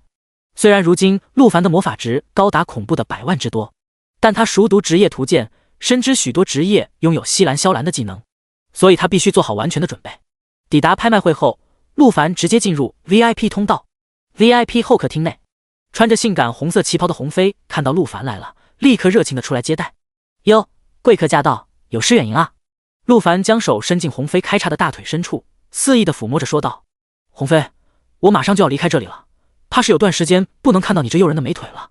啊，你要走了？去哪啊？我不是才听说你要掌管陆家吗？这又是哪个混蛋乱传的？现在掌管陆家的是我父亲，我要去魔域山脉练级了，这次也是过来跟你打声招呼，顺便买些丹药。啊，魔域山脉那地方可危险啊！鸿飞一脸的担忧之色。这你就别管了。陆凡的手越摸越深，让鸿飞都不由得有些娇喘了起来。陆凡，你这次要去多久？1个月吧，下个月全国高考我就回来了。好吧，那需要我为你做点什么？4品丹药、滋血回生丹和清灵回气散，你们拍卖会现在有多少全部给我，然后你再帮我调度下苍南市其他的拍卖会，大大小小的都算上，尽可能多的给我拿这2种丹药。鸿飞点了点头，好，我马上派人去找，不过这可是4品丹药，极其稀有，恐怕整个市都没多少。鸿飞说着立刻打了个电话让手下去操办。没事，反正尽可能多的拿吧，至于钱的话，你算好了发给我，我回头让转我父亲给你。嗨，陆少，你跟我还客气什么呢？对了，之前我从藏品阁搜刮了史诗级套装，你们许老板没惩罚你吧？当然没有，都知道是你干的，他也只能哑巴吃黄连了。陆凡大笑，放心，你告诉许老板，下个月我回来就把套装还他。另一边，青云学府，火焰法王庄严正在吴起的病床前探望。吴起，你放心，你的父亲已经去帮你报仇，相信不久就会有消息了。吴起虚弱的点了点头。虽然他被成功复活，但代价却是极大，不仅等级跌落10级，身上更是被挂上了极其严重的虚弱 buff， 而且时间长达1个月。就在这时，庄严的手机响起，接起一听，竟是吴起的母亲打来的。只听其哭着大喊道：“庄教授，你可要帮帮我呀！”“怎么了，嫂子？发生了什么事了？”“就在刚刚，我们吴家去往苍南的人被全灭了。”“你说什么？”第37章离开，前往魔域山脉。庄严一脸惊骇。吴家是临海市第1世家，族内强者近300人，其中30级以上的强者就至少50位，40级以上的强者更是至少有5个。吴家家主吴胜更是49级的顶级强者，放眼整个江南，50级以下的就没几个是他的对手。即便是50级的强者，也不说可以将他轻松斩杀。这样强大的势力，怎么可能会被全灭？嫂子，你没跟我开玩笑吧？庄严难以置信问道。电话那头的少妇仍在哭泣。我一开始也不相信，但是我看到了现场发来的视频，的确是被团灭了。我实在不知道我该怎么办了。此时病床上的吴起也是意识到的不对，忙问道：“怎么了，老师？是出什么事了吗？”庄严明白现在绝不能让吴起知道他家被灭门的事，于是立刻调整情绪，强压下内心的激动，淡淡道：“放心，吴起，没什么大事，老师先出去一下，你安心养伤。”庄严说罢，起身离开，来到一处偏僻的角落。“嫂子，你放心，不管怎么说，吴兄跟我相交多年，你又是我的初恋，这件事我一定会管到底。庄严，我现在无依无靠，现在只有你了。放心，小红，有我在，你跟吴起不会有事。你先把现场的视频发给我，我先看看再做决议。”“好。”另一边，陆凡在鸿飞的帮助下得到了不少滋血回生丹和清灵回气散，外加先前在藏品阁拿的一部分，陆凡现在一共有80枚滋血回生丹和100枚清灵回气散，这数量足够他用1个月了。与鸿飞告辞，陆凡骑着明狼前往苍南市机场。如今的世界被魔物全面侵蚀，为了防止魔物入侵人类居住的城市，每个城市的边缘都笼罩着一层极其强大的防护罩。但也正因如此，城市里的居民也无法自由出入。想要从一个城市去往另一个城市，唯一的方法就是乘坐帝国飞船。飞船通体由特殊材质打造而成，且机身表面布满帝国强者布下的特殊符文，魔物一旦靠近就会激活符文，遭到重创。而且飞船速度也是极快，高达1500公里每小时，从苍南市飞到临海市也只需要1个多小时。陆凡来到机场，刷身份证进入，接着便去服务台购买前往临海市的机票。没想到的是，今天的班次居然都已经没票了。好家伙，不得不说，这次是陆凡第一次出远门，还真不知道这机票这么抢手。但这并难不倒陆凡，他有的是钱，只要去对应的候机厅，随便找个人出10倍的价格，定然可以买到票。可就在这时，江家家主江云山却是忽然带人走了过来。“陆少爷，总算是追上您了。”江云山气喘吁吁道。陆凡对江家可没什么好感，毕竟他们可是曾经逼走了江雪。“江云山，你追我做什么？”江云山笑着矮身恭敬道：“陆少爷，刚才在陆氏集团，您的实力我都看到了，日后苍南定然是您陆家的天下了。所以呢，我们江家愿意跟韩家一样俯首称臣，每年上缴1半的收入，只求陆少爷能放江家一马。”陆凡一怔，不得不说，这江云山的审时度势倒是强过韩天海和陆展天不少。在见识过陆凡的实力之后，他很清楚，在不久之后，整个苍南市都会是陆家的天下，而他们江家肯定会被逐渐蚕食。倘若是这样，倒不如自己主动归属，或许还能有一线生机。只见陆凡冷冷一笑：“江云山，你倒是识时务啊，不过你们江家想活，就这样可没用。”江云山一听，顿时有些慌了：“陆少爷，我们江家跟您一向没有过节，还请您高抬贵手，放江家一条活路。”说着，便是从背包里掏出了一张前往临海市的头等舱机票奉上。“陆少爷，刚才听到你要去临海市，我这正好有一张机票。”陆凡微微一怔：“你怎么会有？莫非你也要去？”“本来是打算去的，但现在既然您需要，属下自当奉上。”陆凡也不废话，直接拿过机票。虽说这机票陆凡等会花点钱也能从别人手里买到或抢到，但不得不说，这江云山在为人处事方面远胜韩天海，日后让其辅佐父亲管理家族，应该也会是也不错的帮手。陆凡将机票收入背包，淡淡一笑：“江云山，看在你这么懂事的份上，我也给你个机会，只要你能取得江雪的原谅，我便放过江家。”陆凡说罢，也不等江云山回答，直接转身离去，朝候机厅的方向走去。江云山微微一愣，随后立刻跪伏在地，大喊道：“多谢陆少爷不杀之恩。其余江家族人看到族长下跪，全都是跟着跪了下去，齐声大喊：多谢陆少爷不杀之恩！场面之壮观，让路过的许多乘客都是震惊的驻足观看。不过江云山并没有理会路人的惊讶的目光，此刻对他来说，尊严不值一提，活命才最重要。等到陆凡在转角处消失，江云山这才缓缓起身，吩咐道：让江家全族人集合，去给江雪赔罪。还有，去把当年那个妖言惑众的算命术士给我找过来，我要当着江雪的面亲手宰了他。陆凡来到候机厅，只见外面宽阔的停机坪上停着一艘巨大的飞船，独特的外形像极了科幻片里的 UFO。没等一会，便到了起飞时间。陆凡检票进站，由于陆凡是头等舱，可以直接走贵宾通道，不需要排队。在性感空姐的带领下，陆凡进入飞船。可在抵达房间的时候，却发现一伙恶汉竟是提前霸占了这里。第38章，连我陆凡的房间都敢抢，活腻了。在性感空姐的带领下，陆凡进入飞船。飞船里面的空间十分宽阔，有着电影、健身、网吧等各种娱乐设施，而且水果、饮料、小吃全都是免费自助，甚至在飞船的2楼还有各种服装和奢侈品店，可以说是个小型的娱乐城了。不过陆凡对这些自然没有兴趣，跟着空姐径直来到了自己的房间。尊贵的头等舱客人，这就是您的房间了，请好好享受的您的旅程，有任何需要随时都可以叫我，我接下来会是您的专属女仆。空姐朝陆凡眨了眨眼，一脸魅惑，随后便替陆凡打开了房门。可让人意外的是，这里面居然有人住了。陆凡抬眼望去，竟是10几名陌生男女在里面开派对、摇滚跳舞。头等舱房间俨然被他们变成了迪厅。其中一名全身都是纹身的彪形恶汉看到陆凡进来，毫不客气地拿起手中的饮料瓶就砸了过去，随后更是不耐烦地喊了句：滚！陆凡一个侧身，轻松躲过瓶子。怎么回事？陆凡看向空姐问道。第一件反应是可能走错房间了，却发现空姐早已是被吓得浑身战栗，拉住陆凡连连后退。贵宾，那个，我带您换个房间吧。换？也就是说这个房间是我的？没走错。陆凡冷冷道。空姐将陆凡拉到远处，凑到其耳边小声道：贵宾，这群人是魔域山脉第1大帮会，龙行天下的人，咱们可惹不起啊。陆凡冷冷一笑，明白了，所以说这个房间是我的，没走错对吧？空姐一听立马慌了，看陆凡这意思，显然是不服，还要进去理论。贵宾，这群人真的不敢招惹啊，我以前就见过他们，他们从不买票，每次都霸占别人房间。上次有对夫妻被他们抢了房间，丈夫不服进去找他们理论，结果他们二话不说就把那个丈夫捆了起来，打了个半死，还当着丈夫的面把他的妻子给……那对夫妻被他们当玩具一样玩了整整5个小时，最后还是被杀了。陆凡一怔，随后一股杀意涌上心头，居然有这种事！可据我所知，全国的飞船都归燕京的萧家掌管，明令禁止在飞船上惹事斗殴，更别说是杀人了。发生这样的事，难道他们不管吗？空姐一听，神色更难看了。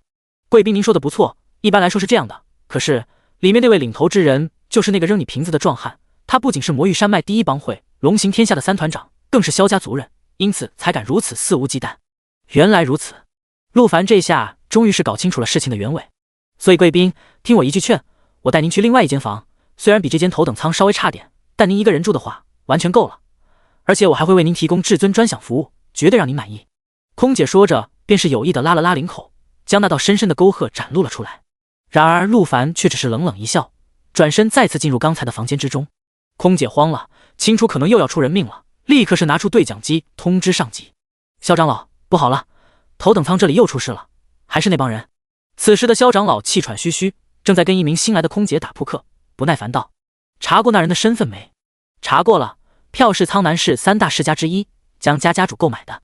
江家，那就没事了，一个3线城市的小家族，没别的事就先挂了，我这还忙着呢。哦对了，记得提前通知保洁人员做卫生。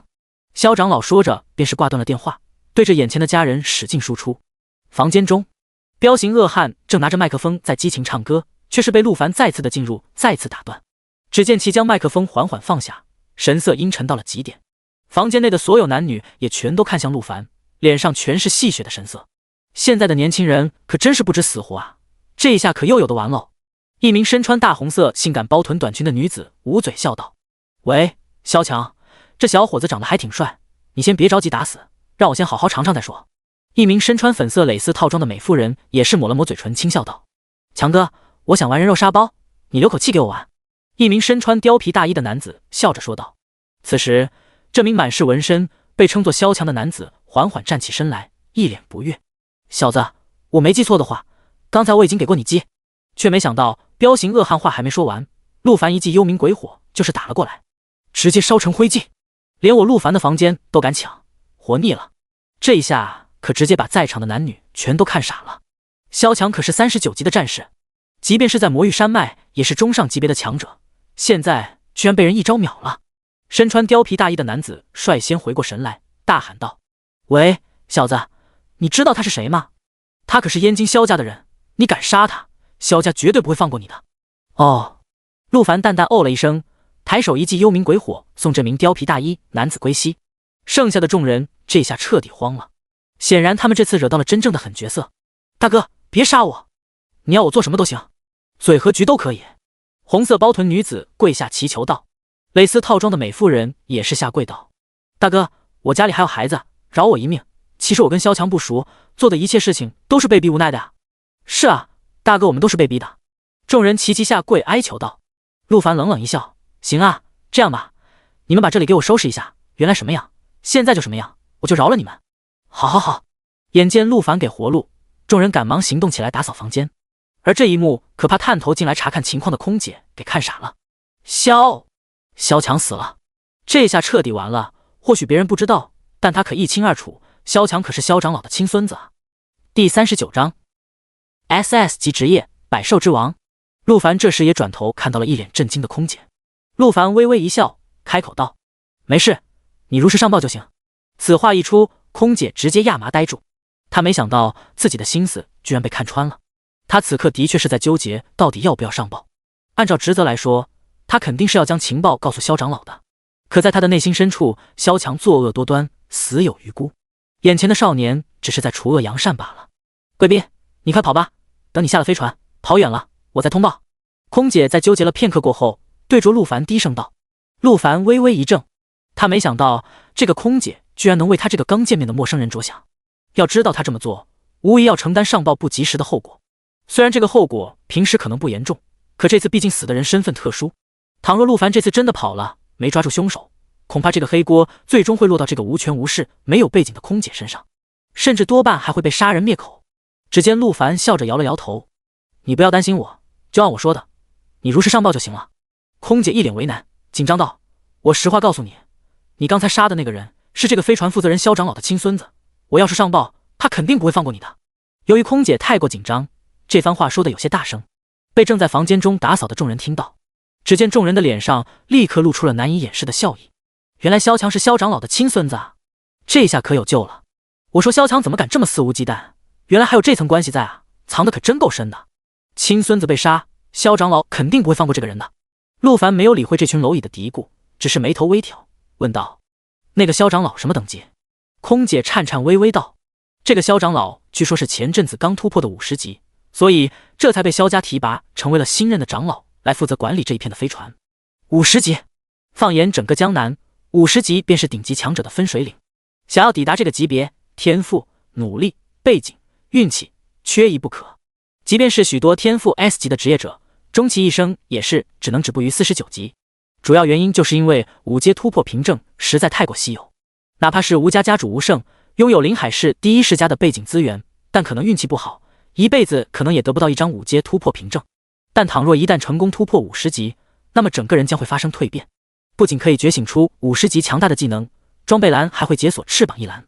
装备上翅膀不仅可以获得额外属性加成，而且还能拥有自由飞行的能力。这时，房间内正在打扫的众人听到萧长老是50级，全都是更加坚定，这下绝对有救了。然而陆凡却是淡然一笑：“才50级，那没事了，你就如实上报吧。”最后，在空姐震惊的反复确认下，他打开了对讲机。对讲机那头的萧长老正在跟新来的年轻实习空姐打扑克，一听到自己的亲孙子萧强死了，气得直接软了，立马起身穿好衣服，带着手下就往陆凡那赶去。与此同时，飞船上一间不对外的隐秘客房中，一名身穿黑色蕾丝透明衣衫的女子正端坐其中，正是萧家千金萧玲珑。只见其洁白修长的右腿叠在左腿上，右手端着一杯高档咖啡，细细品尝，目光悠闲地看向窗外。此时的飞船已经起飞，外面是如梦幻般美丽的云层，而在其身旁，一名白发老者正拿着酒瓶，自顾自地饮着。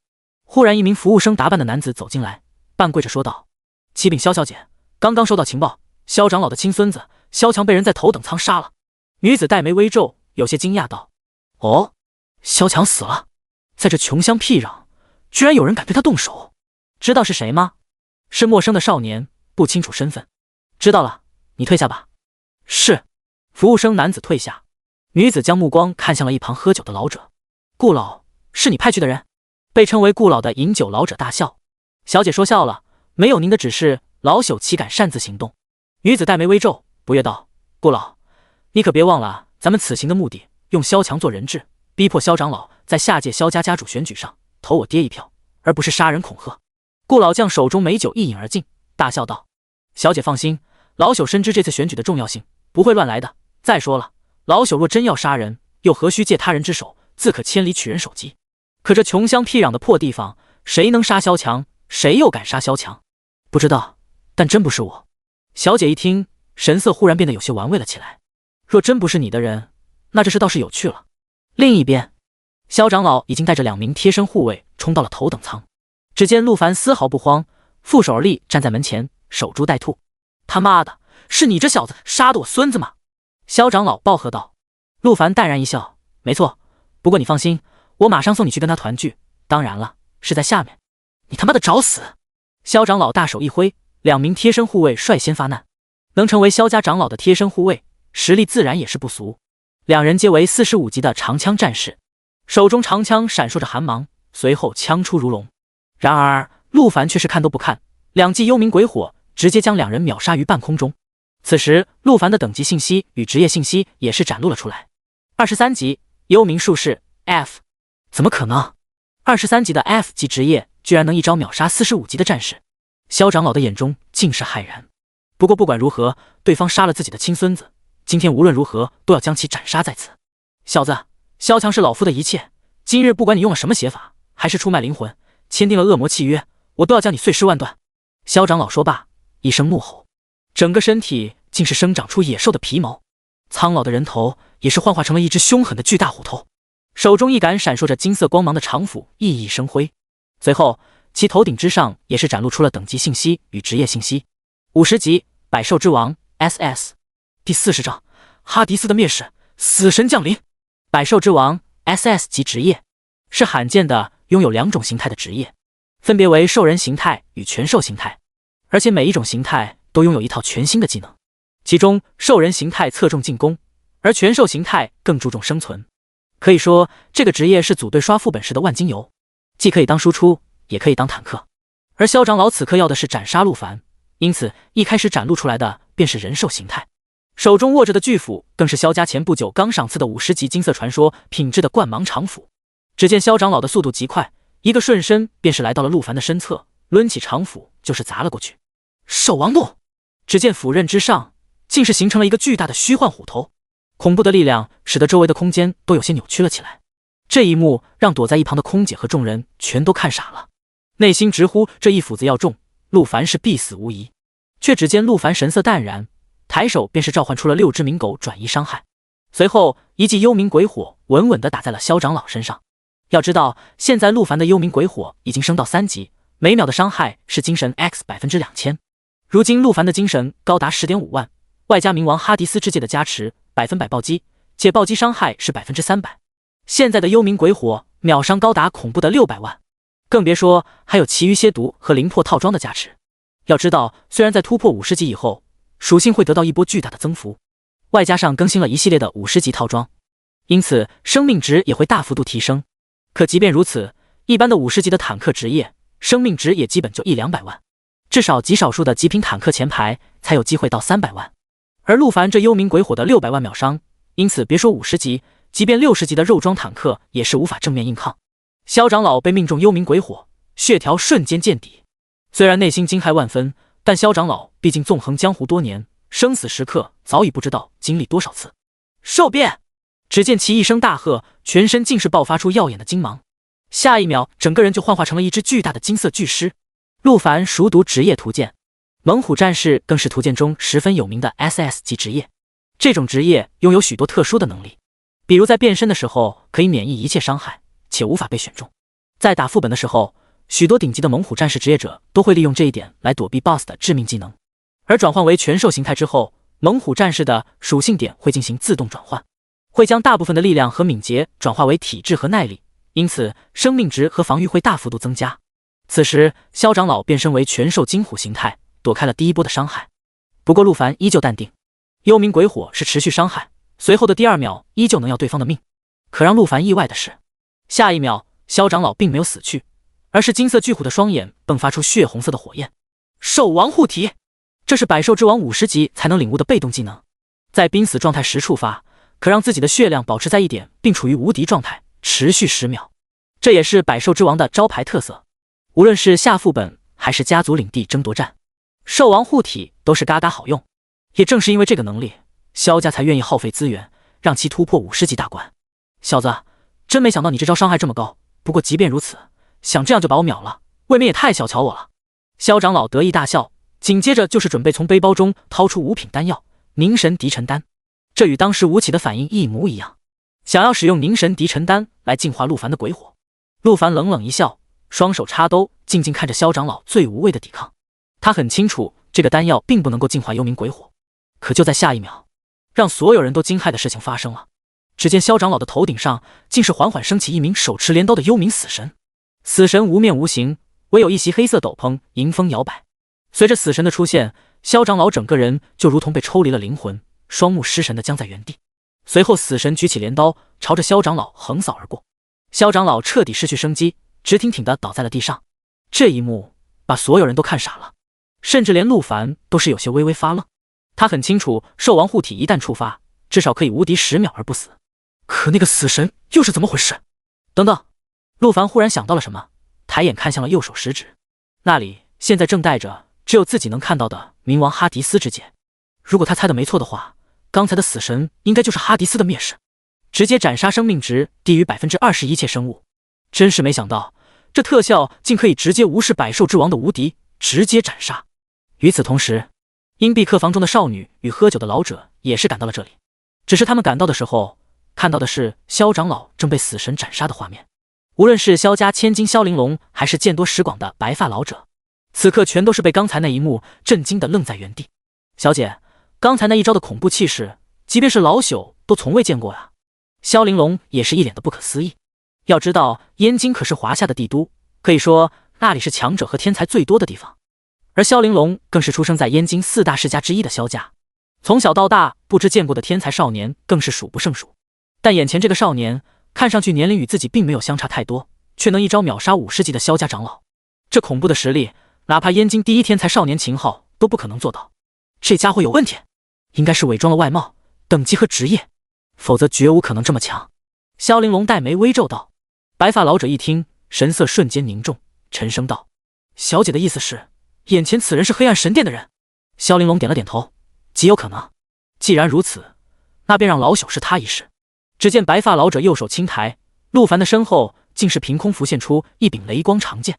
第41章，抱歉，我陆凡嘴硬，不吃软饭。这并不是一把真正的剑，而是由浑厚的雷电之力形成能量剑。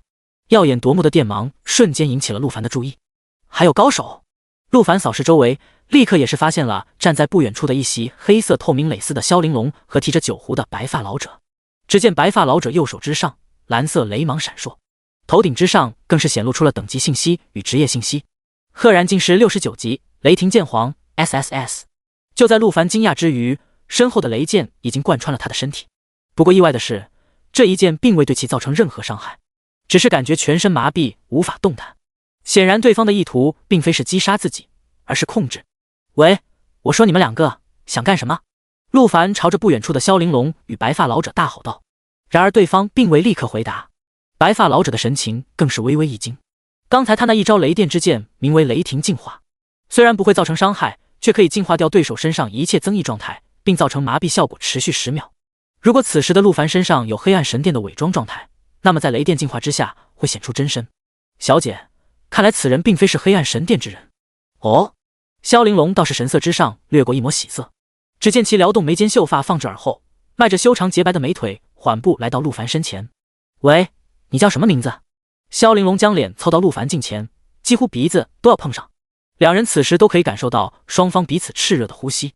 陆凡被这忽如其来的一下搞得双耳顿时通红，下意识就要躲开，可奈何身上被雷电麻痹，动弹不得。虽说如今陆凡拥有很强大的属性值，但却没有能够抵抗控制系技能的方法。我叫陆凡，不过我说这位美女，你懂不懂礼貌？询问别人名字之前，你应该先自我介绍。萧玲珑倒也没有扭捏，柔声道：你好，我叫萧玲珑，萧家的三小姐。你刚才杀掉的那位老者，就是我萧家的长老。陆凡淡然一笑，原来是这样。这么说，你们是来找我报仇的，对吧？知晓对方来意后，陆凡反倒是没了顾忌。虽然那名白发老者是69级的雷霆剑皇，但凭借陆凡现在的手段，也是丝毫不惧。只要对方敢动手，他陆凡绝不手软，哪怕对方是燕京4大世家之一的萧家。然而萧玲珑却是媚然一笑，原本是打算要杀你的，可是看到你这么帅，就打算放你一马喽。陆凡，只见萧玲珑双手置于自己的小胸脯前，踱步至陆凡的身侧，继续道：不过呢，有些事我必须要告知你一下，再过3个月便是我萧家20年一次的家主大选，这名长老原本可以帮我父亲投上宝贵的一票，可他现在却被你杀了，你这让我怎么回去跟父亲交差呢？陆凡淡淡一笑，所以呢，你想怎么样？你应该清楚，像我们这种大家族，内部竞争格外激烈，对于家主的选举，每一票都极为珍贵。萧玲珑说着，忽然伸出自己纤细秀美的食指，轻轻挑起陆凡的下巴，柔声道：既然这一票是被你弄没的，那么自然要你来补上。陆凡一愣，怎么补？萧玲珑俏皮一笑，只要成为我萧家的重要成员，就可以补了。陆凡没听懂呀，也就是成为我的夫君就可以补了。萧玲珑说着，脸越贴越近。陆凡被听的是直接亚麻呆住，好家伙，才见一面你就求婚，可……就在这时，白发老者一发战术性咳嗽打断两人。小姐，别闹了，老爷早就给你选好人了，你就别撩拨别人了。呸，我爹不是说了吗？说我要是不喜欢，有本事自己去外面找，我这不是就找着了吗？我看他就不赖，我定了，就他了。陆凡整个就无语了，好家伙，问都不问我的意见，你自己就定上了？你以为自己是谁啊？不是，我说这位姑娘，虽然你有几分姿色，但我对你没有兴趣，而且我还有自己的事情要办，还请你另寻他人。此话一出，萧玲珑也是愣住了。好家伙，我可是堂堂萧家三小姐，姿色倾国倾城，燕京追我的世家公子排队都能绕地球一圈了，你居然说对我没兴趣？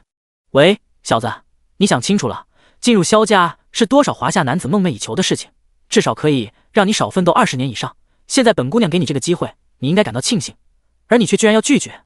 陆凡冷冷一笑，抱歉，我现在有自己的事情要办，对于男女之事，跟你玩个一夜情还是可以的，但结婚的话就免了。另外，你口中那个引以为傲的萧家，其实在我的眼里一文不值。你说什么？萧玲珑完全想不到对方竟然会说出如此的话语。要知道他在燕京都算得上高傲了，但眼前这个男子竟是比他还要目中无人，居然连燕京4大世家之一的萧家都不放在眼里。而且更可恨的是，居然说要跟自己玩夜情，这是把我萧玲珑当什么妓女吗？陆凡，我最后认真问你一遍，你是不是确定要拒绝？是。陆凡没有半点犹豫。萧玲珑深吸了一口气，转身来到白发老者的旁边。既然如此，那也就别怪我心狠了，对你这样的天才少年，既然拉拢不了，那就只能除掉了，否则只会成为威胁。萧玲珑转头看向白发老者，厉声道：顾老，动手！白发老者差点一口酒就喷了出来。好家伙，上一秒求婚，下一秒动手。不过没办法，身为萧玲珑的贴身护法，白发老者虽然有些懵逼，但依然得照做。小子，我说你真的不考虑吗？我家小姐要长相有长相，要家世有家世，你自己去外面可找不到这么好的了。陆凡冷冷一笑，大手一挥，3只巨大的幽冥狼瞬间出现，紧接着右手一抬，幽冥鬼火升腾翻涌。抱歉，我陆凡嘴硬，不吃软饭，要动手的话，尽可放马过来，我奉陪。第42章，燕京萧家是你这辈子都高攀不起的存在。此话一出，萧玲珑神色微微一变，他原本只是想象让白老吓唬一下眼前这个不知好歹的少年，却没想到这陆凡竟然丝毫不惧，甚至还敢正面叫嚣69级的雷霆剑皇与之一战。要知道，白发老者即便在燕京，那都是响当当的人物，除了他萧玲珑，还有哪个敢在他老人家面前如此嚣张的？但不知为何，萧玲珑此刻的心中不自觉地对眼前的少年竟是有些刮目相看。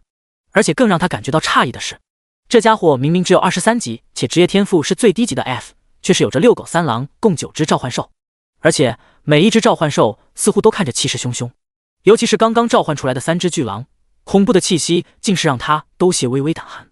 若不是有顾老在旁坐镇，自己恐怕还真不知道如何是好。与此同时，顾老的神情也是愈发凝重，凭借高级别的敏锐感知力，他竟在少年右手的鬼火中和3只冥狼的身上都感受到了久违的压迫感，这简直太不可思议了。要知道，哪怕他曾面对过许多70级的强者，都从未有过如此感受，外加上刚赶到时那诡异的死神辉莲，这一刻，退隐江湖许久的雷霆剑皇心中那抹好奇与战意被彻底点燃了。小子，不得不说，你的确有狂傲的资本。老朽封建至今已有10年，但今日老朽愿破例出手，为小姐试试你小子深浅。萧玲珑一听，小脸一红。顾老，你说什么呢？顾老嘿嘿一笑，右手高举朝天一指，只听得万米高空之上雷声大作，无数道雷芒落下，在飞船的顶上汇聚出一柄雷芒巨剑。恐怖的能量波动让陆凡相隔甚远都能清晰地感受到那柄雷剑带来的死亡压迫。保守估计，这一剑伤害至少100万。萧玲珑惊了，立马转头拉住正在施法的老者。顾老，住手！他才23级，你用这一招真会把他杀了的。顾老一听不禁大笑，怎么，小姐现在就已经开始担心他了？放心，老朽心里有数。陆凡此时不知对方真实意图，但面对69级且天赋为 SSS 的强者，他自然是不敢大意。没有废话，抬手一记幽冥鬼火便是甩了过去。与此同时，3只冥狼也是进入隐身状态，朝着白发老者发动偷袭。白发老者见状，脸上露出久违的兴奋之色，右手猛地就要落下。可就在此时，双方的中央竟是忽然出现一道奇异的空间漩涡，空间竟是如同水波一样开始扭曲旋转。更诡异的是，陆凡的幽冥鬼火与幽冥狼竟是全都被这空间漩涡吸收了进去，消失不见。陆凡彻底傻眼了，他没想到对方的实力竟恐怖到了如此程度。不过情况还不算太糟，6只冥狗还在，即便天空那道雷霆巨剑落下，他也不至于被秒杀，大不了跳船跑路。可让陆凡意外的是，对面的白发老者神色似乎也是有些不对。只见其看到空间漩涡出现的刹那，本想落下的右手竟也是停滞在了半空，而天空之上的雷霆巨剑也是没有落下，反倒是消散不见了。嘿嘿，小子，看来你我今日一战是打不成了。白发老者缓缓放下高举的右手，掏出酒壶，又是豪饮了起来。紧接着，只见空间漩涡之中，一名身穿灰色袍服的老者缓缓走出。小姐，可算找到你了，跟我回去吧，老爷有些生气了。哼，才不要，谁让他私自给我订的婚约？我不喜欢那个人，除非他把婚约退了，否则我不会回去。顾老此时微微一怔，小姐，你不是说你出来是帮老爷拉票的吗？是呀是呀，我们就是拉票的呀。萧玲珑俏皮道。灰袍老者摇头苦笑，行了，你们2个就别演戏了，老爷说了，只要小姐你在下个月的全国高考上取得排名前5的成绩，那么婚约就可以取消。此话一出，萧玲珑兴奋了。真的吗？空寂爷爷，你可别骗我。灰袍老者淡淡一笑，你以为我是你啊，整天撒谎。行了，快回去吧，老爷已经为你特意定制了升级计划，让你能在全国高考前快速提升实力。萧玲珑点了点头，只要能取消婚约，别说全国前5，全国第1我都给你拿来。说罢，萧玲珑便是朝着空间漩涡走去。可就在进入之前，萧玲珑忽然看向了远处正在懵逼的陆凡，魅惑一笑。只见他从背包中掏出一张粉色的卡片，一掌将其打在了陆凡的身上。陆凡一瞧，愣住了，只见他的胸前出现了一道粉色印记，竟是稀有的6阶道具鸳鸯印。这道具是成对的，一共2张，只要被印上，双方即就可以知道对方所在的位置，且可以随时随地的通话聊天，是燕京上流人士谈恋爱的必备道具。没想到萧玲珑竟是直接打在了陆凡的身上。喂，陆凡，这次出来能遇见你我还挺开心的，期待下次再见喽。萧玲珑朝着陆凡眨了眨眼，做了个再见的手势，随后进入空间漩涡之中，消失不见。顾老看到萧玲珑进去，自然也是紧随其后。然而就在2人都进去之后，灰袍老者的神色却是忽然阴沉了下来。只见其一个瞬身来到陆凡的近前，右手猛地一吸，竟是将那张鸳鸯印吸了出来。老者看了眼陆凡，沉声道：小子，虽然你不知道你与我家小姐发生了什么事，但她的身份不是你这种穷乡僻壤的小子能配得上的。你跟她从出生开始就注定不是一个世界的人，所以请你自觉断了这个不切实际的念想。老者说着，右手微微晃动，将鸳鸯印震成了粉碎。记住，燕京萧家是你这辈子都高攀不起的存在，乖乖过好你那平凡的一生，别来捣乱。若是影响到萧家的联姻大计，你和你背后的家族全都会死。灰袍老者警告完毕，这才转身没入空间漩涡之中。随着他的离去，空间再次恢复平静，似乎先前的一切全都没有发生过一般，只留下了一脸无语的陆凡呆愣在原地。我说这老头他妈的输傻逼吧，老子本来对你这什么狗屁萧家就没兴趣，可你要是这么说的话，老子可就不乐意了。什么东西就这辈子都高攀不起，还要威胁杀我族人？妈的，这谁能忍？萧家是吧？给我等着，终有一天老子会亲自前往燕京踏平萧家。陆凡此刻的内心是一阵愤恨。就在这时，他的手机忽然响起，掏出一看，竟是江雪打来的。第43章魔域山脉，陆凡上一世的死亡之地。怎么了，小雪？陆凡接起电话问道。陆凡，你去哪了？我现在在飞船上，准备去临海南部的魔域山脉练级。怎么了？现在外面来了好多学府的招生老师，他们都在邀请我，我一下不知道该怎么办了。江雪压低着声音，生怕外面的人听见了。陆凡一听就明白了，江雪被赶出家族后，大部分时间都是自己一个人生活，并不善与别人打交道。简单来说，就是不好意思拒绝别人。小雪，既然咱们昨天已经决定了是青云学府，那就直接跟他们说就行了。我说了，可没有用，他们都太热情了，尤其是那个华隐学府的人，特别强势，好像非要得到我。而且刚才他们好像还要动手，准备驱赶别的学府老师。我很害怕，就躲到房间来给你打电话了。我靠，还有这样的，这华隐学府不讲武德呀。行，我知道了，你就躲在房间别出去，我来解决。陆凡挂断电话，立刻又打给了别墅的管家。老黄啊，你在别墅里吧？我在呢，少爷，外面来了好多人，校长、市长什么的都来了。这么多？是啊，都是听说咱们这出了个传说级 SSS， 都过来赶着沾光呢。明白了，你这样，你先把电话拿给外面那个陆隐学府的负责人，我要跟他说两句。好嘞，少爷。老管家不敢怠慢，立刻是将电话拿了出去。喂，你好，我是陆隐学府招生负责人清风，你是？我是江雪的男朋友，现在我通知你，江雪要跟我一起去青云学府，所以还请你们不要过多纠缠，自行离开。却没想到对方一听陆凡这话，立刻大笑了起来。你应该就是那个少女提到的陆凡吧？我刚刚才在帝国的系统中查过你，职业是幽冥术士，级别为 F。 说句不好听的，就凭你这个级别想去青云学府，简直是在做梦。另外我要提醒你一句，或许你跟江雪以前是情侣，但在她转职成传说级 SSS 的时候，你们的缘分就尽了。你跟她的余生将再无任何交集，从今往后你们将会是两个世界的人。所以陆凡，我劝你还是尽快放手，重新找个适合自己的女朋友。至于江雪，我们陆隐学府要定了。你他妈在鬼扯什么呢？这东西你还能强迫？还有王法？还有……陆凡话还没说完，对方直接就挂断了电话。你他妈！陆凡气得马上回拨，却没想到接电话的人是校长。陆凡啊，是这样的，我和市长呢，先前没听过陆隐学府，但经过刚才一番打听后，我们才发现那个学府才是华夏真正的顶级学府。我们都认为江雪的天赋只有去了那里才能得到最好的引导，所以呢，我们想是不是？行了，就冲刚才那个招生负责人的态度，我就不想让江雪过去。另外校长，你别以为我不知道，你和市长想让江雪去华隐学府，还不是为了你们自己脸上有光？校长，你小子现在说话可真狂啊！少爷，不好了，陆隐学府的人要开始硬抢了。电话那头响起了管家的声音。他们敢！管家，给我拦住他们！此话一出，管家直接愣住。啊，少爷，您叫我去？陆凡也是愣了一下，发现自己刚才太激动了。老黄，快去叫人帮忙，拦住他们！少爷，您开玩笑呢？陆隐学府的那位负责人等级高达60级，我们这没人是他的对手。啊，也对。陆凡深吸了一口气，让自己迅速冷静了下来。他忽然意识到自己的情绪有些不对劲。对方身为华夏第一学府，实力自然不会差，苍南市不可能有人会是对手。如此简单的道理，自己居然忘了。而且华隐学府并非什么邪恶组织，带走江雪也只是为了抢夺优质生源，倒也不会有生命危险，自己根本不用这么激动。细细想来，自己的心态如此失常，完全是因为刚才萧家那位灰袍老者的话语。这可不是一个强者应该有的心态。冷静下来的陆凡再次拨通江雪的电话。喂，陆凡，其他4大学府的人都走了，我现在只能去陆隐学府了。好，没事，我不久后会去陆隐学府找你，等着我。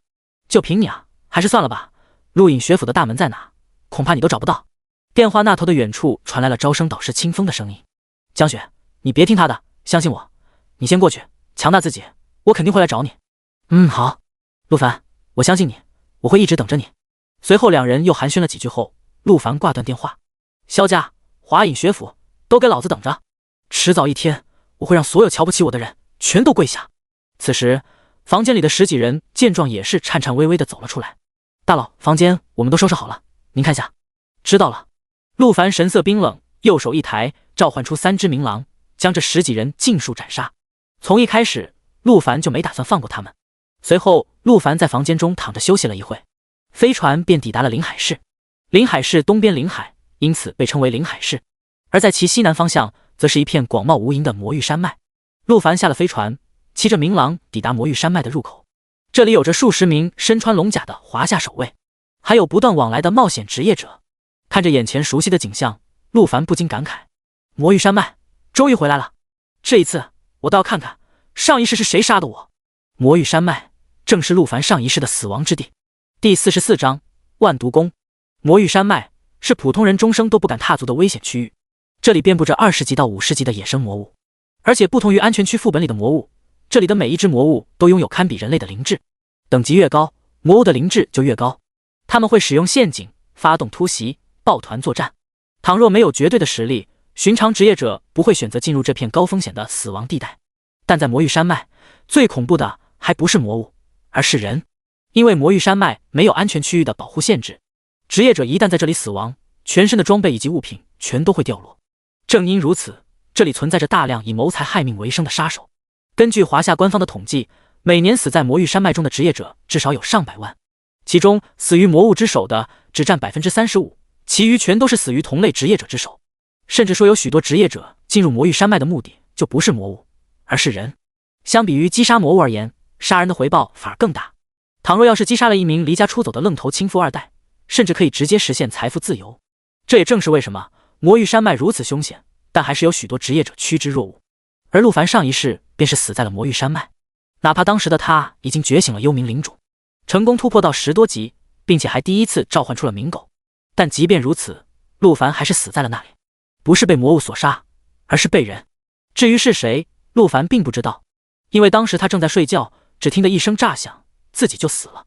再一回神，就发现自己已经在学校的转职大阵中。这一世，陆凡势必要抓到凶手，为上一世的自己报仇。这也是为什么在众多危险区域中，陆凡选择来魔域山脉练级的重要原因。陆凡记得自己的死亡时间与地点，时间全国高考的前一天深夜，地点魔域山脉万毒宫员工宿舍。他相信，只要这次自己在同样的时间出现在相同的地点，必定就能找到杀他的凶手。不过现在距离高考前一天还有段时间，陆凡并不着急过去。他现在要做的是先去魔域山脉刷本升级，提升属性和实力。陆凡骑着明狼来到了魔域山脉的山脚下，这里有着大量的职业者聚集在这里，大部分都是准备组队前往山脉中杀怪刷副本的。各种邀请组队或者请求组队的声音不绝于耳。35级猎魔使者天赋 A 级，请求组队。28级水波法师天赋 B 级，请求组队。来一个30至40级的天赋 A 级以上的奶妈5等1，立刻发车。求一个40级以上天赋 S 级，全身至少史诗级套装的强力前排，进入魔域深处刷本。这些正在喊话组队的职业者大多都是刚来魔域山脉不久的新人，或者是一些散人职业者。他们没有加入当地的帮会势力，所以没有固定的队伍。在这片地界拥有近100个大大小小的帮会势力，大部分职业者一般都会选择其中一个帮会加入。因为加入帮会之后，不仅帮会内部会帮助匹配固定的队伍，而且有帮会作为背景，也是多了一份保障。要知道，魔域山脉最常见的就是人杀人，但倘若你是一个大帮会的成员，那么杀你势必会引起帮会的复仇。因此，那些杀手在选择目标的时候，优先都会选择那些没有帮会的散人。所以，一般的人在进入魔域山脉的时候，都会选择帮会加入。而在魔域山脉的近100个帮会中，实力最强、名声最大、排名第一的正是龙行天下，也就是陆凡在飞机上杀掉的那个萧强所属的帮会。帮会成员有上千人之多，帮主与一众长老更是等级高达50级以上的顶级强者。而且龙行天下的帮会标语是犯我帮会者，虽远必诛。只要有人敢对龙行天下帮会的人动手，那么无论那人身在何处，都将虽远必诛。正因如此，在魔域山脉，只要能够顺利加入龙行天下，那就意味着基本不会有人敢对你动手。不过加入帮会自然也有弊端，那就是定期都要上缴巨额的会费，而且每一次的杀怪刷本得到的奖励，其中有极品的也会被帮会要求上缴。所以一部分对自己实力有自信的职业者，宁愿自己单着临时组队，也不愿意加入帮会。陆凡此刻骑在巨大的明狼上，扫视着入口处的人群。他此番也是准备组队进入魔域山脉中，除了野生魔物以外，还遍布着许多副本。越是进入山脉的深处，魔物和副本的级别就越高。不过这些副本的位置都极为隐秘，甚至就连学校的副本图鉴里都不曾记载。想要找到，必须要有熟悉这里的老手带路。虽说凭借陆凡如今的实力，并不需要组队，但为了能快速找到副本的位置，进入一个有老手带领的队伍，无疑是最快的。就在这时，不远处忽然行来了大批人群。人群的中央是一顶有8名壮汉抬着的紫色轿子，轿子之上赫然是写着万毒宫3个大字。根据上一世的记忆，陆凡清楚，这顶轿子正是万毒宫帮主的专属轿子。万毒宫是魔域山脉中极其特殊的一股势力，以制毒卖毒闻名。他们所制造的毒药与寻常的治疗药品不同，可以当作攻击类型的道具，对魔物直接造成持续的中毒伤害，十分适合那些生存能力强大但是输出能力不足的队伍。在魔域山脉，毒药的销量可谓是供不应求，但万毒宫的帮会成员却可以每日领到一份免费的高品质毒药，这让选择加入万毒宫的人越来越多，势力也是越发强大，成为了仅次于龙行天下的第2大帮会，甚至近些年还有隐隐有赶超的趋势。所有人听好了，万毒宫的帮主这次要亲自进带队入魔域山脉的最深处采药，现在还差个强大的输出，有谁能来，报酬丰厚，包你满意。紫色轿前，一名披着兽皮的彪形大汉朝众人大吼道。此话一出，人群瞬间沸腾，不少对自己实力有自信的40级强者纷纷涌了过去，可无一例外都被彪形大汉拒之门外。至少来个50级的输出，职业天赋 SS 级以上，最好全身是传说级套装，有符合要求的速度来。一听到彪形大汉这么说，人群瞬间就散去了大半。50级天赋 SS 传说级套装，可以说每一个条件都是十分苛刻，能全都满足的，在魔域山脉绝对是顶级强者的存在了。这群散人之中根本没人可以达到。而就在这时，陆凡骑着明狼，逆着人流，悠哉来到了彪形大汉面前。我可以。什么？此话一出，那群正在离开的职业者全都停下了脚步，纷纷向陆凡投去了好奇的目光。第45章，现在我可有资格加入队伍？魔域山脉入口，所有职业都将目光锁定在了陆凡身上，他们想看看究竟是哪位大神可以达到刚才那位大汉口中的条件。彪形大汉看了一眼年轻的陆凡，脸上也是露出了疑惑的神色。虽然这小子的坐骑很拉风，但一般来说，等级与年龄多多少少带点关系。即便是 SSS 级的天赋，这么年轻也不可能到达50级。小子，显示下等级和职业看看。彪形大汉皱眉说道。陆凡淡淡一笑，展露出了等级信息与职业信息，赫然是23级幽冥术士 F。 信息一出，围观众人瞬间爆笑。喂，小子，你是来搞笑的吧？就你这实力，给人家帮主提鞋都不配啊！彪形大汉也是感觉自己被戏弄了，一脸怒意大吼道：赶紧滚！要不是老子今天心情不错，现在就宰了你！陆凡见状，神色淡然，只是右手轻轻一抬，幽冥鬼火升腾而起，其中狂暴的能量竟是让彪形壮汉都感到有些诧异。陆凡冷冷一笑，抬手就要直接送走这名壮汉，以展示自己的实力。可却在此时，不远处又是冲来了一大批气势汹汹的恶徒。这群恶徒的衣服上都绣着一条金色长龙，陆凡自然认得这个标志，这是龙行天下的帮会标志。看到大批龙行天下的人赶到，其余众人全都是害怕的纷纷避让。他们很清楚，龙行天下一次性出动这么多人，一般都只有一个原因，那就是报仇。为了避免自己被误伤，所有无关的人员全都是退至远处，唯有陆凡和万毒宫的势力巍然不动，似乎并不惧怕。哟，没想到今日能碰上万毒宫的帮主，老夫这下有礼了。一名骑着黑色巨豹的白发老者朝着紫色轿子拱手行了一礼。此时紫色轿中竟是传出一名女子的声音：刘长老不必多礼，不知此番兴师动众，意欲何为啊？被称为刘长老的老者看了眼不远处的陆凡，淡淡一笑道：敢问周帮主，那位骑着巨狼的年轻人可是你的人？不是。如此便好办了。刘长老松了口气，朝着手下小弟使了个眼色。片刻功夫，数十名凶神恶煞的龙行天下帮众便是将陆凡包围其中。你叫陆凡对吧？我们帮会的萧强是你杀的吗？刘长老看着手机的消息，淡淡道：“原来就在萧强被杀的时候，其余人就将消息发给了龙行天下的帮会群，其中就有陆凡的姓名和外貌信息。龙行天下秉持着犯我帮会者，虽远必诛的原则，立刻派人追踪陆凡所在的飞船。也就是说，从陆凡下飞船的那一刻，他就被龙行天下的人盯上了。此时围观的众人一瞧是来杀陆凡的，全都是看傻了。他们没想到，一个23级天赋只有 F 的废物，居然敢头铁的去杀龙行天下的帮会成员，这简直跟找死无异啊！陆凡傲立在明廊之上，神色淡然，甚至有点想笑。好家伙，真是来得早不如来得巧，他正好想杀人立威，龙行天下的人就跑来送人头了。陆凡冷冷一笑，没错，人是我杀的，所以呢？此话一出，围观众人再次骇然，这家伙真是脑子被驴踢了，死到临头居然还这么横，怪不得刚才万毒宫招人，他都敢毛遂自荐，原来是个傻子啊！刘长老收起手机，淡淡道：“行，既然承认了，那也就不废话了，去死吧！”刘长老一声令下，周围小弟一齐出手，朝着陆凡轰杀过去。陆凡淡淡一笑，直接抬手召唤出6只冥垢抵挡伤害，随后一记幽冥炎柱将周围小弟全部秒杀。这一刻，全场骇然，就连彪形大汉的脸上也全是不可置信之色。这怎么可能？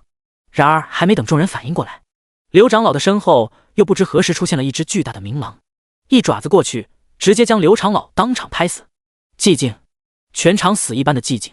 没人想到，在这电光火石之间，眼前这名23级的少年居然凭一己之力秒杀了龙行天下数十人的队伍，其中更是还包含了一名50级的长老。在这些人被团灭之后，因为不在安全区，这些人身上的装备物品全都掉落了出来，地上全是闪烁着各种光芒的物件。不过围观的群众无一人敢上前去捡，他们害怕龙行天下，且更害怕陆凡。陆凡自然是不客气的，大手一挥，全部收下。随后缓缓骑着冥狼，路过一脸吃惊的彪形大汉，径直来到了子教旁边，淡淡笑道：“周帮主，不知这下我可有资格加入队伍？”陆凡说着，通过半透明的教帘看到了其中坐着的人影。让陆凡吃惊的是，此人竟是一名身材曼妙的女子。好家伙，这形象简直无论如何都无法与万毒宫帮主联系在一起。此时，只见教内的倩影微动，柔声道：“可以。”此时，彪形大汉也是走了过来，摸了摸锃光瓦亮的头颅，笑着说道：“嘿嘿，小兄弟，刚才真是在下有眼不识泰山了，不知小兄弟年纪轻轻，竟有如此实力，还请小兄弟恕罪啊。”陆凡倒也没去计较，对于他来说，尽早出发，刷副本，提升实力才是重点。现在可以出发了吗？陆凡直接说道：“可以。”随着教中女子的发话，队伍开始出发，进入魔域山脉。第46章传说集 SSS 绝命毒师。跟随队伍行走在茂密的丛林中，周围不时会传来魔物攀爬穿行的声音。不过无一例外，没有一只魔物敢对陆凡的队伍出手。这群野生魔物有着极为敏锐的感知力，可以清楚地感受到职业者身上的气息。倘若气息太过强大，这些魔物便会自觉地离去。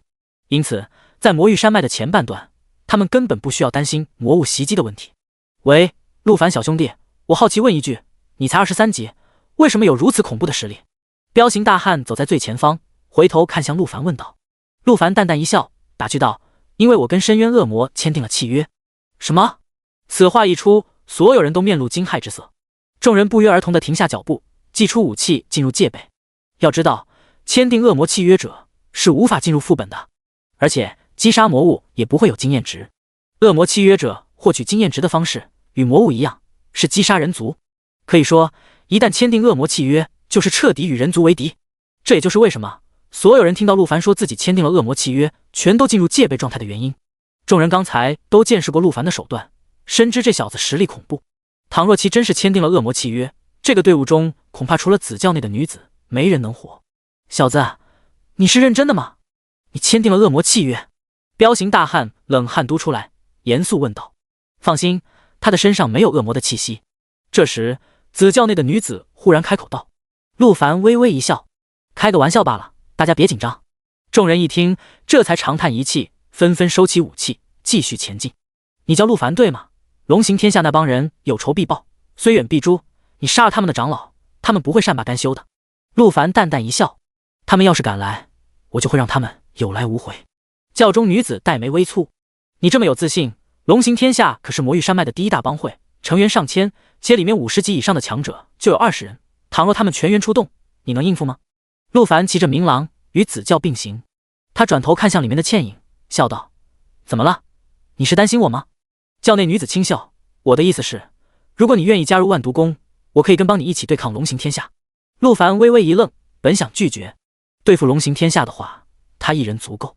但他忽然想到，自己不久之后本来就要去万毒宫寻找上一世的凶手，因此在犹豫了片刻后点了点头：“我同意加入。”教内女子微微一怔，她原本以为陆凡停顿的时候是在准备提条件，却没想到对方直接答应了。“但我有个条件。”教内女子：“你倒是早说啊！”“你说。”“我要求加快咱们前进的速度。”此话一出，众人皆是一愣。要知道，魔域山脉之中遍布着恐怖的魔物与各种死亡的陷阱，极其危险。一般队伍都会选择让肉盾前排在队伍前方带路试探，后面的队伍再缓缓跟进，这是最安全也是最常用的办法。倘若是寻常人提出这个建议，必定会被众人集体反对。但陆凡毕竟与常人不同，23级便能秒杀龙行天下的长老，因此教中女子并也没有着急反驳，而是耐心问道：“你想怎么加快？”陆凡冷冷一笑，抬手召唤出另外2只明狼。去刷副本的话，6个人就够了，其他人就不用跟着去了。我这狼的速度很快，而且有3只，足够6个人做的。陆凡说着，扫视万毒宫众人，冒昧问下周帮主，此次前去刷副本，除了你我之外，还有哪4个？披着兽皮的彪形大汉这时走了过来，指了指自己说道：“我是这次队伍的肉盾前排56级百兽之王 SS。”陆凡微微一怔，没想到居然是跟那个是你萧长老一个职业的百兽之王，而且已经突破50级，说明已经领悟了兽王护体，可无敌10秒。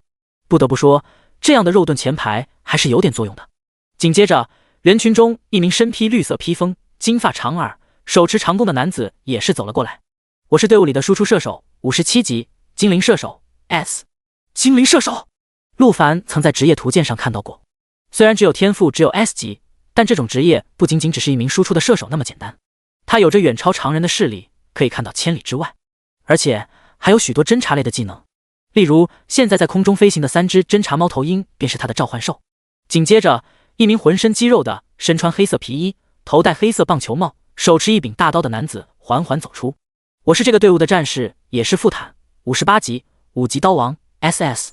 5级刀王，陆凡微微一怔，这个职业据说是 SS 级里最平衡的职业，攻守一体，力量与耐力可以随意转化，更是有各种格挡反击的技能，在单挑中也是十分强悍的职业。最后，一名身穿黑色紧身衣、身材前凸后翘、玲珑有致的女子缓缓浮现陆凡的身后。“我是这个队伍的刺客，54级暗影噬魂 SS。” 身后忽然传来的声音让陆凡一惊，他这才发现这名女刺客居然从头到尾都处于隐身状态。要不是这时为了介绍自己，恐怕陆凡走完全程都不会发现他。不得不说，刺客这个职业真的恐怖，杀人于无形。江湖之中曾就流传着一段话：招惹谁都别招惹刺客，否则你将不会有安稳的夜晚。而这个暗影噬魂这个职业与寻常的刺客还不太一样，这个职业非常适合刷副本，因为它能够吞噬周围魔物死亡的灵魂，临时提升自己的战力。也就是说，周围魔物死的越多，它的战力就越强。甚至在吞噬某些魔物的灵魂后，还可以临时使用这些魔物的特性和技能，能力可谓十分变态。在所有人都介绍完毕后，教内的女子终于也是开口了：“我是队伍的医生，59级绝命毒师传说级 SSS。” 第47章先天毒体周子一传说级 SSS。 绝命毒师，职业图鉴中都从未记载过的职业，这下即便是陆凡都震惊了。最不可思议的是，毒师这名字听上去应该是输出职业啊，但这女子刚才居然说自己的定位居然是医生，也就是说这职业是输出与治疗一体的。而且更匪夷所思的是，陆凡是怎么也没想到这个魔域山脉居然有这种级别的职业者存在。要知道，在江雪觉醒传说级 SSS 冰雪女皇并被华隐学府强行掳走以后，他在飞船上也是查了不少关于这方面的资料。按道理来说，只要华夏出现传说级 SSS 职业者的觉醒，无一例外都会被华隐学府收走。之所以如此，是因为华隐学府并非一所简单的学府那么简单，它的目的是要为帝国输送顶级人才，帮助帝国抵御魔物与其他各国的入侵。能够进入华隐学府的职业者至少都是 SS 级以上，而且还是一少部分稀有特殊的 SS 级才有机会进入，绝大部分都是 SSS 级职业者。像传说级 SSS 这种最具潜力的职业者，华隐学府是绝对不会放任不管的。陆凡忍不住内心的好奇，开口问道：“周帮主，你可曾听过华隐学府？”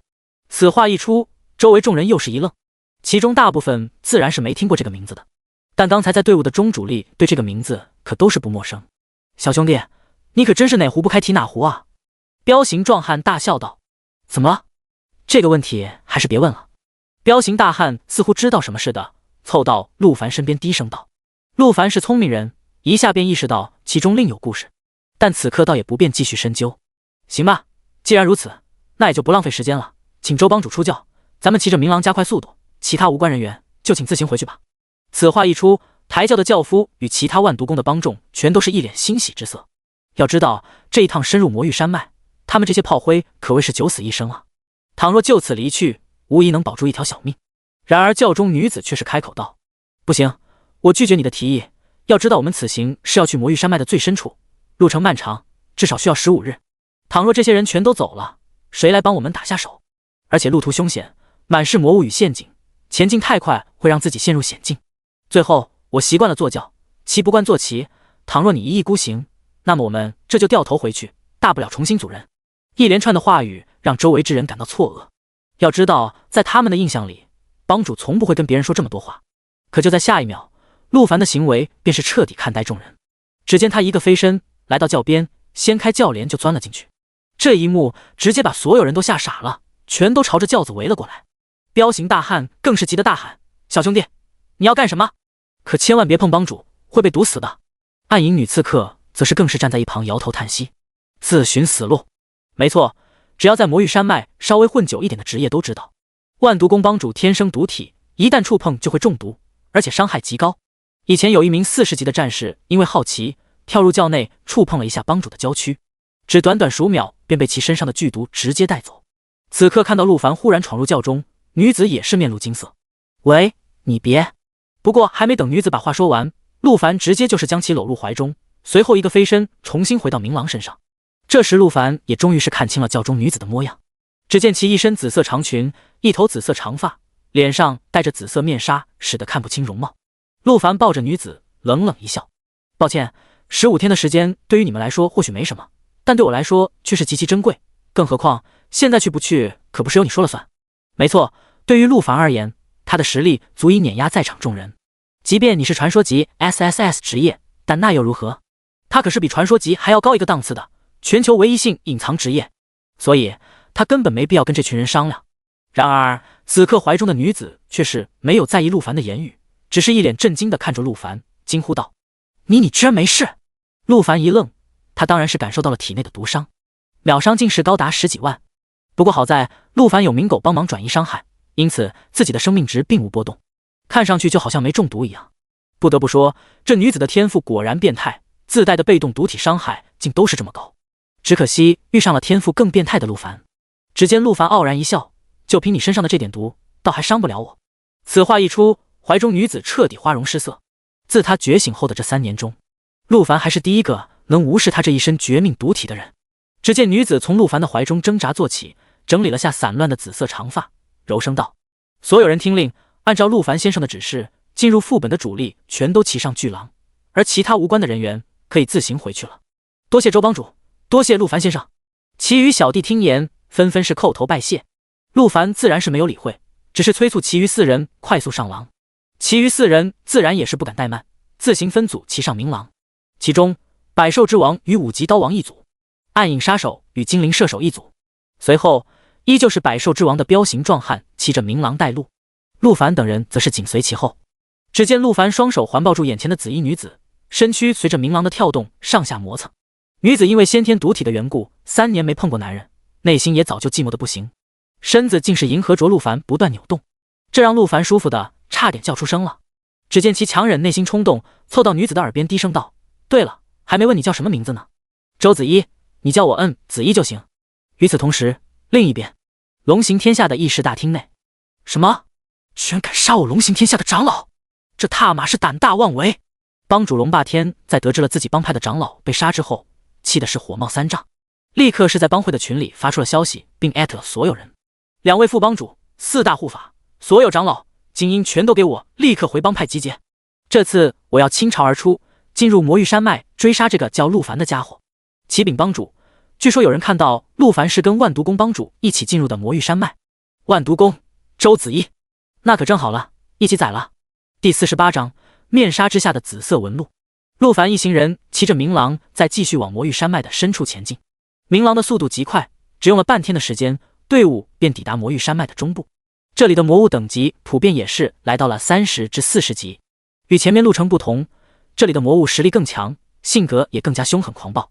在这里，陆凡一行人遭受到了不少魔物的袭击，例如35级的灰眼蜥蜴、38级的铁甲野猪、36级打骨兔子等等。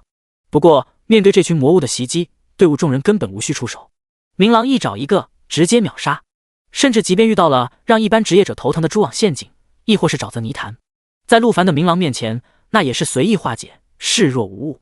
这直接就把队伍的其他人都看傻了。虽然他们几个也都是身经百战的强者，但却也从未见过如此简单粗暴的前进方式。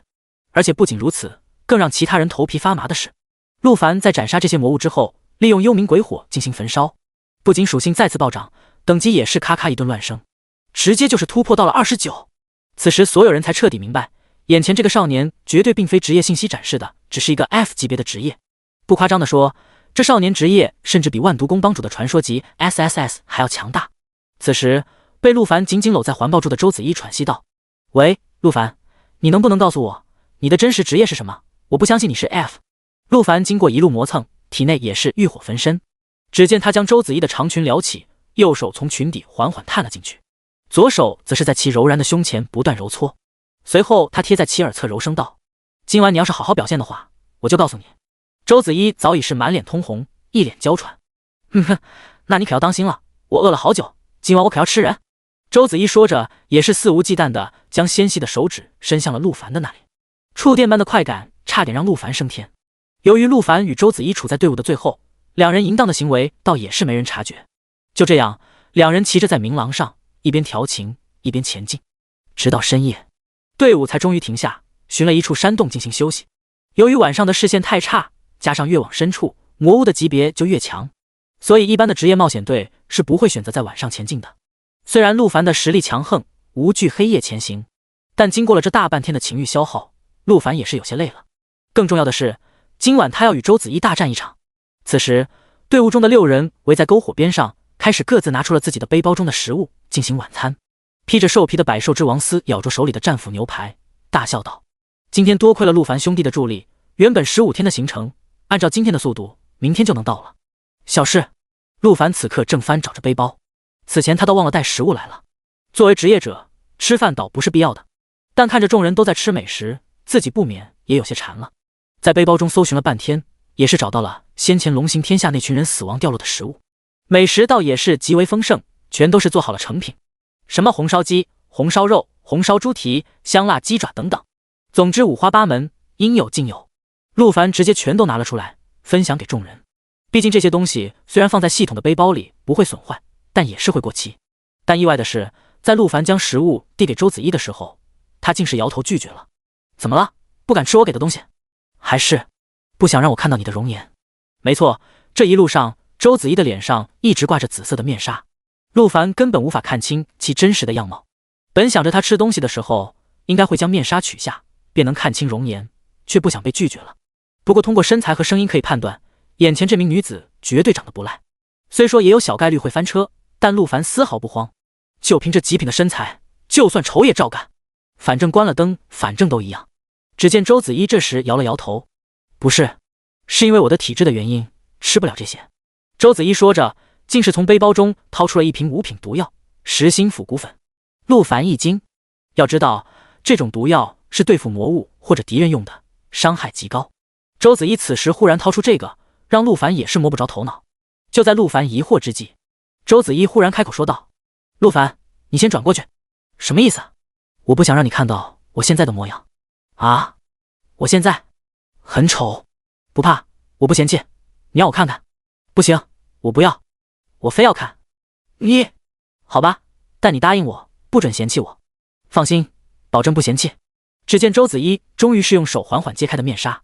陆凡一瞧，惊了，只见周子怡白嫩的肌肤之下，竟是遍布着一条一条密密麻麻的，如同蚯蚓般的紫色纹路。我的样子，是不是吓到你了？还好，你这个应该是静脉曲张，做个手术应该能治，你不用自卑，反正现在医疗美容技术这么发达。啊！周子怡听得一愣，完全不懂陆凡在说什么。陆凡淡淡一笑，安慰道：“不过其实看得出来，你很漂亮。”真的吗？周子怡说着，打开了手中的实心腐骨粉，将里面的药粉统统倒进了嘴里。陆凡一愣：“子怡，你这是？”周子怡深吸一口气，随后全身都迸发出微微的紫光。彪形大汉大笑：“陆凡兄弟，别紧张，这是因为帮主的体质特殊，每日都需要服用剧毒丹药才行。这样吗？”片刻过后，紫光缓缓消散。陆凡抬眼望去，再次惊了，只见其脸上的那些紫色血管纹路全都消失了，整张脸上红光满面，根本不像是吃了毒药的模样，反倒像刚进行了大补。而随着紫色纹路的消失，陆凡也终于彻底看清了周子怡的模样，美帝让陆凡一时都有些愣神，简直是绝世容颜。而就在这时，周子怡也是被陆凡这炽热的眼神看得有些娇羞。陆凡，我现在的样子好看吗？陆凡深吸一口气，正要回答，周子怡的电话却忽然响了。接起一听，是万毒宫的大长老打来的。帮主，不好了，龙行天下正在魔域山脉入口集结，整个帮会倾巢而出，说是要去杀你跟那个陆凡啊。好，我知道了。周子怡点了点头，神色没有半点波动。龙行天下有仇必报，虽远必诛，做出此等举动他并不意外，但这一路走来，陆凡的实力他看在眼里，只要他们两人联手，即便龙行天下一起上，他也不惧。帮主，你可千万要小心啊！据说龙行天下的帮主龙霸天近日突破了60大关，而且除了龙行天下的人以外，还有一批不明势力的人也加入到了其中，看实力也是不弱呀。哦，还有别的势力，知道叫什么吗？听下面传来的消息说，好像叫什么黑暗神殿。第49章，黑暗神殿出动。黑暗神殿，由于周子怡开的免提扩音，所以陆凡也是听到了谈话内容，神色不禁微变。我知道了，大长老，你等会在帮会群里发个消息，让万毒宫的帮众近日不要进入魔域山脉。知道了，帮主。先这样，有事再联系。周子怡说着，将电话挂断，随后将目光看向陆凡。黑暗神殿，你听过吗？周子怡刚才也是察觉到了陆凡微表情变化，猜测陆凡应该知道些什么，而其余众人也是将目光纷纷看向了陆凡。陆凡深吸了口气，淡淡道：“这个黑暗神殿以前跟我有些过节，实力的我也不是很清楚，但应该不会弱，而且非常擅长伪装。他们的人可以随意变化外形、职业和等级信息，所以接下来一路上，除了我们这队伍里的6个人以外，不要再相信任何其他人。”众人听后皆是点头表示明白。周子怡继续问道：“那这次如果龙行天下与黑暗神殿的人联手，你有把握能胜吗？”陆凡摇了摇头：“不好说，龙行天下的话不用考虑，一群蝼蚁而已，但黑暗神殿的话，我的确还不知他们的深浅，不过问题不大，他们既然是倾巢而出，那么多人一起进入魔域山脉，速度想必也快不到哪去，外加上现在是晚上，就算他们连夜赶路，也不可能追上我们。”此时彪形大汉也是开口说道：“就是咱们可是骑着明狼狂飙了大半天，正常来走的话，他们至少需要10几天，根本不可能追上我们。”另一边的5级刀王也是开口：“而且他们也不知道我们的前进路线，魔域山脉这么大，想要找到我们几乎是大海捞针。”精灵射手此时右手摇晃，又是召唤出好几只隐身形态的猫头鹰飞了出去。诸位放心，我的猫头鹰可以探查到方圆5000米范围内的敌情，倘若他们出现，我会第一时间通知大家。暗影噬魂也是轻抚了一下眉间的发丝，冷冷道：“沿路我都放置了印记陷阱，倘若有人类触碰，也会被我感知到。”看着队伍里的众人在面对强敌时都没出现慌乱，反倒是井然有序，各展神通。陆凡也是对这些人都另眼相看，不愧都是50级的强者，各方面的素质都比寻常人强上太多。众人在吃罢晚饭后，又是继续闲聊了一阵，最后各自进入山洞，寻找位置进行睡觉。这个山洞很大，堪比一座小城堡。陆凡也是将明狗和明狼设置成了自动巡逻模式，有魔物靠近就自动斩杀。这么一来的话，也不需要有人守夜，极为方便。而陆凡则是跟万毒宫帮主周子怡一起找了个山洞中的隐秘角落。周子怡从背包中掏出了一张充气床，将其放在了地上，两人相互拥抱着躺在床上，开始聊起了两人间的悄悄话。喂，陆凡，你知道吗？我已经好久没被人这么抱着了，这样紧紧拥抱的感觉真好。是因为你体质的问题吗？我是绝命毒体，靠近的我人都会受到高额的中毒伤害，一般人完全扛不住。这点陆凡自然是深有体会。他现在每秒都在承受高达10几万的伤害，要不是有6只生命值高达1000万的冥狗扛着，凭他自己也是撑不了多久。陆凡一手抱着子衣，另一只手则是摸向了他的脸颊。子衣，你真的好美。真的吗？其实我已经有好多年没让人看过我的脸了。因为那个诡异的紫色纹路吗？不是，是因为即便让人看了也没用，反正他们都无法靠近我，看了反倒会害了别人。原来是这样，没想到你还挺善良。陆凡说着，忍不住就吻了上去。子衣也没闪躲，闭眼迎合着，两人香舌缠绕了整整10分钟，这才停了下来。对了，子衣，你脸上的那个紫色纹路是怎么回事？为什么你吃了毒药之后脸就恢复了？也是因为我的绝命毒体，这个毒体不仅会给别人造成伤害，同样对我自己也有伤害。紫色纹路越多，证明伤害越重，只有吞噬毒药，以毒攻毒才能缓解。似是这样。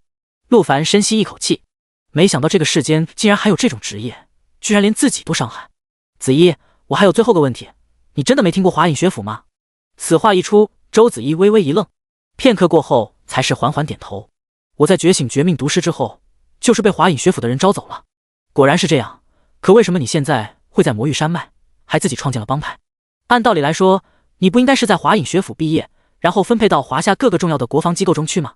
其实刚开始的时候的确是这么规划的，华隐学府的老师们也对我很好，尽心的教导我，带我练级。可是后来怎么了？周子衣的神色有些忧伤。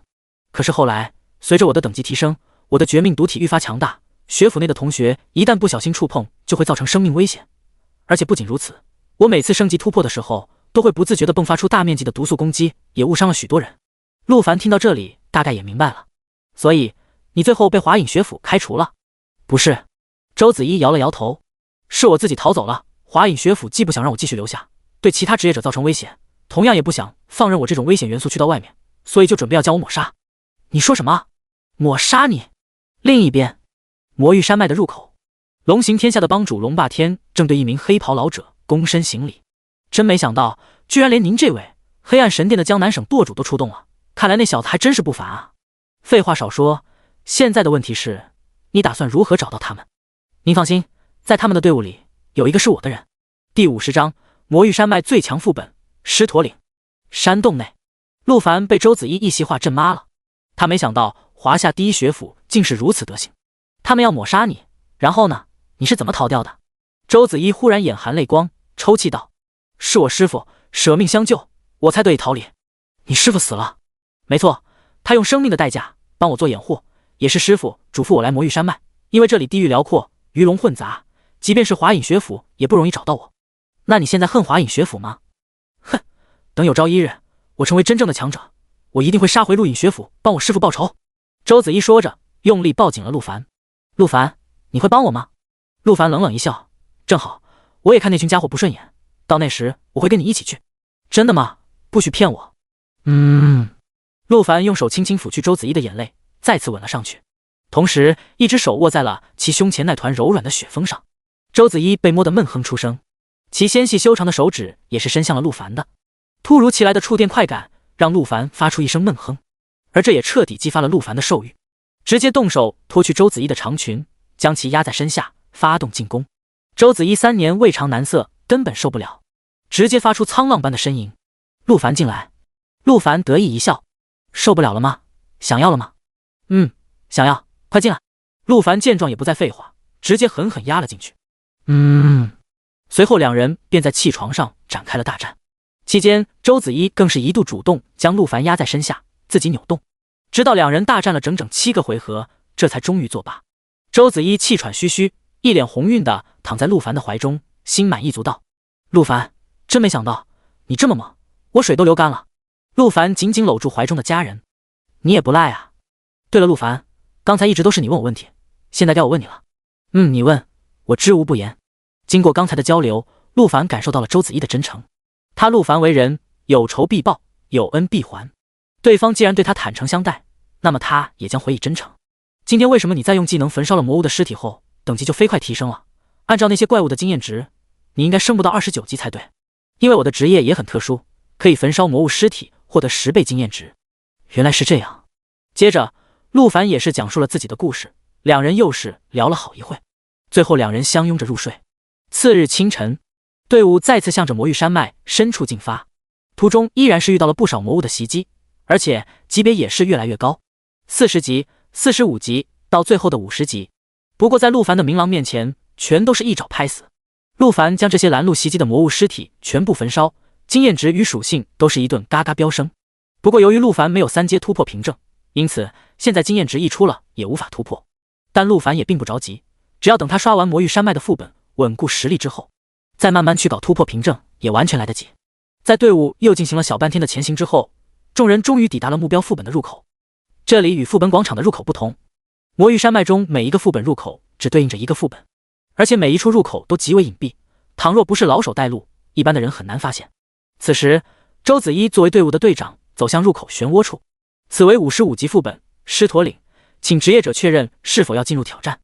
狮驼岭，陆凡看到这个名字顿时一愣。作为一名蓝星的穿越者，他很清楚这个名字的含义。确认。周子一点头回答，请职业者确认挑战的难度：简单、普通、困难、噩梦、地狱。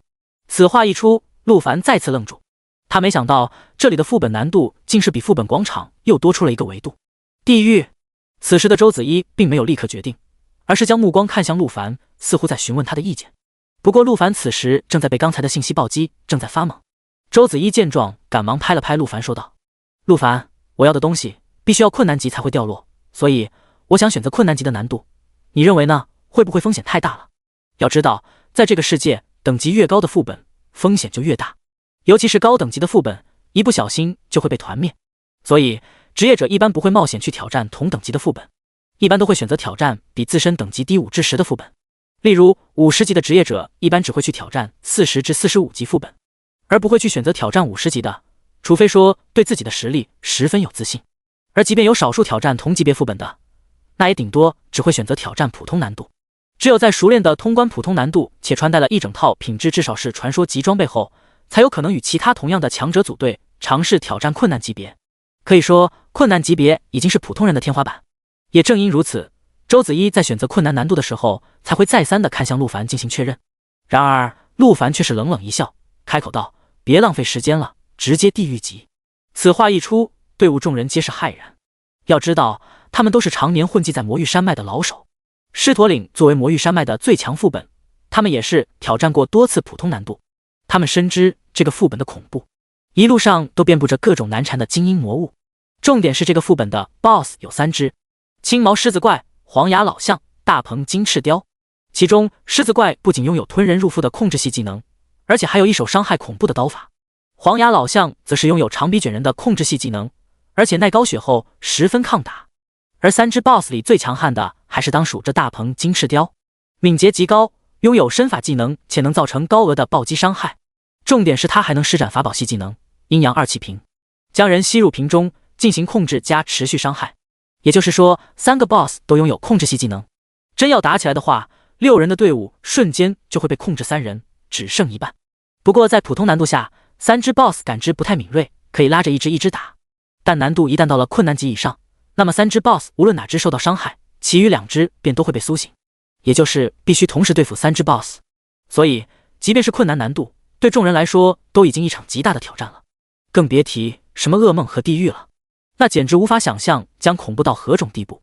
所以众人皆是摇头表示拒绝，称陆凡没挑战过，不懂其中的凶险，应该先挑战个困难，先试试水。然而身为队长的周子一却是看向陆凡，认真问道：陆凡，我听你的，你确认要挑战地狱级难度吗？陆凡点了点头，就地狱级。第51章，骷髅为岭，骨骸遍地，尸山血海。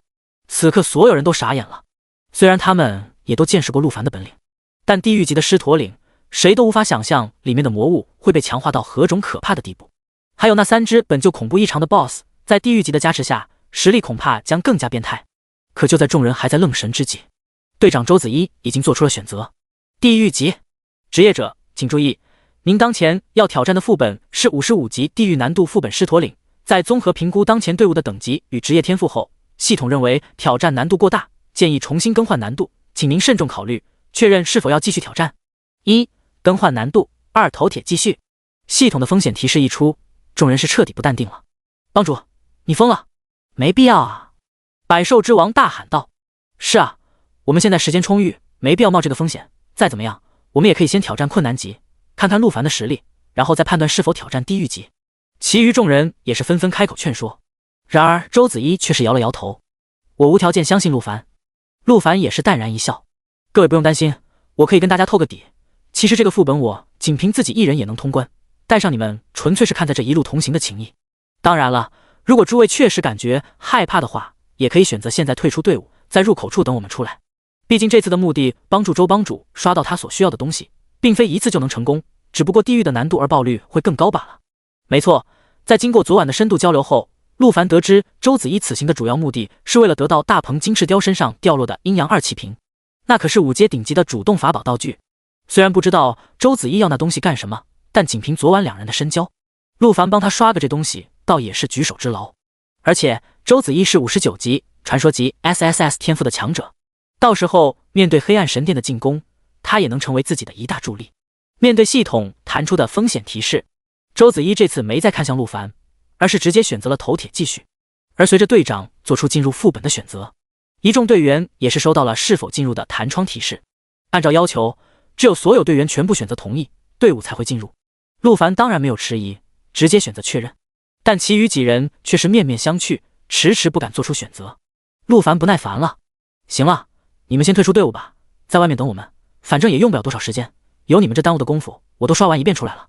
看陆凡如此信誓旦旦，其余几人倒又多了几分勇气。其中暗影噬魂的女刺客率先点击了同意，毕竟刺客拥有隐身技能，再不济也可以自保。其余人面面相觑，之后也是纷纷点击了同意。咻咻咻，随着副本漩涡的转动，队伍6人被传送进了狮驼岭副本。刚一进入，陆凡就闻到了一股刺鼻的血腥味。放眼望去，骷髅围岭，骨骸遍地，树上缠绕的都是人类的内脏，连地上的泥土都是人皮和人肉构成，俨然一幅血海尸山的人间炼狱画面。除此之外，西边有魔物正在活剐人肉，东边有魔物正在烹饪。而随着陆凡一行人的到来，也是惊动了这群正在吃人的魔物。又有前来送死的人类吗？太好了，正巧我饿了。只见西边10来只魔物率先转过身来，赫然是55级的魔物杨木怪，是一种羊头人身的恐怖的魔物，在诡异的腰身与羊头上还生长蔓延出了许多会蠕动的树木枝条。10几只杨木怪在发现陆凡等人后，立刻便冲了过来。周子一见状，立刻提醒道：陆凡小心，这怪一旦近身，就会用身上的树条将目标缠绕，使其无法动弹，持续10秒。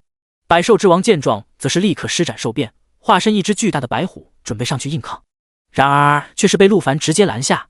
只见其抬手召唤出6只鸣狗，施展咆哮，吸引了所以杨木怪的火力。正如周子一所说，这些杨木怪一靠近鸣狗，体表的树条便是疯狂生长，将鸣狗死死捆住。可惜陆凡的鸣狗作为一只生命值高达1000万的大肉盾，面对这种攻击完全不再怕的。随后陆凡抬手又是召唤出了3只鸣狼，冲过去就是一爪一个，瞬间全部击杀。这一下直接把其他人全看傻了。要知道，放在以往他们挑战副本的时候，即便是普通难度的狮驼岭，这些魔物也足够他们打上个10几分钟。然而现在地狱级难度的魔物在陆凡面前却是如纸糊的一般，随意秒杀。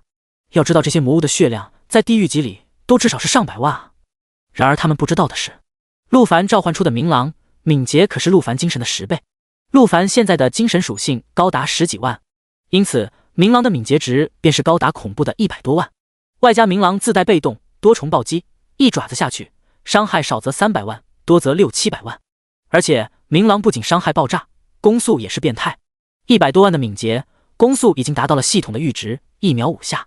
这么一算，鸣狼的秒杀已经破1000万了。因此秒杀这群100万血量的小魔物简直不在话下。与此同时，巨大的动静也是吸引到了东边原本正在烹饪的魔物蓝兽怪。此魔物通体深蓝，体型纤瘦，因此得名蓝兽怪。其特点便是敏捷高，速度快，且在地狱难度的加持下会额外拥有吸血的特性，每次攻击都能恢复造成伤害的 50% 生命值。在发现同伴被杀后，10几只蓝兽怪也是立刻闪电般朝着陆凡等人冲来。然而陆凡依旧如法炮制，鸣狗施展嘲讽，鸣狼发动进攻，又是几秒的功夫将这群看门的魔物尽数消灭。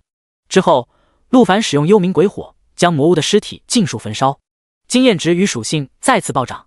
然而就在这时，远处却是响起了类似打更的声音。陆凡小心，这是精英级魔物巡山妖小钻风。第52章人肉加工厂。好家伙，巡山小钻风，大王叫我来巡山经典民谣创始人，没想到这家伙居然在这副本都成精英级魔物了。随着小钻风不断敲打着手中的木桶，四面八方便响起了密密麻麻魔物爬行的声音。周子一与其余众人见状，神色皆是一凝，全部进入战备状态。这小钻风发出的声音会将附近的所有魔物都引过来，而且还会对这些魔物附加上狂热状态。狂热状态，没错，狂热状态可以大幅度增加魔物的伤害与移动速度。周子一话音落下，只见周围便出现了近1000只双眼通红的魔物。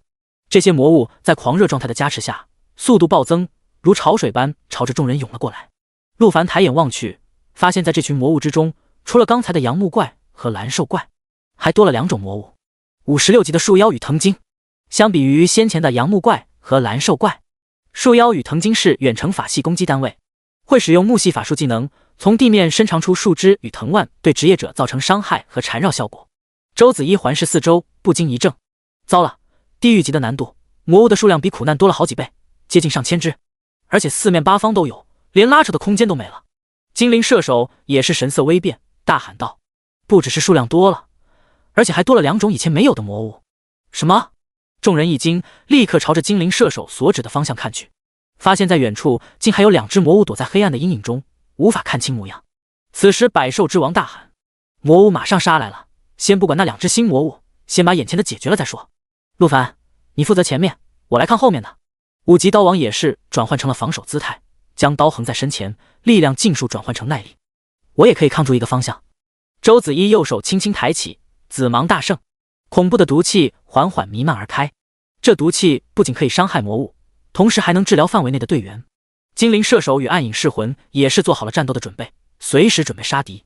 面对庞大数量的且实力不俗的魔物，众人的脸上全都露出了紧张的神色。然而与众人不同的是，陆凡的脸上满是轻松与淡然。只见其微微一笑，向众人说道：大家都推着我身侧，不用出手，好好看着就行，今天让你们开开眼界。陆凡右手一抬，操纵6只冥狗将众人护在中间，随后施展咆哮，将所有冲杀而来的杨木怪与蓝兽怪尽数拦住。等到所有近战魔物聚集完毕，抬手又是一记幽冥岩柱，由地底冲天起，直接将周围上百只魔物尽数秒杀。可让陆凡没想到的是，远程的木妖与藤妖因为没有受到冥狗嘲讽的影响，直接对里面的众人便发动了进攻。只见众人脚底的地面上生长出来密密麻麻的藤蔓与树枝，对着众人便是一顿鞭打和缠绕。要知道，地狱级难度的魔物，哪怕是普通魔物，伤害也是极高的。普通的脆皮恐怕连5下攻击都扛不住，更别说此刻远处正有着100多只木妖与藤妖在发动攻击。暗影噬魂见状不妙，立刻施展隐身遁走。但精灵射手与周子一却是被藤蔓缠绕，无法移动。陆凡这下也是微微一愣。要知道，按照正常来说，即便是远程进攻的魔物，也只会优先攻击距离自己最近的单位，也就是会攻击站在外围的冥狗才对。但这群魔物竟是直接绕开了冥狗，直接对里面的职业者发动了攻击。陆凡这才忽然想起，魔域山脉地处危险区，这些魔物是有灵智的。就在这时，百兽之王忽然一声怒吼，施展兽变后的专属技能守护屏障，竟是将屏障范围内的伤害大部分都转移到了自己的身上。虽然此时有周子一的毒物治疗，但这上百只木妖与藤妖同时进攻，伤害竟是直接将百兽之王的血量直接打空。好在百兽之王触发了被动兽王护体，可以将血量维持在1点，并开启无敌状态，持续10秒。陆凡，我只能坚持10秒，你明白我意思吗？陆凡重重的点了点头。交给我吧。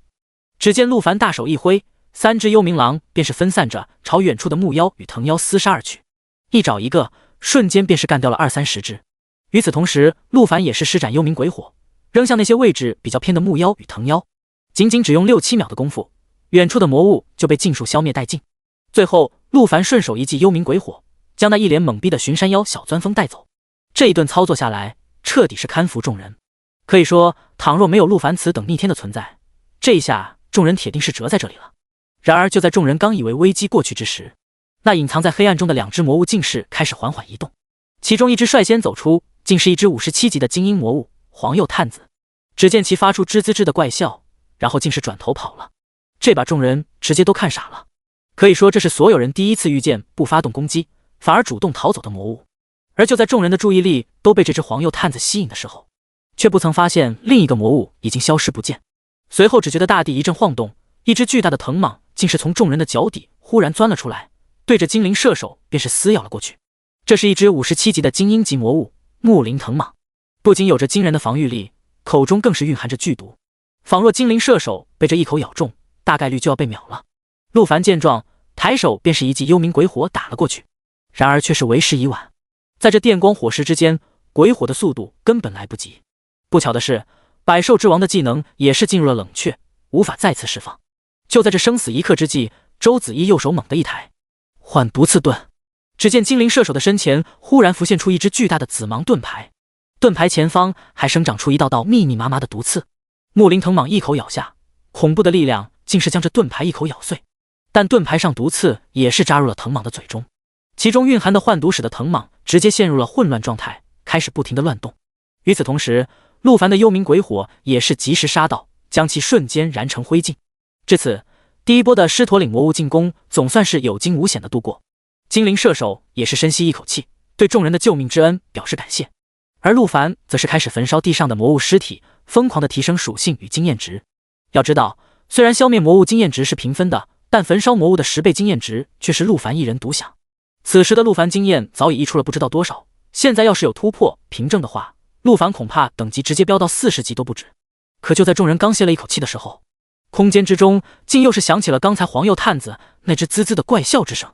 周子怡这时面容严肃的开口说道：狮驼岭副本共有3层，这里只是第1层人肉加工厂，接下来我们将要去到第2层10里园林。第53章10里园林。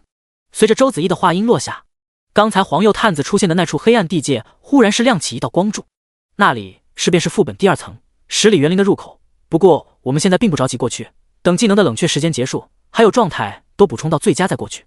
陆凡看着那道光柱，眉头微微一挑。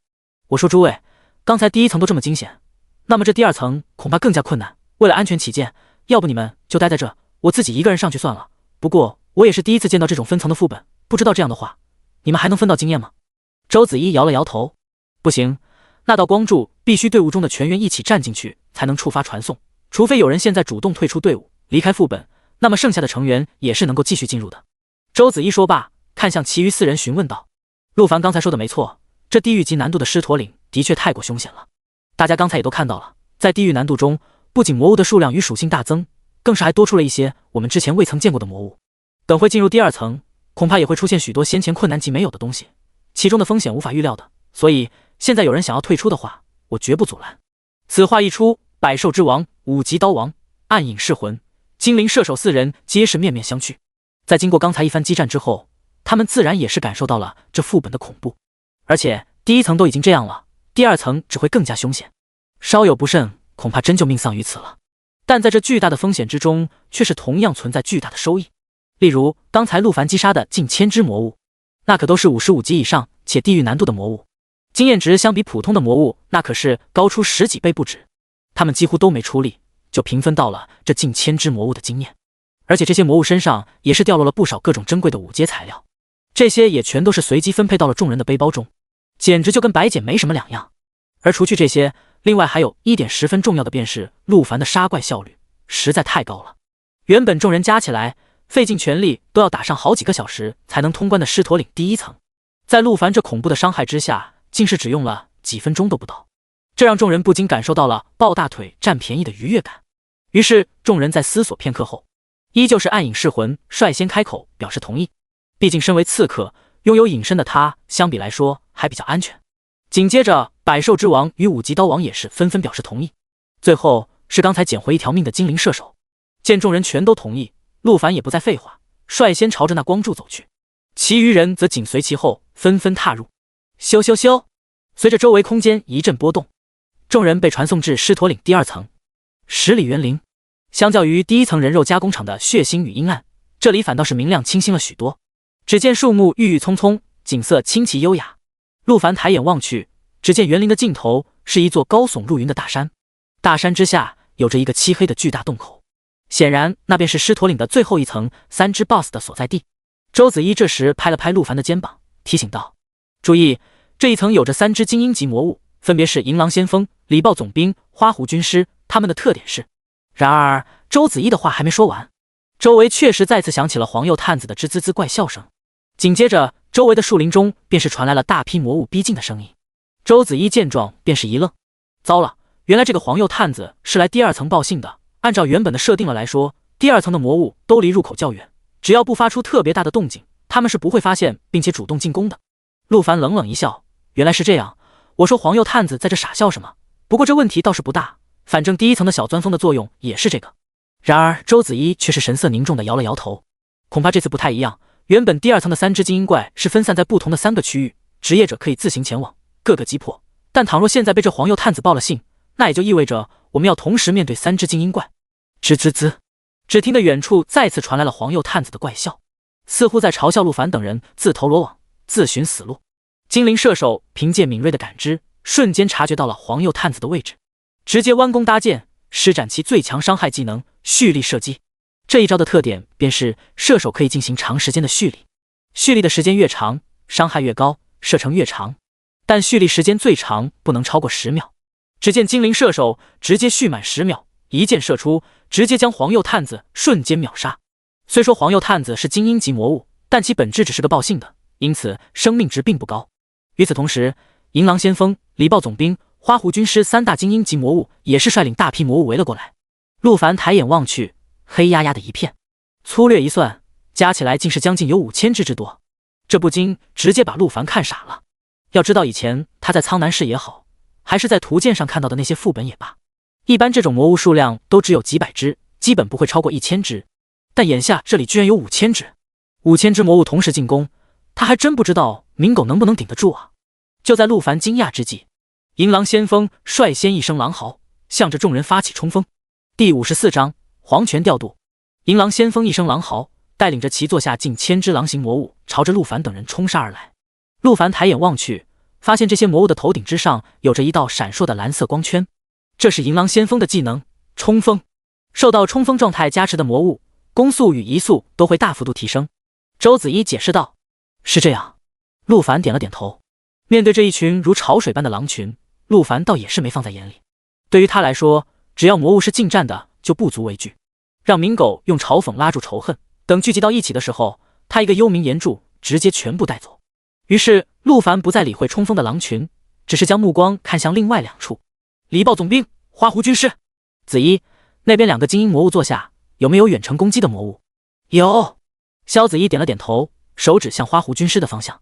只见其座下也有着近1000只白狐魔物，这些白狐会发射远程的粉色星形攻击波，不仅会造成巨额伤害，而且还有概率会让目标陷入魅惑状态。魅惑状态？陆凡一愣，萧子怡用小拳头打在了陆凡的胸口，娇羞道：“就是会陷入欲望的幻境，短暂的迷失，就是控制效果吗？说的这么玄乎？”陆凡右手一抬，召唤3只冥狼，便是朝着花狐军师的方向冲去。近战的可以不管，远程的必须先宰了，否则他们将无视冥狗的嘲讽，直接攻击队伍里的成员。却没想到的是，这群白狐竟是直接对冥狼发动进攻。只见近1000道粉丝爱心冲击波打在冥狼的身上，不仅是造成了巨额的伤害，冥狼那原本冒着绿焰的双眼竟也是变化成了粉红色，显然这是已经中了白狐的魅惑状态。然而与此同时，银狼先锋已经带队杀至近前，陆凡只好暂时放弃远处的冥狼，将注意力看向已近在咫尺的银狼先锋。此时冥狗正在不断的发出咆哮，将不断涌来的狼群嘲讽住。但诡异的是，银狼先锋并没有像其他狼群一样发动进攻，而是一脸阴险的站在不远处，似乎在等待着什么。就在这时，花狐军师忽然动手，只见其双手一扬，竟是从空中落下3道粉色光柱，打在了前方正在嘲讽拉仇恨的3只冥狗身上。这3只冥狗双目瞬间化为粉色，进入了魅惑状态。陆凡内心直接咯噔了一下，他没想到这群家伙居然能看出了自己的战术，而选择直接控制冥狗，不让其发出嘲讽。与此同时，银狼先锋抓住空隙，带领剩下数百只魔狼越过冥狗，朝着中间的陆凡扑杀过去。人类，死在我的爪牙之下吧！然而陆凡却是冷冷一笑，抬手一记幽冥岩柱直冲天际，将银狼先锋与周围的所有魔物全部秒杀殆尽。同时因为冥王哈迪斯之戒的吸血效果造成的伤害全部治疗在了冥狗与冥狼身上。要知道陆凡刚才那一击消灭了近1000只魔物，造成的恐怖伤害直接让所有冥狗与冥狼瞬间满血。这一幕直接将远处的花狐军师与礼豹总兵看傻了。虽然他们是副本魔物，但却拥有与人类接近的智慧。在这狮驼岭副本中做了数千年的精英魔物，也还是第一次碰到陆凡这么逆天的人类，竟能一招秒杀银狼先锋与其座下所有魔狼。可就在这两只精英魔物惊讶之际，陆凡却是没有迟疑，抬手便是一记幽冥鬼火砸在了远处的花狐军师身上，将其一秒燃成灰烬。而一众白狐看到自己的上司被秒，全都是一脸愤怒，转头便是发射粉色冲击波打向了陆凡众人。好在百兽之王的技能早已冷却完毕，直接施展守护屏障，将大部分的伤害转移到自己的身上。周子一也是施展毒物治疗，为范围的队友持续回血。而随着白狐的攻击转移到了陆凡众人身上，冥狼的魅惑状态也是得到了解除，对着眼前的白狐便是一找一个，肆意杀戮。不过由于对方数量太多，陆凡直接选择飞身跃入狐群，准备施展幽冥岩柱加快速度。可就在陆凡刚刚脱离了百兽之王的守护屏障，他自己就中了魅惑状态。只见周围的景象瞬间幻化，居然出现了4名身材性感的美女。抬眼望去，陆凡瞬间惊了，居然是韩嫣兰、江雪、萧玲珑、周子一。只见他们每个人都只穿着单薄的内衣，一脸娇媚地朝着自己走来，看得陆凡是血脉喷张，兽欲大发，完全忘记了自己正身处何方，正在做什么事情，一心只想着一龙戏4凤，先爽了再说。可就在这时，一个巴掌忽然甩了过来，直接将陆凡拉回了现实。正是周子一。只见其一脸坏笑着说道：陆凡，清醒了没？我听说这个魅惑状态在受到攻击后可以解除，不知道有用没？陆凡嘴角一阵抽搐，点了点头。托你的福，解除了。陆凡此刻心里憋着邪火，十分不舒服，但现在并不是计较这个的时候。等副本结束，他会让这个调皮的娘们付出代价。与此同时，精灵射手与暗影噬魂也选择发起进攻。虽然他们的输出不如陆凡，但白狐魔物的生命值相比其他魔物要低上不少，他们多多少少也可以帮忙解决几只。而暗影噬魂由于其特殊的被动，周围死亡的魔物越多，他便能吞噬魔物的魂魄，提升自己的伤害。这个状态提升虽然不是永久的，但是可以持续到副本结束。而之前第一层死去的魔物加刚才银狼先锋坐下的魔物，他已经吞噬了大约1500只魔物的魂魄，这恐怖的魂魄数量无疑是让其伤害大增。砍起白狐魔物来也是几刀一只。周子一此刻也是施展了新的技能千蝶吐锐，召唤出上千只紫色的幻蝶围绕在百兽之王的身上，为其不断的治疗。外加此刻的陆凡也是冲入战场，施展幽冥岩柱和幽冥鬼火，用了将近30秒的时间将这些白狐魔物消灭殆尽。而就在这时，一直没有行动的礼豹总兵却是忽然大笑了起来。职业者们，你们不会以为这就结束了吧？恰恰相反，这一切才刚刚开始。只见其一声怒吼，双掌猛地拍向地面，黄泉调度。周子一见状不禁一愣，怎么回事？这家伙施展的技能好像跟困难级的不一样。第55章狮驼岭3大妖王登场。陆凡一脸疑惑，忙问道：先前这个礼豹总兵是什么技能？周子一面色凝重，开口道：是召唤类的技能，每30秒都可以召唤出100只强化型黑豹魔物。100只强化型黑豹。陆凡抬眼望去，发现这礼豹总兵下面正蹲伏着将近3000只黑豹魔物。周子一点了点头，没错，可那只是困难级的数量，地狱级难度恐怕远不止100只这么简单。而且他的施法动作也变了，估计技能与先前将会完全不一样。陆凡一听顿感不妙，但他没有犹豫，直接抬手一击，幽冥鬼火砸了过去，心想着管他是什么新技能，先杀了再说。可让陆凡感到意外的是，这礼豹总兵竟是能够扛下幽冥鬼火而没有被秒杀。随后便听到了礼豹总兵的大笑之声：这位职业者，你的实力的确很强，但我的术法已成，你的其他队友可活不了。黄泉调度。礼豹总兵的话音落下，自身便倒在了幽冥鬼火之中，化为灰烬。可在下一秒，刚才死去的那些魔物竟是全都复活，而且所有魔物的形态竟全都变成了地狱恶鬼形态。而礼豹总兵原先坐下的3000黑豹魔物也是全都幻化为了地狱恶鬼形态，浑身都是燃烧着血红色的火焰，属性值全面暴涨。要知道就在刚才，冥狗在抵挡1000只狼群魔物的袭击时，生命值就是肉眼可见的下滑。这次倘若5000只地狱恶鬼形态的魔物同时进攻，恐怕除了他自己能用吸血顶住以外，其他人说不准还真会死在这里。尤其是那1000只远程攻击的地狱白狐，他们可以不受嘲讽影响，直接攻击其他人。而且由于是远程攻击单位，站位分散，陆凡的幽冥岩柱根本无法一次直接秒掉。只恨自己现在的技能里面除了幽冥岩柱以外，没有大范围的群伤技能。就在陆凡犹豫之间，5000只地狱恶鬼形态的魔物已经朝着众人发起进攻，而百兽之王的守护屏障与无敌被动兽王物护体刚刚才使用过，已经进入了技能冷却，无法再次使用。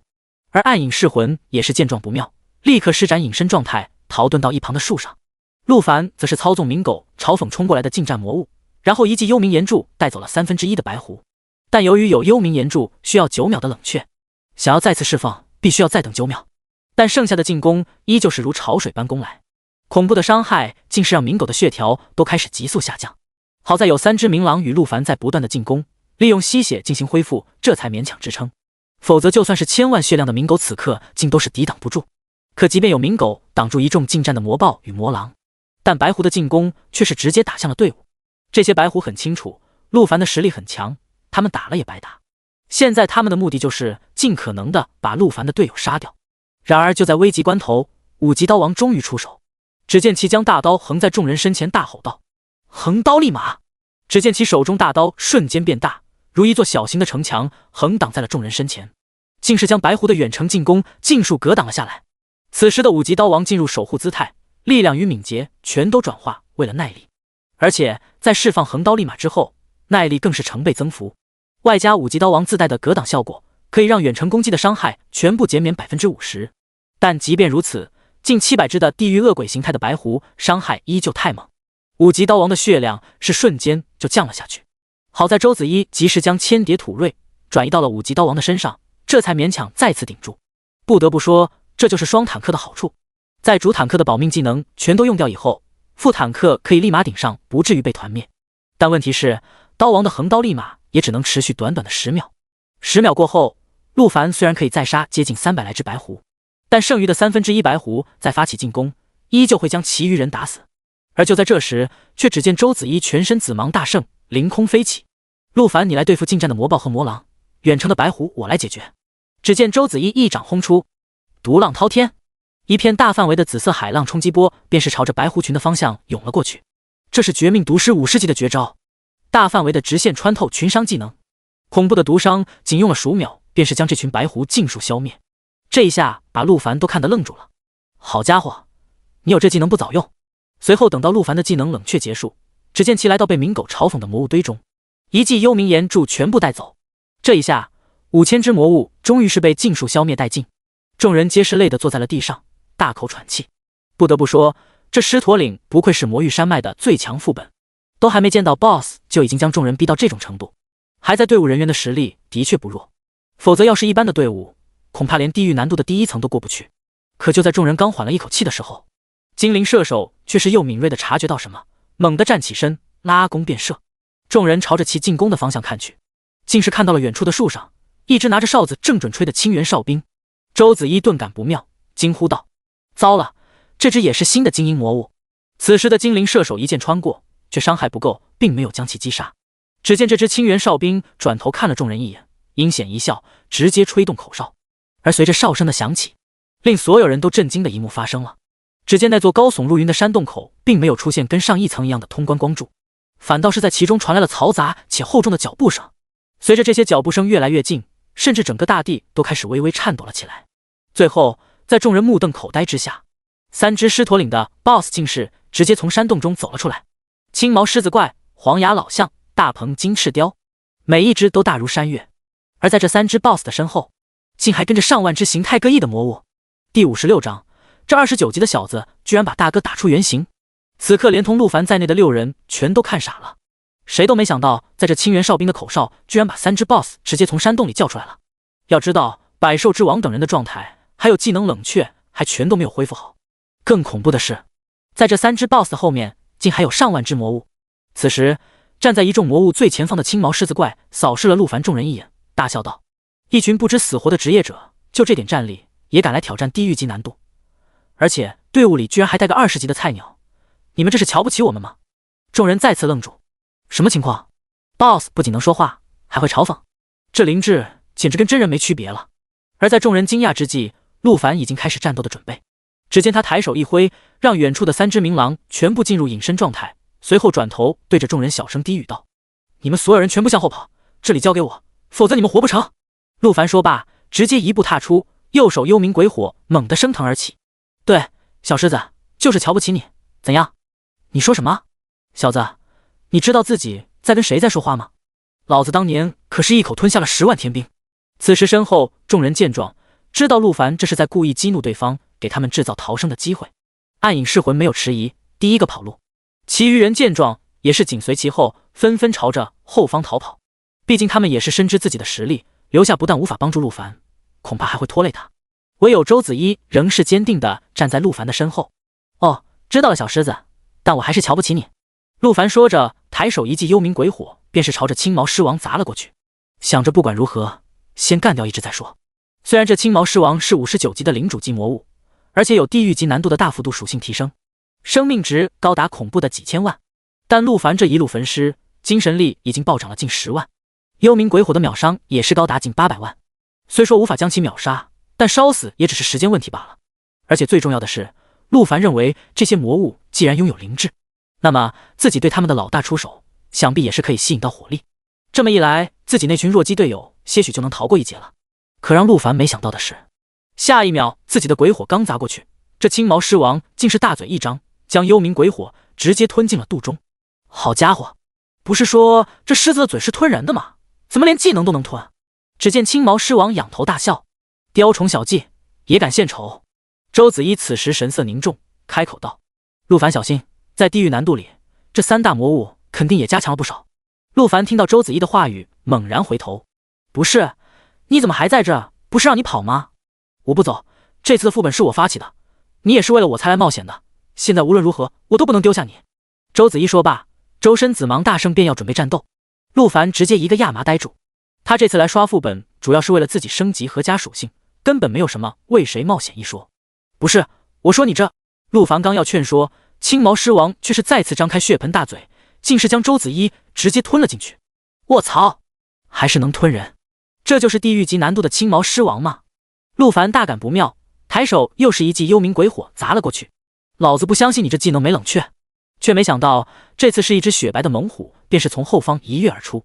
陆凡抬眼望去，赫然是一只58级的精英魔物白虎统帅。只见其虎爪凌空一挥，竟是在前方召唤出了1000只白虎魔物，其中一只白虎魔物高高跃起，竟是用身躯将陆凡幽冥鬼火挡了下来。青毛狮王一脸不屑，大笑道：小子，刚才那个是你的爱人吧？59级的传说级 SSS， 怪不得有勇气会带上你这么个废物。可惜在本王面前，传说级 SSS 也是照吞不误。不过我的大刀不斩无名之辈，像你这样的废物，我就不亲自出手了。白虎统领，把这小子和其他队友全部杀了。遵命，大王。白虎统领一声虎啸，身前的1000只白虎魔物加身后的其余数万只魔物全都潮水般向着陆凡冲了过来。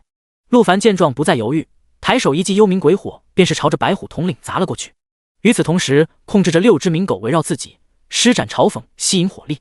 最后也是重点，陆凡指挥着3只隐身状态的冥狼朝着青毛狮王就偷袭了过去。可让陆凡再次意外的是，站在青毛狮王身边的大鹏金翅雕竟是能够洞悉到隐身的冥狼。只见其挥舞着手中的化感方天戟，对着3只冥狼就是横扫的过去，直接将隐身状态的冥狼打了出来。不过好在冥狼的生命值也有200多万，并没有被秒杀，继续朝着青毛狮王冲杀了过去。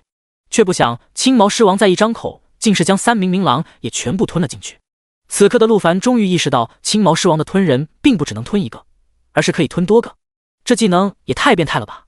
而且看着冷却好像也不长啊，这踏马还这么打。然而就在这时，陆凡却是看到了青毛狮王的肚子里泛起了紫芒。与此同时，他透过冥狼的视野，也是看到了青毛狮王肚子里的情况。原来青毛狮王的这一招仅仅只是将人困在他的腹中，受到持续伤害，但腹中的生物仍然可以行动。可以看到，冥狼与周子一此时都在承受着每秒10万点的持续伤害。不过周子一施展了千叠土锐为自己回血，并同时正在用毒攻击青毛狮王。陆凡也是毫不犹豫，操纵着3只冥狼对青毛狮王发起进攻。只击找下去，直接便是将青毛狮王的血量打到了 50%。可就在此时，青毛狮王全身爆发青色光芒，其身躯也是进入了不可被选中的状态。数秒过后，竟是直接化身成了一只巨大的青色狮子。此时另外2只 BOSS 黄牙老象与大鹏金翅雕见状皆是一怔，这29级的小子居然把大哥打出原形了。第57章地狱级狮驼岭不是你们这种弱鸡能通关的。这小子有诈啊！2弟、3弟不要轻敌！只见青毛狮王大声怒吼道：“明白！”原本还是坐着看戏的黄牙老象与大鹏金翅雕皆是纷纷祭出武器，准备一起动手将陆凡斩杀。陆凡这边，随着青毛狮王被打回原形，其腹中的周子一与3只明狼被吐了出来。要知道，召唤明狼的冷却时间是120秒，除非万不得已，陆凡不会使用这个技能来重置明狼。而另一边，由于陆凡这段时间没有进行输出吸血，其中一只鸣狗已经被围殴致死，惨叫着化成一团绿焰消散不见。与此同时，黄牙老象与大鹏金翅雕也是挥动武器，朝着陆凡轰杀而来。陆凡嘴角挂起一抹冷笑，他之所以一直没有释放技能，等的就是这个时候。幽冥炎柱，只听得轰的一声，来自幽冥炼狱的绿焰冲天起，不仅将周围一众被嘲讽的魔物尽数秒杀，更是那迎面来的黄牙老象与大鹏金翅雕重创。2只 BOSS 的血量也是直接被打掉了 50%， 触发被动现出原形。巨象与大鹏，这是狮驼岭3大魔物共同拥有的保命被动，倘若没有这个被动，这3只 BOSS 恐怕刚才就已经被陆凡秒杀了。看着眼前3只全都化为野兽形态的 BOSS， 周子一眉头紧锁，开口道：“不愧是地狱级难度，50%就触发变身了。在之前的难度，他们的生命值是到 10% 才变身的，变身之后他们的各项属性都会再次暴涨，尤其是生命值。”陆凡看了看远处仍在不断涌来的上万只魔物，淡淡道：“属性暴涨无所谓，技能什么的应该不会有什么变化吧？青狮和黄象倒是没什么，但是那只大鹏鸟……”周子一话音刚落，只见那只在空中展翅飞翔的大鹏大嘴一张，竟是从中吐出了一个黄绿色巨大瓶子，赫然正是阴阳2气瓶。只见瓶口迸发出巨大的吸力，竟是将陆凡、3只明狼还有5只鸣狗全都吸了进去。陆凡大感不妙，糟了，这要将自己控住，先收拾周子一和其他人。没想到这群魔物的灵智居然已经高到会使用策略了。要知道，这可是地狱级难度，所有魔物的恐怖输出，周子一根本扛不住。眼看大批魔物朝着周子一冲来，周子一全身紫芒大盛，再次施展毒浪滔天，大范围的紫色巨浪便是朝着眼前的魔物激荡而去。可奈何这些魔物的属性与血量都远超先前1、2层的魔物，毒浪扫过，竟是一只都没死。眼看一众魔物冲杀至近前，将要对周子一发动进攻之时，百兽之王竟是现实返场。此时他的技能已然冷却完毕，直接施展守护屏障外加兽王护体，技能刚好冷却完毕。周帮主没事吧？周子一感激的点了点头，多谢了。此时的远处，5级刀王、精灵射手、暗影噬魂全都在密切注视着这里。此刻的他们由于已经脱离战斗，随时都可以退出副本，只要看到战况不对，他们随时都会选择离开。而百兽之王本来也可以跟他们一样随时退出保命，可他还是选择了冲过去保护周子一。我只能支撑10秒，10秒后倘若陆凡没出来，我们就完了。周子一点了点头，没事，就算是死我也认了，但我相信陆凡，他肯定会带我们打赢这场战役。与此同时，阴阳2气瓶中，陆凡发现这个瓶子本身竟是自带生命值，也就是说直接要把这个瓶子的生命值打光打碎，他就能出去了。没有任何废话，直接操纵3只明狼对瓶子发动进攻，紧接着自己也是幽冥鬼火不断轰击。要知道幽冥鬼火的伤害是可以叠加的，加上3只明狼的恐怖伤害，仅用了3秒便是将阴阳2气瓶击碎开来。这一幕再次将狮驼3魔看傻了。要知道这阴阳2气瓶可是上古秘宝，生命值更是高达上亿，原本的功能是可以将人困在里面持续10秒，且不断造成巨额伤害，等时间到了，里面的人才会被释放出来。在地狱难度的加持下，持续时间会延长至20秒，伤害倍增。虽说的确可以通过打碎瓶子的方式强行出来，但这上亿的生命值，寻常职业者根本不可能在20秒内将其击碎，甚至说大部分的人在里面生存20秒，保住小命不死都已经十分艰难了。可如今陆凡这家伙不仅将这瓶子打碎，而且还只用了3秒，可想而知这小子输出伤害有多么的恐怖。而陆凡出来以后，抬眼望去，发现剩余的近万只魔物已经聚集在了百兽之王附近。没有废话，来到百兽之王身边，抬手就是一记幽冥炎柱，全部带走。黄牙巨象见状不妙，鼻子伸长将陆凡再次控住，但这个控制依旧是软控，只能限制陆凡的身躯，但依旧可以施法。只见陆凡控制3只明狼冲向青狮发动进攻，自己则是一记幽冥鬼火砸在了巨象身上。最后陆凡将目光看向正在天空中翱翔的大鹏，只见其翅膀一扬，一道疾风冲击便是打向了周子一。众人顿感不妙，要知道这可是地狱级变身后的大鹏，只一招便足以秒杀除陆凡以外的众人。好在此时五级刀王也是冲了过来，施展横刀立马将这道疾风冲击格挡了下来，而陆凡也是趁机一招幽冥鬼火砸了过去，却不想着大鹏的速度极快，身形一闪，竟是将幽冥鬼火闪避了过去。只见其在空中大笑：“小子，虽然你有几分实力，但就凭你这些技能，奈何不了我。”陆凡微微一怔，发现还真是这样，幽冥鬼火、幽冥炎柱、冥狼全都打不到这高速飞行的大鹏，但这大鹏却是可以不停施展疾风冲击，远程攻杀下方的所有人。看到陆凡愣神的表情，大鹏不禁发出尖锐大笑声：“小子，别挣扎了，地狱级别的狮驼岭不是你们这种弱鸡能通关的，你们对这个副本的难度一无所知。”大鹏扇动翅膀，又是一道疾风冲击轰杀过去。不过好在五级刀王的状态还没消失，还能挡住，但也挡不了多久了。就在这时，黄牙巨象终于是被幽冥鬼火焚烧殆尽，巨大的身躯重重地砸在了地上。陆凡身上的控制得到解除，重新落回地面。金翅大鹏，你未免高兴得太早了，真以为我拿你没办法吗？只见陆凡冷冷一笑，抬手猛地压向地面。幽冥缠绕，第58章神佛降临。幽冥缠绕，陆凡在突破20级时领悟的新技能，可在地面生长出实质化的幽冥火焰缠绕目标，使其无法动弹，并造成每秒精神 X 4000%的伤害，持续3秒，魔法值消耗3万，冷却时间20秒。先前之所以一直没用，就是考虑到这个技能的冷却时间有点长，必须要重要时刻使用。也就是此刻，只见陆凡右手猛地压向地面，一道恐怖的地狱烈焰冲天起，朝着金翅大鹏轰杀而去。这技能效果竟是与幽冥炎柱一般无二。然而金翅大鹏在空中急速翱翔，轻轻松松的便是将这道地狱烈焰躲闪开来。哈哈，小子，你这范围性伤害根本不可能打得到我，死了这条心吧。很显然，此刻的金翅大鹏也是将这招当成了幽冥炎柱。然而陆凡却是冷冷一笑，还没结束呢。话音落下，这道粗大如龙的地狱烈焰竟是在空中扭动了起来，如同有灵智般扭头朝着金翅大鹏追了过去。金翅大鹏见状直接呆住了，全是锁定技能，一个20级的菜鸟怎么会有这种类型的技能？这不可能！金翅大鹏难以置信，立刻扇动翅膀急速逃跑。然而幽冥缠绕的速度却也是越来越快，即便金翅大鹏的速度已经快到连肉眼都看不清了，却依旧没能逃过幽冥缠绕的追杀。仅仅数秒的功夫，便是被幽冥火焰缠绕全身，从高空之中摔落而下。与此同时，青狮也是被3只冥狼围攻，打翻在地。其余众人见状，皆是发出了巨大的欢呼声。周子一更是激动地跑了过来，抱住了陆凡，在其脸上狠狠亲了一口。然而周子一却是发现，陆凡的神情却是仍旧一脸严肃，没有半分放松的意思，似乎仍旧如临大敌。怎么了，陆凡？不都是解决了吗？为什么你还？陆凡神色凝重，摇了摇头。不对，为什么这3只 BOSS 的血量没有归零，而是还显示着1%？什么？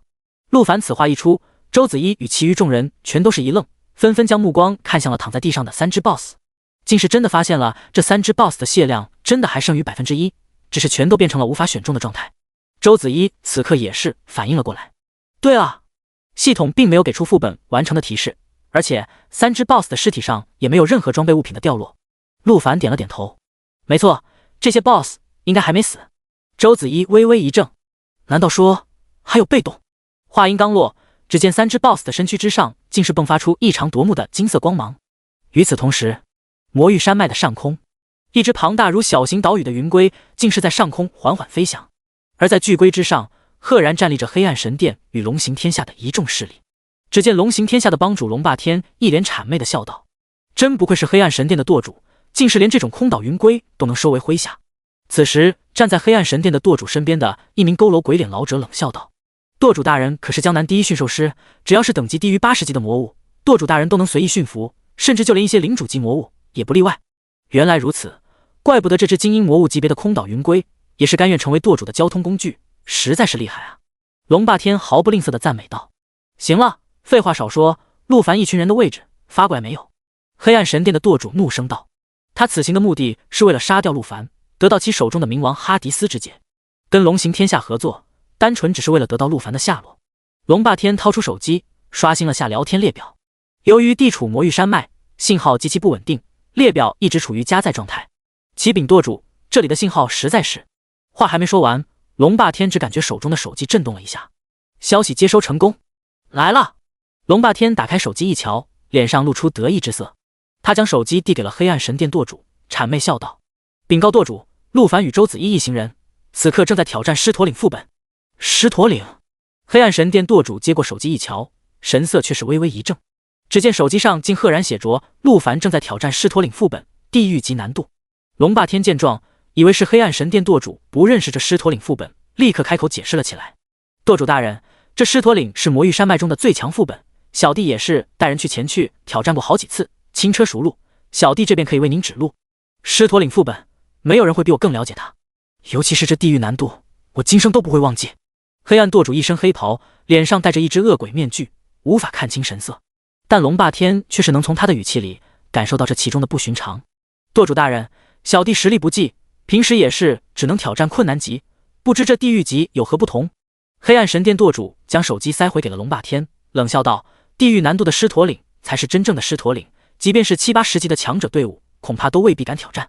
陆凡这群人居然敢挑战这个难度，恐怕这次都不用我出手，他们这队人便会死在里面了。”此时舵主身边的佝偻老者却是忽然开口：“舵主大人，万一这陆凡真要死在里面，那这事恐怕就难办了。”黑暗神殿舵主点了点头，他很清楚，在危险区的副本内，职业者如果被副本魔物所杀，那么其携带的物品和装备全都会被副本魔物捡走。等到下一次魔物被职业者杀掉后，这些东西才会随着一起掉落出来。也就是说，如果陆凡死在了地狱级狮驼岭里面，那么他们想要得到戒指，也是必须要再通关一次相同难度的副本。希望陆凡这小子机灵点，打完第2层就撤出来，否则我们只能向神殿求援了。毕竟最后那3尊大佛，即便是我也不可能轻松对付。与此同时，狮驼岭副本中，3只 BOSS 的身躯正爆发出金色的光芒，而在这耀眼的光芒之上，3名头顶金光的神佛竟是缓缓落下。陆凡抬眼望去，彻底傻了。只见这3名神佛赫然竟是文殊菩萨、普贤菩萨、如来佛祖。更恐怖的是，等级全都是100级。第59章，是神。陆凡一行人全都看傻了，怎么回事？这不是55级的副本吗？怎么会出现100级的神佛？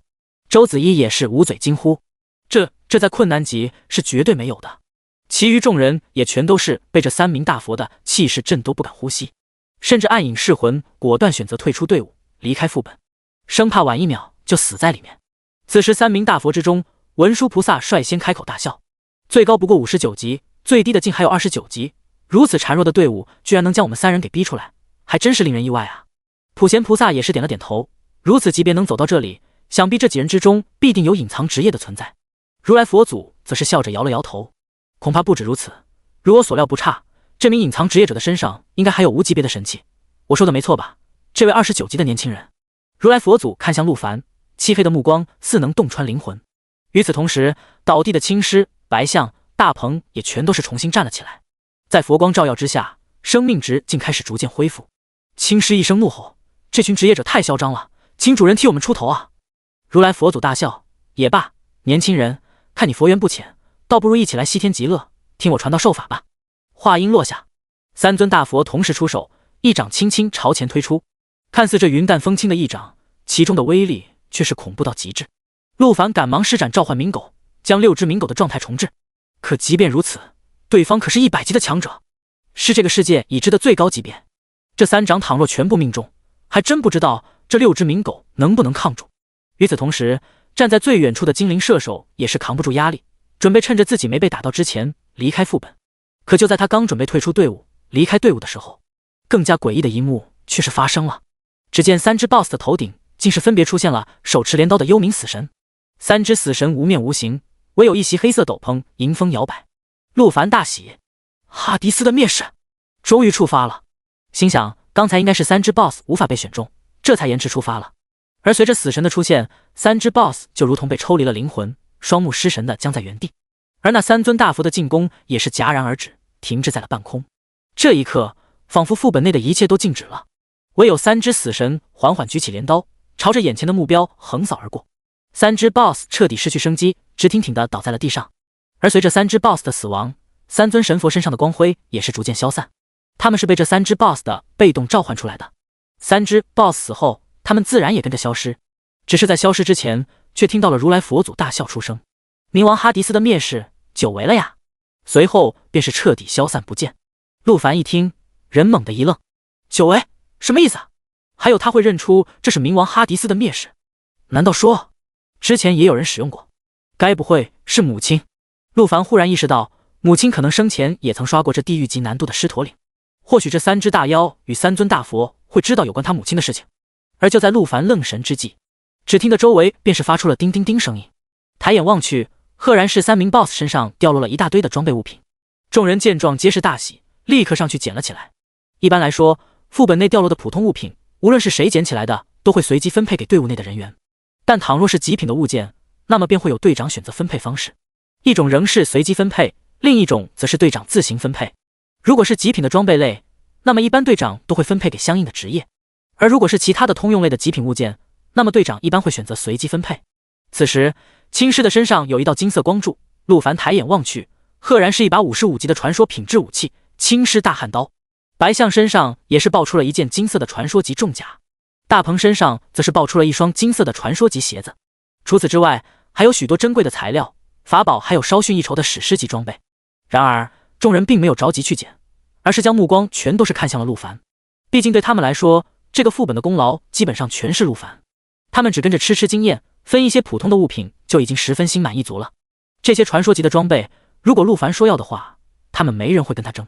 然而陆凡却是淡然一笑，表示这些装备他不要，他们自己去分就行了。众人一听，全都是感激涕零。要知道55级，而且是狮驼岭的传说级装备，对于他们来说可谓是十分难得了。周子怡也不废话，直接将大刀分配给了对应职业的5级刀王，重甲分给了百兽之王，鞋子分给了精灵射手。至于离开的队伍的暗影噬魂，自然是没有他的份了。只可惜的是，这次并没有报到周子怡想要的阴阳2气瓶。就在这时，系统的提示响起：恭喜职业者顺利通关副本，通关时长9分34秒，评级 SSS， 获得副本积分5500。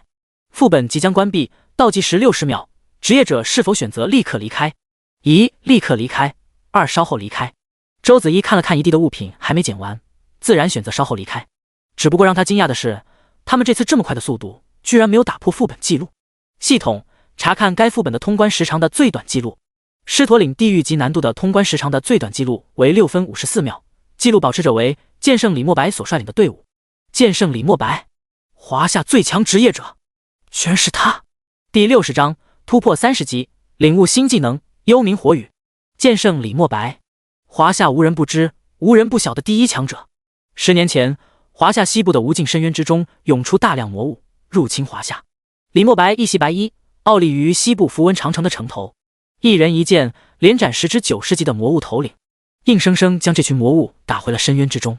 剑圣李墨白，6分钟吗？有点意思。陆凡淡然一笑：子怡，等会我要再进来刷一次，帮你把那阴阳2气瓶刷到，顺便破个记录。子怡点了点头：谢谢了，如果你真的帮我刷到。子怡说着，看了眼其他正在捡东西的队友，玉手直接伸向了陆凡的下盘。今晚我一定好好伺候你，让你舒服。陆凡感受着下体传来的酥麻，手也是不自觉揉向了周子怡挺拔的山峰，凑到其耳边低声道：话说你为什么这么中意这个阴阳2气瓶？这东西虽然是件不错的控制系法宝，但相比较于传说级的金色装备，这似乎没那么珍贵吧？要知道，法宝类的道具虽然比一般的消耗道具好一点，可以无限次数的使用，可倘若在战斗中被损坏的话，那也会消失。甚至说，在激烈的战斗中，法宝一旦祭出，基本就是损坏的下场。所以与一次性的消耗类道具相比，其实也差不了多少。周子怡被陆凡揉得闷哼出声，随后笑着摇了摇头：这你就别管了，反正我有用。周帮主，东西都捡好了，咱们可以撤了。就在陆凡与周子怡四目相对，差点要亲上时，百兽之王忽然开口打断了两人。周子怡见状也是轻咳了一声：那个你们都好了没？都好了的话，咱们就准备出去了。而就在这时，精灵射手忽然跑了过来问道：那个陆凡兄弟，你等会是不是还要进来再刷一次？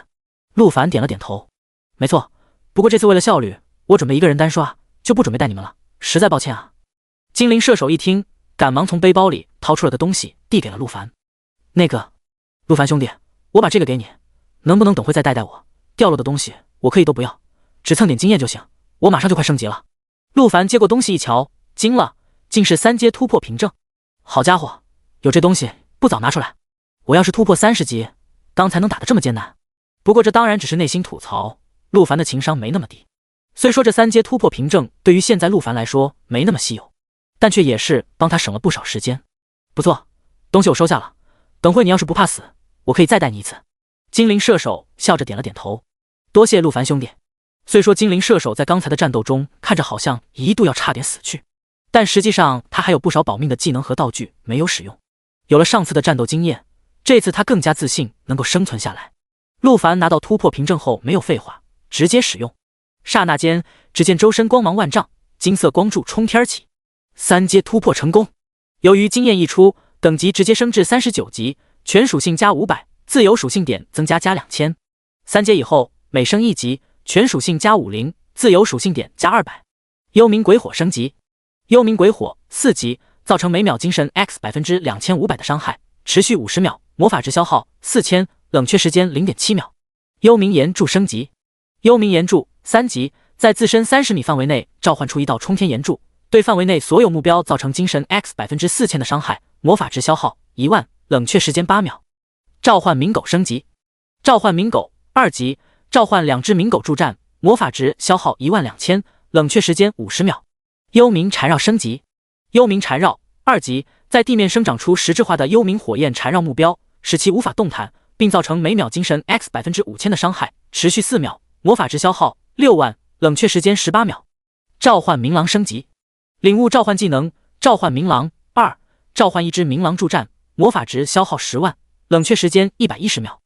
多重召唤升级，多重召唤2级，所有召唤技能的召唤兽数量 X6。领悟主动技能幽冥火雨1级，召唤大量的幽冥火雨从天而降，对指定区域造成每秒精神 X6000%的范围伤害，持续5秒，魔法值消耗50万，冷却时间60秒。领悟召唤技能召唤鸣鸟1级，召唤一只幽冥飞行生物鸣鸟助战，魔法值消耗2万，冷却时间240秒。看着新领悟的2个技能，陆凡不禁是满意的点了点头。幽冥火雨，总算有了一个远程大范围的杀伤技能了。将所有自由属性点全都加在精神上后，示意萧子一赶紧离开副本。他已经迫不及待的想试试新技能了。与此同时，副本外面，巨大如岛屿的空岛云龟已经来到了副本入口的上方，庞大的身形遮天蔽日，如同黑暗笼罩大地。而站在云龟之上的龙霸天正在拿着手机进行通话。小黑，怎么回事？怎么就你一个人出来了？陆凡他们人呢？副本的入口处，先行一步逃出来的暗影噬魂也正拿着手机通话。通话之人赫然正是云龟上的龙霸天。没错，暗影噬魂就是龙霸天安插进周子一队伍中的卧底。禀告帮主，我在里面看到了3尊巨大的神佛，那群人很可能已经死在里面了。由于电话是扩音的，一旁的黑暗神殿舵主也是听得一清二楚。3佛将士，那这么一来的话，陆凡那群人断无逃生的可能了。黑暗神殿舵主转头看向身旁的佝偻鬼脸老者，叹息道：幻系师，通知神殿总部吧，让他们派人来魔域山脉的狮驼岭入口增援。这名被称为幻系师的佝偻老者一怔，摇了摇头道：舵主，您确定吗？倘若让总部的那群人参与进来，这份功劳恐怕……结。此时位于人群中的陆魔杰却是忽然大笑出声：两位大人，你们可别忘了，当初白姐也是这么想，这才自寻死路，希望2位可千万别重蹈覆辙啊。陆魔杰此时很清楚，虽然是他提供的情报，但只要江南省的舵主参与进来，功劳的大头他肯定是没有了。那既然如此，保证任务顺利完成，成功喝到汤才是重点。而且不知为何，他此刻的内心仍是有些忐忑，总感觉陆凡那小子恐怕没那么容易死。俗话说得好，怕什么来什么。陆魔杰的话音刚落，副本入口处便是传出了一阵咻咻咻的声音。众人抬眼向下望去，竟发现陆凡一行人安然无恙的从副本里传送出来了。第61章新技能召唤鸣鸟。这怎么可能？空岛云龟之上，黑暗神殿与龙行天下众人全都是看傻了，就连黑暗神殿舵主也是一脸不可思议的神色。当年他可是曾是亲眼目睹过那3尊神佛的威力，当初还好是因为他有保命技能，才侥幸躲过一劫，而其余跟他一起挑战的队友全都是葬身在了其中。可如今这陆凡不仅安然无恙，就连他的队友居然也一个没死，这简直让他无法理解。难道说这就是传说的中的隐藏职业？幽冥领主，此子断不能留，否则日后必为大患。黑暗神殿舵主没有任何迟疑，大手一挥，便是命令黑暗神殿所有手下发动进攻。龙行天下的龙霸天见状也是不敢怠慢，示意龙行天下全员发动进攻。而此时刚出来的陆凡一行人还没反应过来发生了什么事，便听到高空之上传来了密密麻麻的轰炸之声。陆凡抬头望去，竟是无数道能量射击朝着自己这边打来，是黑暗神殿与龙行天下的人。周子怡说着，立刻施展毒雾缭绕，准备为众人治疗。可恶，居然这么快就到了！守护屏障，开！好在百兽之王技能也冷却结束，直接开启屏障帮众人吸收伤害。然而陆凡却是冷冷一笑，直接抬手施展召唤冥狗。只见大地之上竟是出现了18道燃烧着地狱烈焰的召唤法阵，18只身形巨大的冥狗从法阵之中钻了出来。这数量直接把周子怡在内的一众队友看傻了。要知道先前在副本内才6只啊，现在升了个级，居然直接18只了。而且陆凡在焚烧了一众狮驼岭魔物之后，属性更是暴涨，精神属性直接暴涨到了40万，也就是说现在每一只冥狗的生命值都高达恐怖的4000万。陆凡冷冷一笑，直接控制18只冥狗叠罗汉挡在众人身前，将空中打下来的能量攻击尽数抵挡而下。黑暗神殿舵主见状大感不妙，18只，如果资料没错的话，这小子应该已经突破30级了。看来我们还是来晚了，这小子的等级升得太快了。一旁的佝偻鬼脸老者咂舌道。此话一出，身后的陆魔杰直接傻了。什么？突破30级？开玩笑吧，今天才是这小子转职的第3天啊。要知道陆魔杰是没看过幽冥领主资料的，他也只是偶尔听到神殿里的人说过几句而已，但却没想到这么变态，直接把他的3观都打碎了。然而陆魔杰没想到的是，他这番话更是引起了龙行天下全员的震惊。龙霸天更是直接惊呼道：兄弟，你没搞错吧？你说陆凡那个小子现在才是转职的第3天？结，没错啊，不是你这个时候还笑什么？结，不是，我一紧张就会怪笑。结。此时黑暗神殿舵主并不想理会这群蝼蚁，只是转头看了一眼身边的佝偻老者说道：幻系师，我们联手试一试，不行的话就只能让总部增援了。明白。两人说罢，黑暗神殿舵主抬手一挥，竟是召唤出了3只等级79级的领主级魔物。率先登场的是一只身长近100米的黑岩魔蛟，浑身燃烧着熊熊黑岩，巨大的身躯半隐在云层之中。第2只则是一只死灵骑士，漆黑的头盔之中没有面容，唯有一双冒着蓝火的眼睛，骑着一只没有血肉只有骨架的骸骨战马，手中则是一柄闪烁着冰冷蓝光的长剑。诡异的是，死灵骑士并没有翅膀，却是能傲立在空中，如履平地。第3只是一只庞大如山岳的比蒙巨兽，只见它脚踩在大地之上，身躯的高度竟都比飞行的空岛云龟要高，2只巨大的利爪似能轻松劈开任何一座大山。这3只79级的魔物是黑暗神殿舵主最强大的召唤兽，当初他在驯服这些魔物的时候，全都是险些付出生命的代价。但作为 SSS 级职业的驯兽师，一旦将魔物成功驯服，那么实力就可以得到极大的提升，而且这只被驯服的魔物实力也将得到职业者的加成，变得更加强大。虽然他还有其他上百只不同的魔物召唤兽，但他心里很清楚，对付眼前这个小子，召唤其他的普通魔物也是没有任何意义。没有废话，只见黑暗神殿舵主大手一挥，直接命令手下3只魔物发动进攻。陆凡见状不禁冷冷一笑，抬手就准备施展新技能幽冥火雨打向空中，将这群全部秒杀。却没想到此时自己的身体却是忽然已经一僵。空岛云龟之上，幻系师掌心处正不断迸发出层层空间涟漪，只见其嘴角露出邪魅的笑容。小子，在我的幻系领域之中快乐的死去吧。话音落下，只见陆凡众人所在的区域竟是幻化成了一个大型戏台，戏台之上，一位位带着诡异脸谱的戏子正围着陆凡众人开口唱戏，一时竟是让众人感觉一阵头晕眼花。陆凡小心，这是控制类型的幻术。陆凡一怔，没想到对方居然还有这种职业。他妈的，老子一个幽冥火雨送你们归西！可当他抬头往上看去时，竟发现自己已然置身于一处装饰豪华的戏楼之中，周围是一群唱戏的戏子，台下则是一群拍手叫好的看客。这么一来，他就根本无法定位对方的位置。与此同时，舵主召唤出的3只魔物已经朝着陆凡等人冲杀而来。陆凡脸色一沉，右手猛地一抬，召唤鸣鸟。第62章，黑暗神殿殿主亲自出动。遮天蔽日的黑岩魔蛟，庞大如山的比蒙巨兽，踏空而行的死灵骑士3只79级的超强魔物一齐出手，朝着陆凡冲杀而去。这宛如远古山海般的气势，看得空岛云归之上的众人皆是目瞪口呆，纷纷惊叹强者之间的战斗竟是恐怖如斯。陆凡自然也是感受到了杀意将至，不敢怠慢，抬手便是施展新技能召唤鸣鸟。只见高空之中凌空出现6道召唤法阵，法阵之中一只双翼张开超10米，浑身燃烧着阴森绿焰的火鸟从中飞出。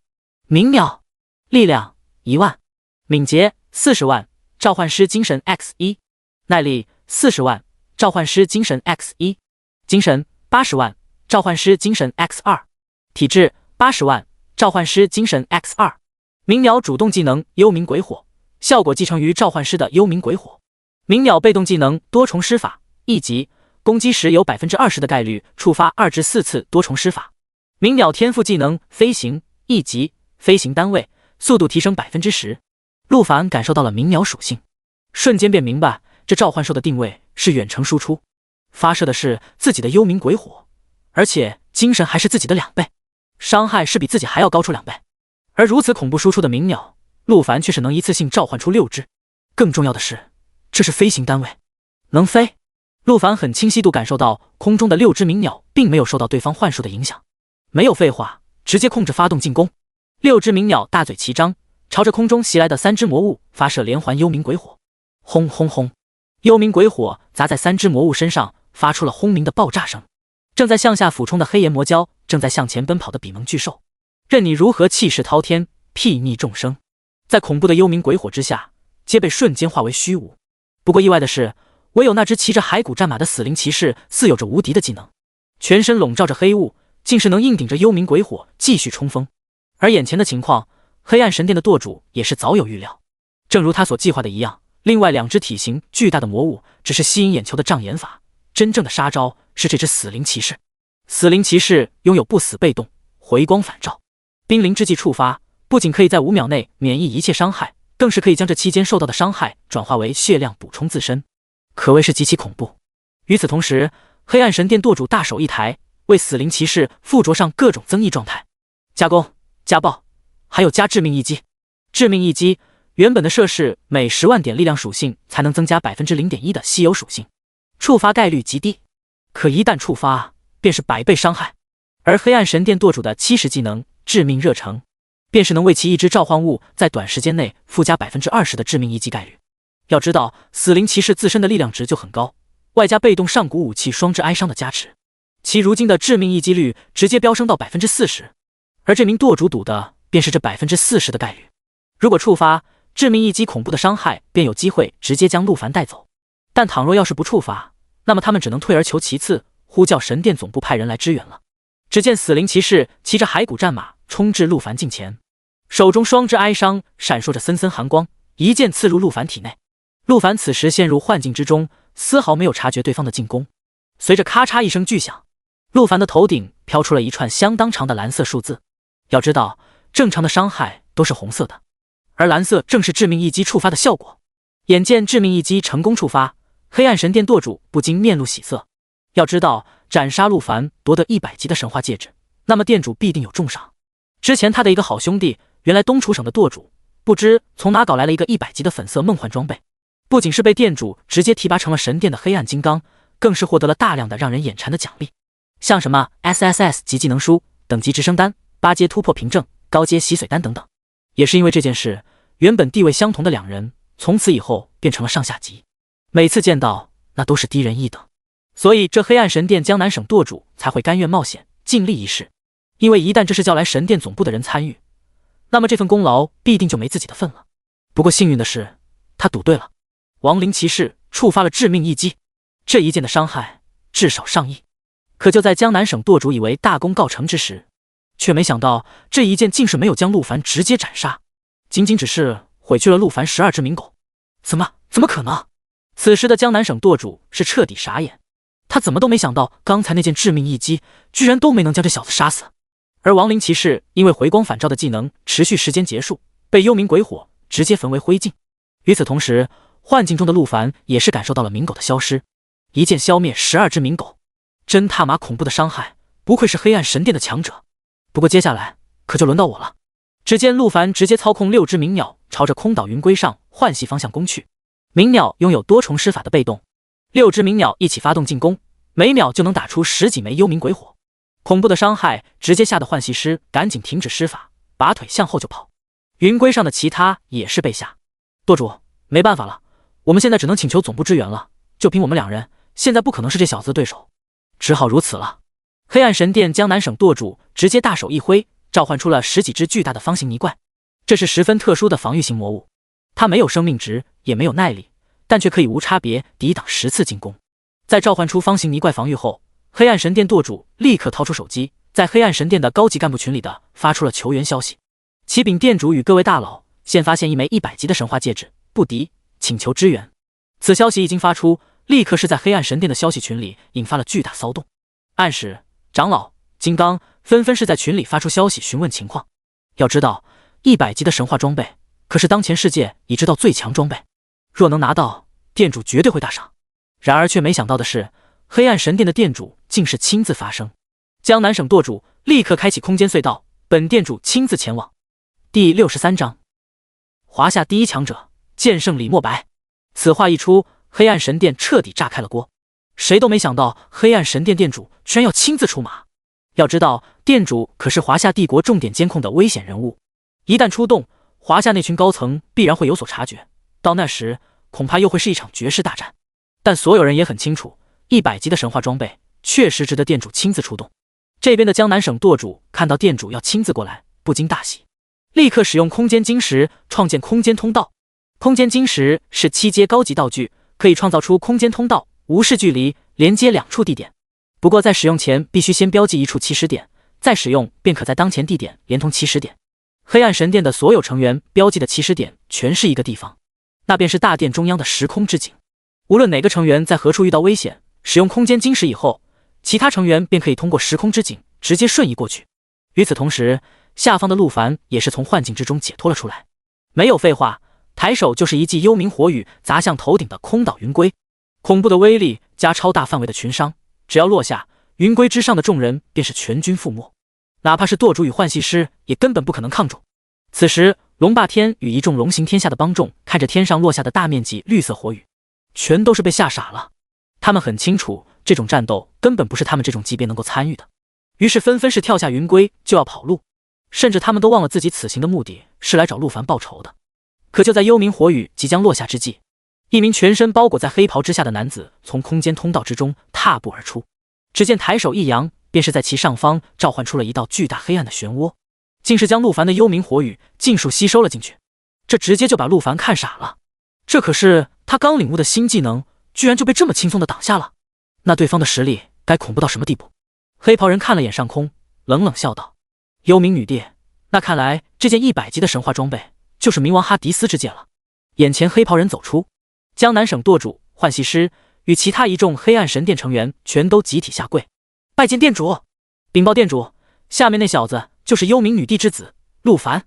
真没想到那种惨烈的状况下，他居然还能产下腹中之子，可敬可佩啊。只见黑袍人右手一扬，一团黑雾翻涌在其手心之上，他低头向下看去，目光正好与陆凡四目相对。由于黑袍人的出手，他的等级信息与职业信息也是展露了出来。陆凡抬眼望去，赫然竟是99级，黑暗吞噬，唯一性。而黑袍人此时却是摇头叹息，抱歉了，即便是你的儿子，我也不会手下留情，去死吧。说着抬手一掌轰出，在其掌心射出一道恐怖的黑暗能量射线，射线所过之处，空间尽数扭曲。陆凡见状便是一怔，刚才被亡灵骑士砍了一剑，死掉了12只冥狗，现在他的身边只剩下6只冥狗，显然是无法抗下眼前这一击的。更糟糕的是，召唤冥狗的冷却还没恢复，他无法再次召唤，这一击若是命中，他恐怕将当场去世。然而就在此时，一道白光如同闪电穿过黑暗能量射线，竟是将这道能量射线拦腰切断。黑袍人见状微微一怔，剑圣来得挺快啊。只见天空之上，一名身穿白袍的中年男子凌空而立，气宇不凡。世间如墨，我独白，此地华夏，黑暗进行。此话一出，陆凡众人全都惊了。时间如墨，我独白，难道说这个人眼前这名白袍老者就是华夏第一强者李墨白？黑袍人见状则是一脸无语，我说你这小子能不能别每次出现都说这些恶心的开场白，我都要听吐了。我就爱说你能奈我何？臭小子，还是这么嘴贱，真当我杀不了你吗？黑袍人略有些怒意，大手一扬，大片黑雾弥漫开来，竟是将整片天地都笼罩在黑暗之中。剑圣李莫白则是一脸淡然，左手负于伸手，右手轻轻一抬，腰间轩辕剑出鞘，于天地间划出一道白光，竟是硬生生将这片黑暗撕开了个口子。轩辕剑，100级神话装备，你居然刷到了！李莫白淡然一笑，此时他的头顶之上也是展露出了等级与职业信息，赫然是96级无极剑圣，唯一幸。真没想到，短短数年未见，你居然又升了1级，看来还真是不能太过放任你了。在这个世界，90级以后的每一级都需要难以想象的经验值，每升1级都可谓是难如登天。黑袍人不再保留，抬手便准备使出绝招，将李莫白当场斩杀，却没想到空间之中再次泛起数道涟漪，6名神态超然的中年男女从空间之中缓缓踏出。此时就连黑袍人的神色也是微微一凝，竟也是没想到华夏7圣居然全部现身。要知道，凭他实力再强，想一个打7个还是不太现实的。我说你们这7个小兔崽子，不好好在边境保家卫国，抵御魔物，都跑这来干什么？这还不是给你面子吗？暗天地，其中一名穿着暴露的性感少妇娇媚开口道。只见其上身蕾丝抹胸，披着一条透明大红缎带，下半身则是大开叉的长裙，简直看得人是血脉喷张。小丫头穿着的还是这么骚，也罢，既然华夏7圣都到了，本地也给你们面子，今日就此作罢，但下次可就不一定了。黑袍人说罢，大手一挥，竟是将整个空岛云龟连同上面的人全部吸入了空间通道之中，消失不见。整片天地再次恢复光明。与此同时，华夏7圣也是将目光纷纷看向底下的陆凡，李莫白更是一个瞬身来到了陆凡的身边。小家伙，黑暗神殿的人为什么会盯上你？第64章，我泱泱华夏的龙威，岂容东瀛小国挑衅？面对剑圣李莫白的忽然提问，陆凡微微一愣，虽然知道对方是华夏第一强者，且刚才救了自己一命，大概率不是坏人，但他也不准备告知实情，毕竟那枚戒指实在太过珍贵，越少人知道越好。陆凡摇了摇头，表示自己并不知情，随后更是反客为主，询问李莫白等人为何会突然出现在这里。要知道，根据陆凡高中3年，不仅熟读各种图鉴，对华夏的地貌以及一众名人的事迹也是均有涉猎。根据书中最新的记载，剑圣李莫白近些年都镇守在西部的无尽深渊，非特殊情况不会离开。如果说是为了救自己专程瞬移过来，那这几乎是不可能的。华夏第一强者不可能会因为救一个陌生人亲自跑一趟，更不可能是为了对付黑暗神殿的殿主。因为根据刚才的情况，显然就算华夏7圣皆在，也完全无法留下那名黑袍人。面对陆凡的询问，李莫白淡然一笑，只见他从背包里掏出了一个口香糖，扔进嘴里咀嚼着说道：因为这次全国高考的改革，我们收到华夏高层的指示，前来临海市开会，凑巧就碰上了。陆凡，这要巧的吗？等等，全国高考改革？陆凡一怔，他这个马上要高考的职业者怎么没有收到消息？李莫白摇头叹气，看来华夏新闻部的人工作没做到位啊，如此重大的消息，咱们的国人，尤其是这些青年才俊，居然都不知道。此时那名性感少妇在空中捂嘴大笑，那群新闻部的人可不管这些呢，他们只在意那些当红偶像的花边新闻，像什么出轨、家暴的，反倒是正经事就没见他们怎么上心过。陆凡赶紧询问道：那个，能跟我说说吗？李莫白轻瞥了陆凡一眼，略感疑惑道：怎么，小兄弟，难不成你也要参加今年的高考？要知道，陆凡虽然看着年轻，但李莫白在刚才出手的时候便注意到了这小子的等级，39级，这可不是一个今年能参加高考的职业者能够拥有的等级。然而陆凡却是坚定地点了点头，没错，我也是今年刚转职的职业者，20多天后会参加高考，所以我很好奇这次的高考改革是什么。李莫白一听，眉毛不禁一挑，脸上不禁是露出了几分意味深长的笑意。这次的高考，华夏国会与东瀛国联合举办。陆凡一怔，联合举办什么意思啊？东瀛国提议他们会派出100名今年刚转职且他们认为最有天赋的职业者前来我们华夏国，与我们今年刚转职的职业者一起进行高考测试，而且整个过程会进行全球直播。全球直播？陆凡一听，立刻明白了其中意思。东瀛国是想借此机会挑战我华夏全球第一大国的威严。没错，在游戏世界降临之后，全球国家的实力排行也是迅速发生变化。华夏与天竺凭借着人口上的优势，迅速成为全国第一与第二的强大存在。而以前那个不可一世的超级大国米国，却是只沦落为了第三。但高处不胜寒，华夏如今作为全球第一的大国，不仅是魔物重点入侵的对象，更是其他各国针锋相对的目标。李莫白点了点头，不错，没想到你小子脑子转的倒是挺快。那名性感少妇则是捂嘴轻笑，那东瀛国还不是仗着自己今年觉醒了2名全球唯一性隐藏职业，这才敢与我们华夏国叫嚣，放在以往，借他们10个胆都不敢。李莫白则是看着陆凡，不禁大笑道，就算东瀛国今年有2名唯一性隐藏职业，但我们华夏也是人才辈出，恐怕最后小丑依旧是他们自己，你说对吧，陆凡？陆凡一怔，不禁嘴角泛起一抹冷笑。放心吧，前辈，我泱泱华夏的龙威，岂容东瀛小国挑衅？李莫白一听，满意的点了点头。与此同时，另一名手拿红芒羽扇，身穿深蓝色西装制服，一头金黄色斜刘海，像极了律师职业的男子冷声道：行了诸位，时间不早了，东瀛国那群家伙应该也快到了，咱们还是尽早过去吧，否则又要被上面那帮老家伙碎嘴了。也好。李莫白说罢，从背包中掏出了一枚透明的晶石，丢给了陆凡。小兄弟，这是一枚空间晶石，如果黑暗神殿的人再来找你，可以用它召唤我。李莫白说罢，大手一挥，周遭空间一阵扭曲，只一眨眼的功夫，华夏7圣便消失在了众人的视线中。陆凡看着手中的透明晶石，只见晶石周围的空间竟是如湖面一般，正在不停地泛着涟漪。不得不说，这7阶高级道具空间晶石果然不同寻常。但就是如此高级的道具，这剑圣李莫白居然是随手就送给了陆凡。不得不说，此人不愧是华夏第一强者，真是大气。而且显然刚才对方已经看出了自己有所隐瞒，却也并未深究，这格局，这气度，令人钦佩。剑圣前辈，今日这份恩情，我陆凡记下了。等他日我成为强者，必涌泉相报。陆凡将空间晶石收入背包之中，随后转身看向众人说道：各位，我要再刷一次副本，你们都可以一起进来，凭我现在的实力，足够保护你们了。众人一听，全都是兴奋的点头同意。陆凡也不废话，直接转身来到副本的漩涡前，由他当队长，选择地狱级难度，直接进入。另一边，青云学府，火焰法王庄严在看完陆凡秒杀吴家众人的视频后，彻底意识到这小子恐怕自己亲自出手都未必能赢。小红，看视频的话，陆凡这小子实力的确不俗啊。电话那头的少妇一听，哭得更是梨花带雨。老庄，你就给我一句话，这仇到底能不能报？其实吴家被灭门倒没什么，我与那老家伙本就没有感情，但你别忘了，那个陆凡先前杀的可是我们的孩子。此话一出，老庄的神色也是沉了下来。没错，吴起其实并非吴家家主的亲生骨头，而是他庄严的血脉。也正因如此，他才会格外照顾，不惜代价为吴起设置魂灯。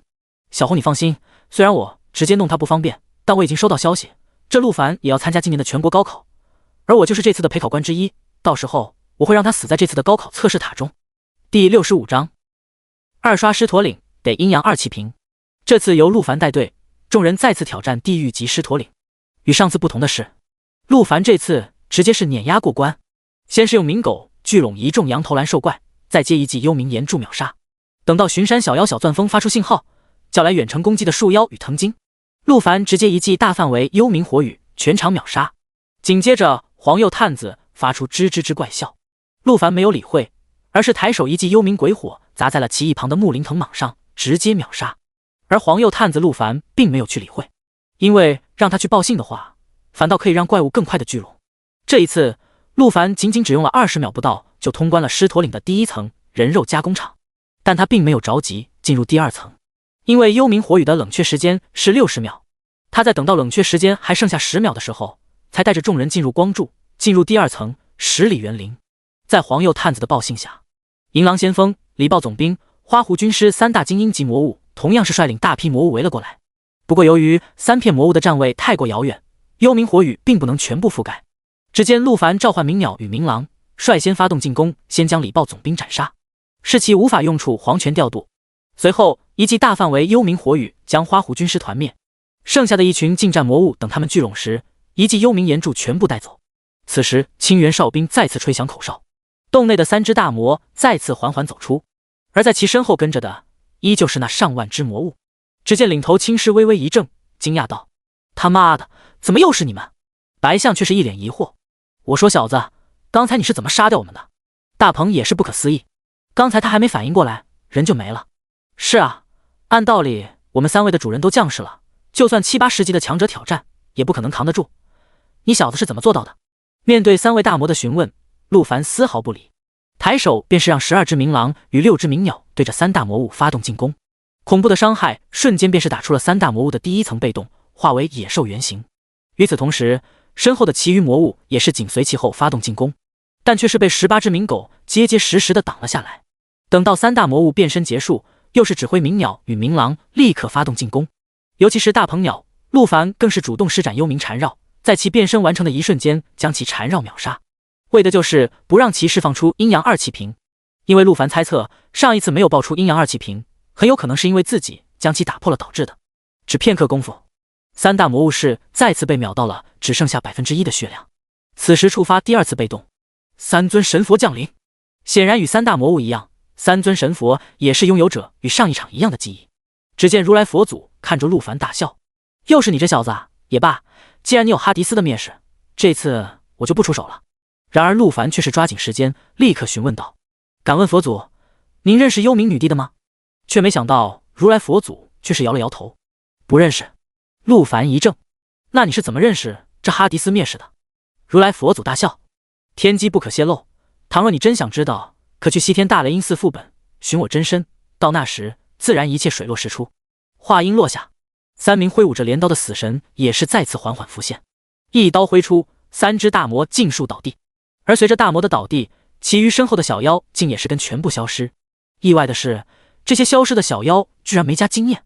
由于陆凡的幽冥火雨还没冷却完毕，因此这也是没有办法。不过问题不大，经验对于陆凡来说并不算什么，其余队友自然也是不敢有什么意见。虽然那一大波魔物经验没吃到，但毕竟胜在效率高。几分钟一个副本，前面1、2层加起来6000只魔物，加3只大 boss 的经验，而且还有通关后的副本积分，简直已经血赚了。接着周围便是发出了叮叮叮声音，3只大魔的尸体再次掉落了一大堆的装备物品。陆凡是根本不在意这些装备，因为按照他现在的眼光来说，他根本瞧不上。而且这里掉落的都是55级的装备，即便拿了他也穿不上，因此他将装备还是分配给了其余队友。不过幸运的是，这次如他所料想的一样，大鹏的尸体上掉落出了阴阳二气瓶。周子一大喜过望，立刻跑过去捡了起来。陆凡也是不废话，直接将其分配给了周子一。就在这时，系统的提示响起：恭喜职业者顺利通关副本，通关时长3分28秒，评级 SSS， 获得副本积分5500。恭喜职业者打破副本时长记录，额外获得副本积分55000，一人永久只能获得1次。副本即将关闭，倒计时60秒，职业者是否选择立刻离开？1. 立刻离开，2. 稍后离开。陆凡看了眼众人，等到都捡得差不多了，便选择了离开副本。咻咻咻，众人再次被传送回副本入口。此时的其余众人全都是一种不真实的感觉。他们刷副本这么多年，还是第一次知道地狱级难度的副本居然可以这么快通关。甚至他们也是第一次知道，原来破了副本记录后还会有额外副本积分，因为他们之前的人生里根本就没破过记录。而接下来的陆凡的操作更是让众人大吃一惊。只见其抬手召唤出6只鸣鸟，让众人骑了上去，直接飞回万毒宫。原本他们一趟要走15天的路程，在陆凡鸣鸟的飞行下，竟是仅仅只用了2个小时。回到万毒宫后，众人也是各自散去，回到自己的住处休息。周子一则是拉着陆凡来到了自己的寝殿。陆凡，你不是一直想知道我拿阴阳二气瓶干嘛用吗？我现在便告诉你。第66章剧毒沙漠，无人敢踏足的死亡区域。只见周子一玉手轻抬，将背包中的阴阳二气瓶掏了出来，放在地上。随后又是从背包中掏出了各种各样的物品材料、丹药，五花八门，满满当当，竟是有上百种之多。随后周子一双手结印，紫芒乍现，将一众材料全都吸入阴阳二气瓶中。陆凡见状微微一怔，不是，你这是要干嘛？炼药。陆凡一听，不禁露出些许好奇。要知道，他上一世被家族驱赶后，便是来到魔域山脉，加入了万毒宫，而职位赫然便是卖药小弟。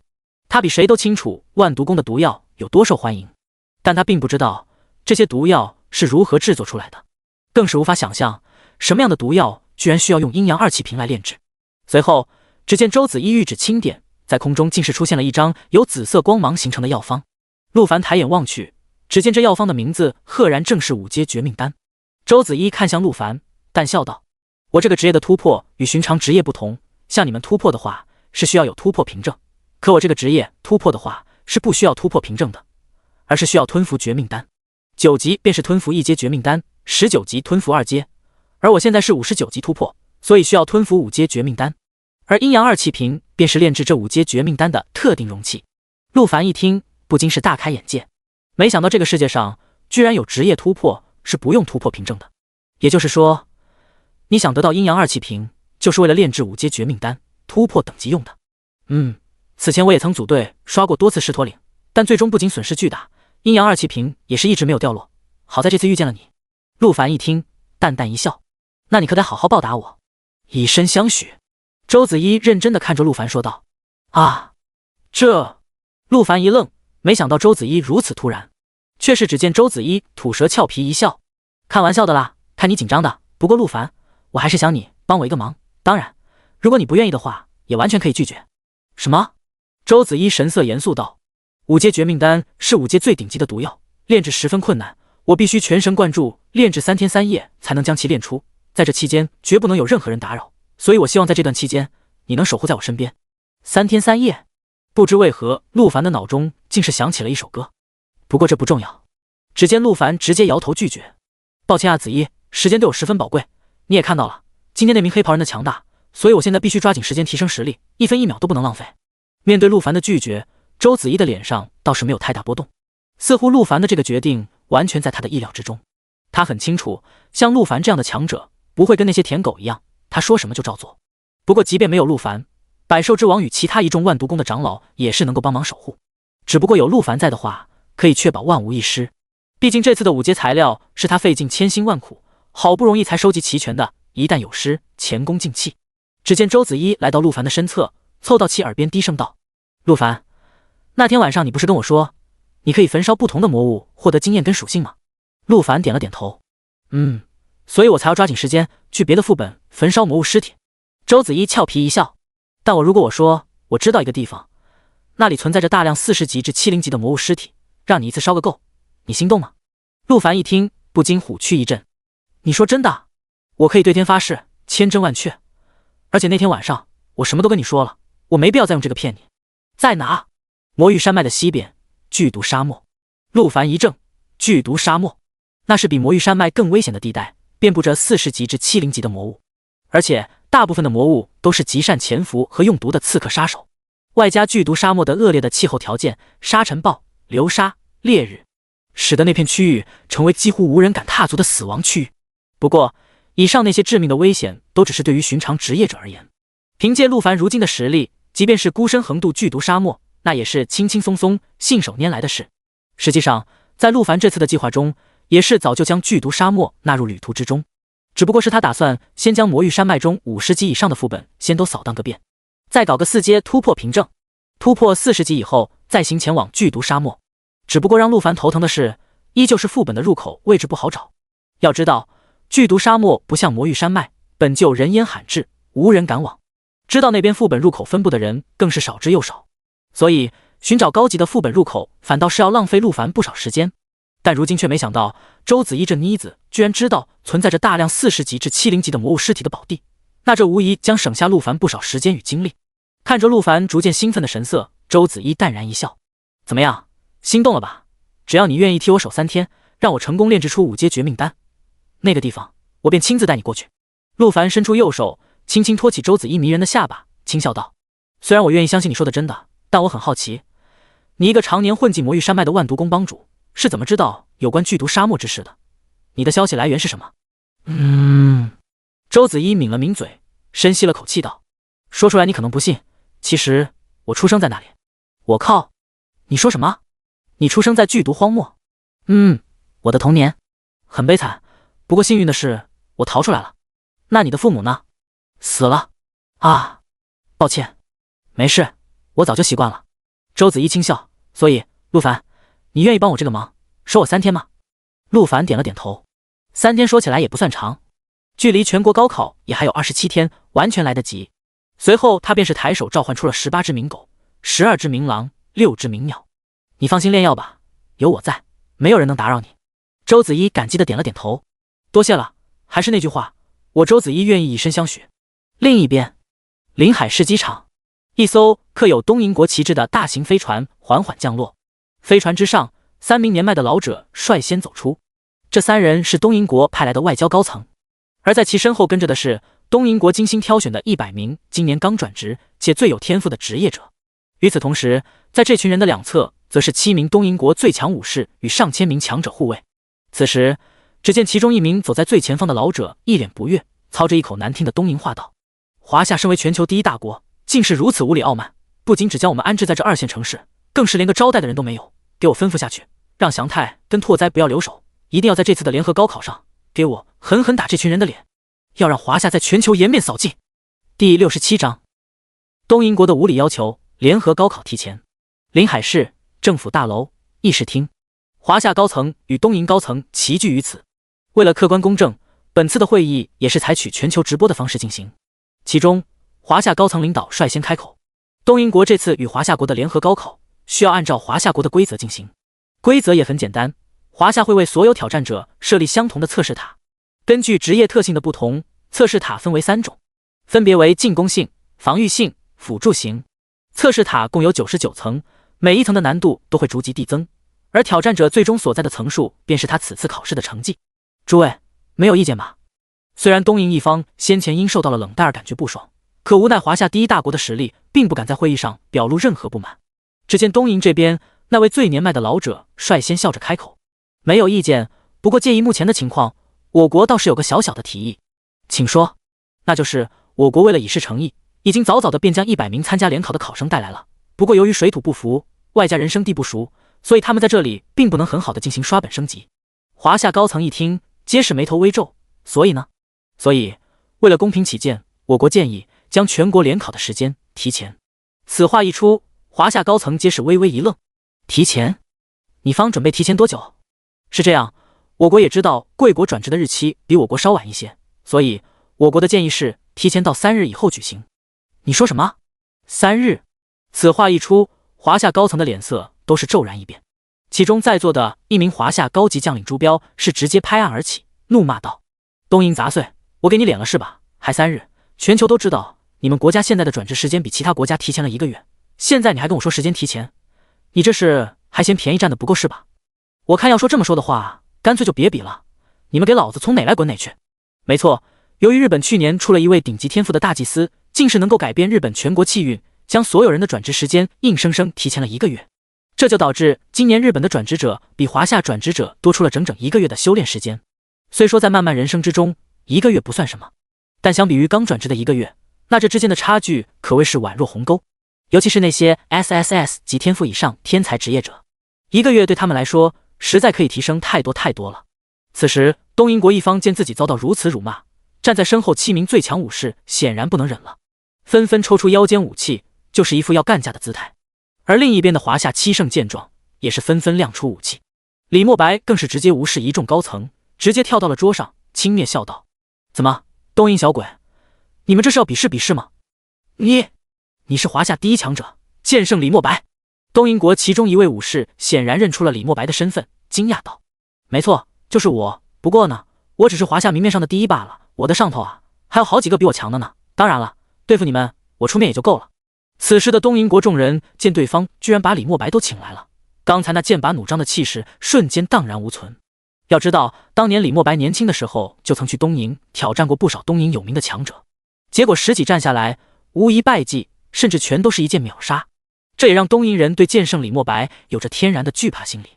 此时的东瀛高层见气氛如此尴尬，只能是咳嗽了一声，指了指一旁的全球直播摄像机，怒声道：“华夏作为全球第一大国，如此恃强凌弱，有些无理了吧？这场会议可是全球直播，请华夏为自己国家的形象慎重考虑。”此时华夏这边的身份最高的领导人李建国终于也是站起身来，拉了拉剑圣李莫白的袖子，示意让他差不多得了。李莫白这才冷哼一声，从桌上跳下，重新站到了李建国的身后。李建国此时正在仔细核对着华夏5大学府提交上来的资料，这里面几乎包揽了华夏今年所有转职者的资料。当然，李建国重点查看的还是华影学府提交的资料，但情况并不太妙。今年传说级 SSS 的职业者竟然只有6位，唯一性隐藏职业更是没有。而他却是收到可靠消息，称东瀛那边明确有着2名唯一性隐藏职业。这么一来的话，外加转职天数上的劣势，这一次的联合高考显然大概率会失败告终。但倘若拒绝对方的要求，反倒会有失华夏第一大国的威严。要知道，这场会议可以全球直播，全球233个国家的高层此刻全都在观看，他李建国的一言一行都必须慎之又慎。此时，东瀛国一方显然也是观察到了李建国神色上的为难，于是乘胜追击道：华夏作为全球大国，人口10倍于我国，想必肯定是人才济济，这相差不多的转职时间，想必贵国不会在意吧。而就在李建国正在思索如何应答时，李墨白在身后却是忍不住了，直接大喊道：行了，不就是提前到3日后吗？同意了。此话一出，李建国与华夏其余高层瞬间一脸愕然。第68章3日后的联合高考。李建国脸色瞬间铁青，他一早就提议这场会议不让李墨白参与，就怕这家伙乱来。可奈何上面的人却说李墨白能镇住对方，一定要带上。好家伙，这厮果然是不负众望，阵势的确镇住了，乱来也是真的乱来，直接替他这个最高领导开口决定了。但现在说什么都晚了，在如此严肃且全球直播的会议上，说出去的话肯定是无法收回的。李建国虽然无奈，但也只好接受这个事实。而东瀛国那边的3名代表看到对方居然如此爽快的答应，全都是忍不住大笑出声。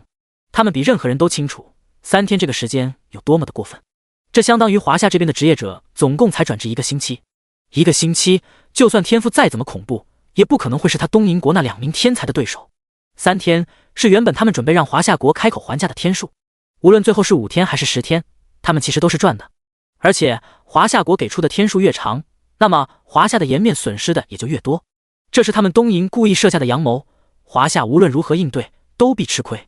只不过因为李墨白的随口答应，让华夏国吃了个最大的。只见东瀛国为首的年迈老者强压下那比 AK 还难压的嘴角，忍住笑意说道：华夏不愧为全球第一大国，真是豪爽，如此的话，我们东瀛国不再有任何意义。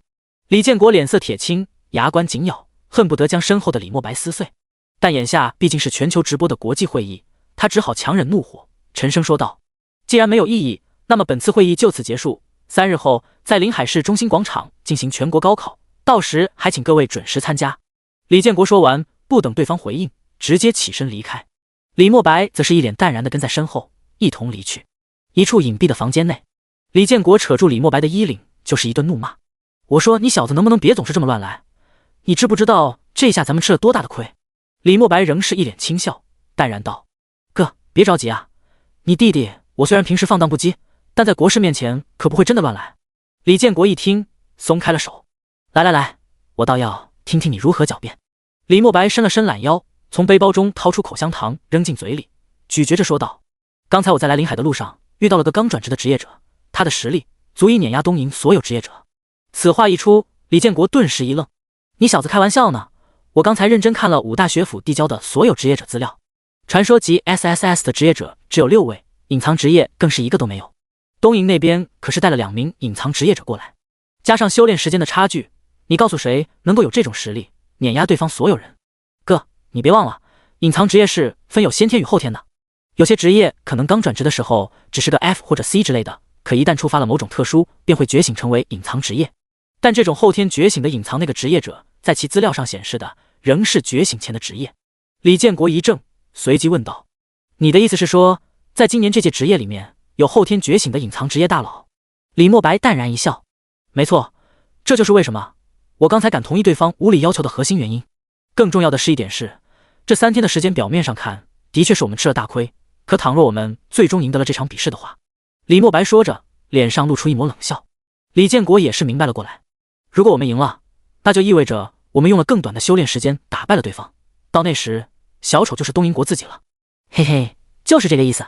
你小子这次表现不错，晚上哥请你去足浴 SPA， 我要上2楼。魔域山脉万毒宫，周子一正在全神贯注地将体内力量不断注入阴阳2气瓶内，而陆凡则是躺在周子一的龟床上，翘着2郎腿玩手机。只见他在魔域山脉的消息频道中发布了一条消息：收个4阶突破凭证，真心实意，价格条件随便你提，绝不还价。